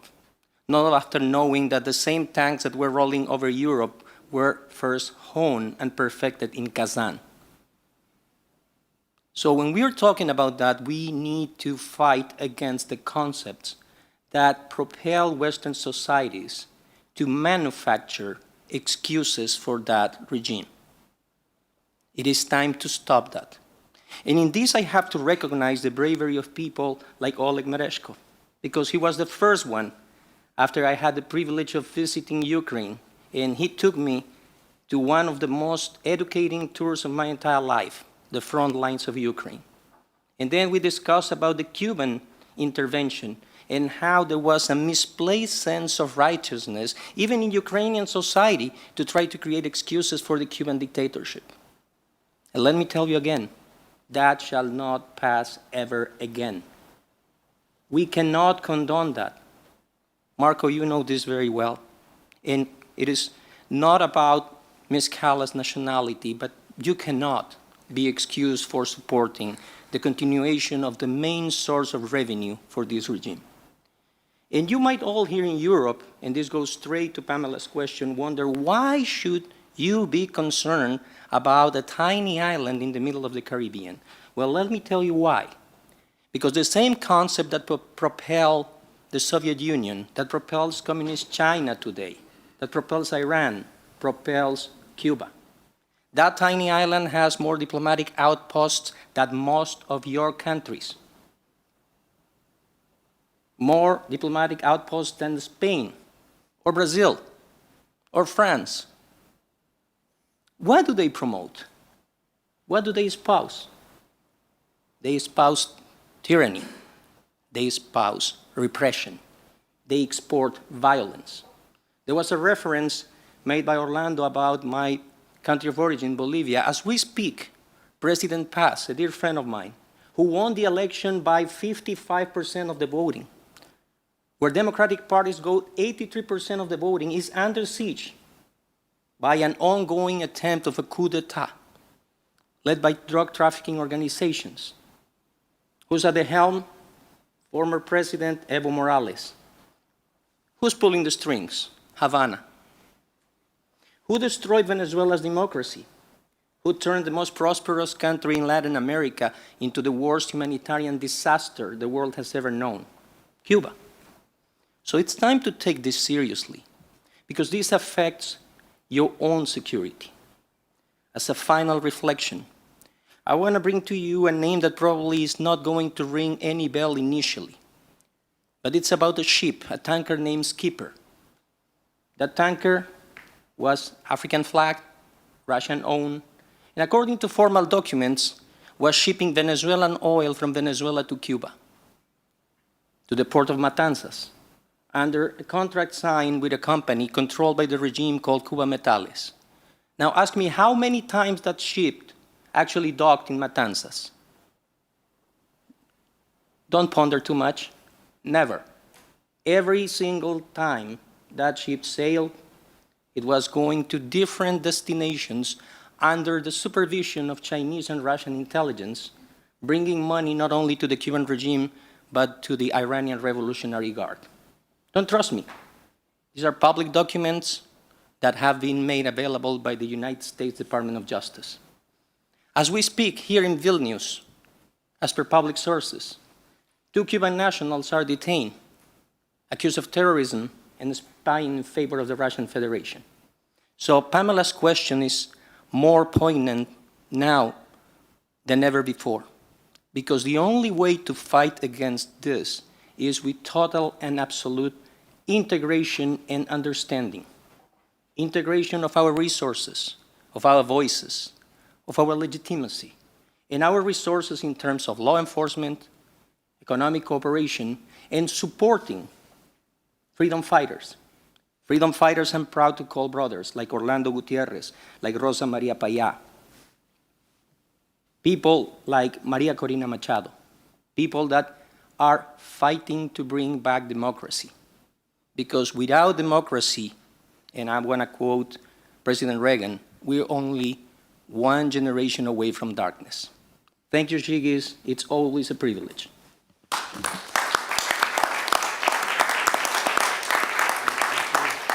Thank you very much, Hugo. Very powerful messages. I would like to conclude with one final question for all of you, not even just the speakers of this panel, but if anyone wants to participate, please is welcome. If we met again in 5 years from now, what would success look like for freedom and democratic resilience in the Western Hemisphere and Europe?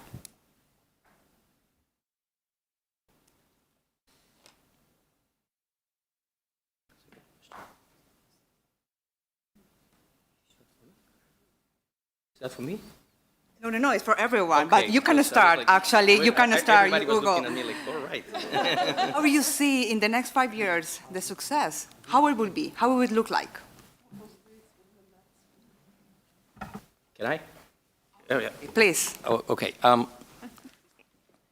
This, again, is something that I would allow myself only by the principle that I consider myself among family. You know, the first time I came here, I think Gigis was a little bit shocked by the fact that he met a Bolivian who was able to sing Ant Calno Mure. But there's another song that also struck me during the research I was doing about the region, and that's called Cervone Macchina Monte Cassino. And that is a song that says, musice, musice, musice, which is we must, we must, we must. So I think one of the first pillars that we need to build is this sense of common responsibility.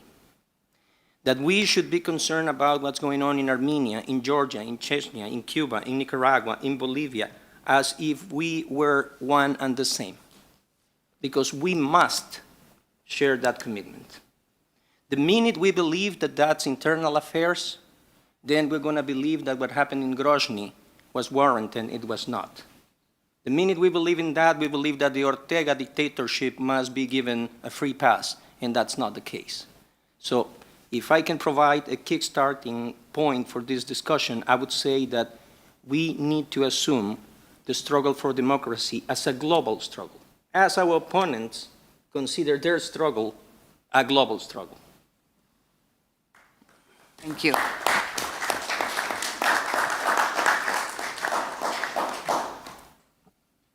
Anyone else wants to give any thoughts, any additional thoughts on that?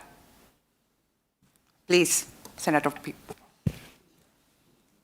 Let me just develop and maybe focus our own countries, because the same challenge as Belarus and other countries are challenged with, I mean, huge industrial or export-oriented economical base which attracts business, and it can be the case of Russian oil and gas or something else. The same struggle that we just close the eyes and do business. Europe became the most important importer in terms of LNG from Russia last year. And I think that this is very disturbing, because by doing this, we are financing the regime, which is the adversary or the enemy to the European nations who are struggling for freedom. I think that the main challenge is also in our own countries to address this kind of dirty business, which finds always excuses, which can be it social or others. So I think that, yes, we have to stay alert and create global awareness and global action, but I think that we have also to do our homework, and this is not the most easy part of the game. Thank you. Thank you very much, Senator Fischer. For closing remarks, I will welcome Sigmund for giving us your thought all day, listening, very powerful messages, very important reflections. How you see this event, and how are you looking for the future of democracy and freedom in Western Hemisphere and Europe? Well, I think this last panel really connected the dots to the first panel. Hugo, you reminded me our guerrilla war, partisan war. We had up to 40,000 troops fighting the Russians, Soviets, in the woods. Last died in '67, and you know what was the slogan they use, or we have a movie, Vienui vieni, how to translate it to live, like very much alone, kind of. They felt alone. They were all alone. They were all learning English, waiting for Americans to come, because you know we had this big immigration in America, 1 million of Americans of Lithuanian descent. We thought Americans will come, and they were learning English. Well, the first Americans come, it was with President Bush after Prague NATO summit. Thank you, Pavel. Then we were crying, listening to those words of Bush. Finally, they came. But it's not about kind of lecturing Americans again at what we like to do in Europe. I was just thinking, it's exactly what, the last speaker said. Why we should always wait for those Americans, Why we can't do something as us? For example, just said, Žygis, take your friends and come to Georgia. We can do it. Actually, it might make a little impact, knowing that in Georgia, that's kind of ironic, or maybe not, it is the German ambassador who is #1 fighter against the regime, not so much us. So why don't we join at least Germans? Germans are doing the fight there. Where are we? Or like this Cuban stupid agreement, you can do it. If you could just make more or less the same like we did with Chairman and with Emanuelis, we adopted a resolution in the parliament. But we are still one parliament. Do it in your parliaments, do it in your committees, initiate the debate. I think the Spanish socialists will feel bad. Well, in any case, they're losing soon, but, I think, so I want to say that let's reconnect the dots, because all those Russians and all those Chinese or whoever, the axis of evil, they win as long as we are not united.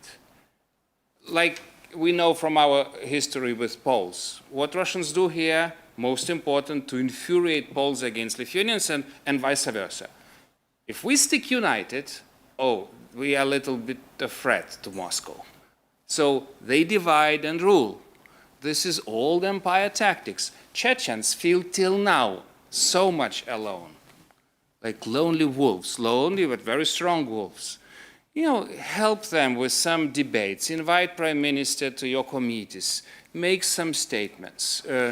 Like with Chairman we are discussing, we had a great Cherkess event here. I didn't even know, that's my stupid ignorance, that Cherkess resistance was killed when Russians started to kill us here. 100 years, they were the first victim. And they asked just recognition of that genocide, what Ukrainians did and what Georgians did. But we didn't. We didn't do it in our parliaments. So small steps, and finalizing, of course, how to make it ironic and soft, we know that Americans will be the last to wake up. Usually that takes time for Washington, as Churchill knows. But before they do, let's do a lot of moves in our region. Like Visegrad, I think, is reconnecting. For the first time, Visegrad might meet as a body. We can do something with Nordic Baltics. But on Washington, what I wanted to say, let's try to reconvene such a meeting in DC after midterm elections. Of course, now, this is the most powerful democracy, goes to its own elections. That's okay. We will not interfere in your elections, but let's meet on the Hill after elections. I was really hoping that Mario Diaz-Balart join us, but he's now raising the money somewhere in the middle of America, so he cannot do it. He wants to survive. That's okay. But maybe Mario can host us together with IRI, with all of you, on the Hill. For example, I have a date, December 1st. Okay, December 1st, that's Tuesday. Congress is already there. Let's do the meet December 1st, okay? And then we will speak with those Americans again.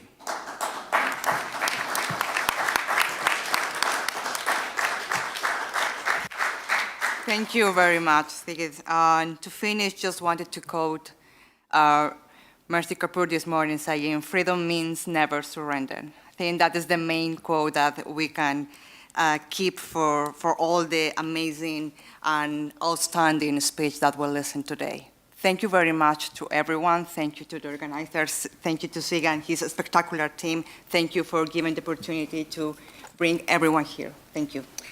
And just few logistical remarks. Laurina, Gilija, jūs esat ar ne? Please stand, please stand. Those are two assistants who made it all. Thank you.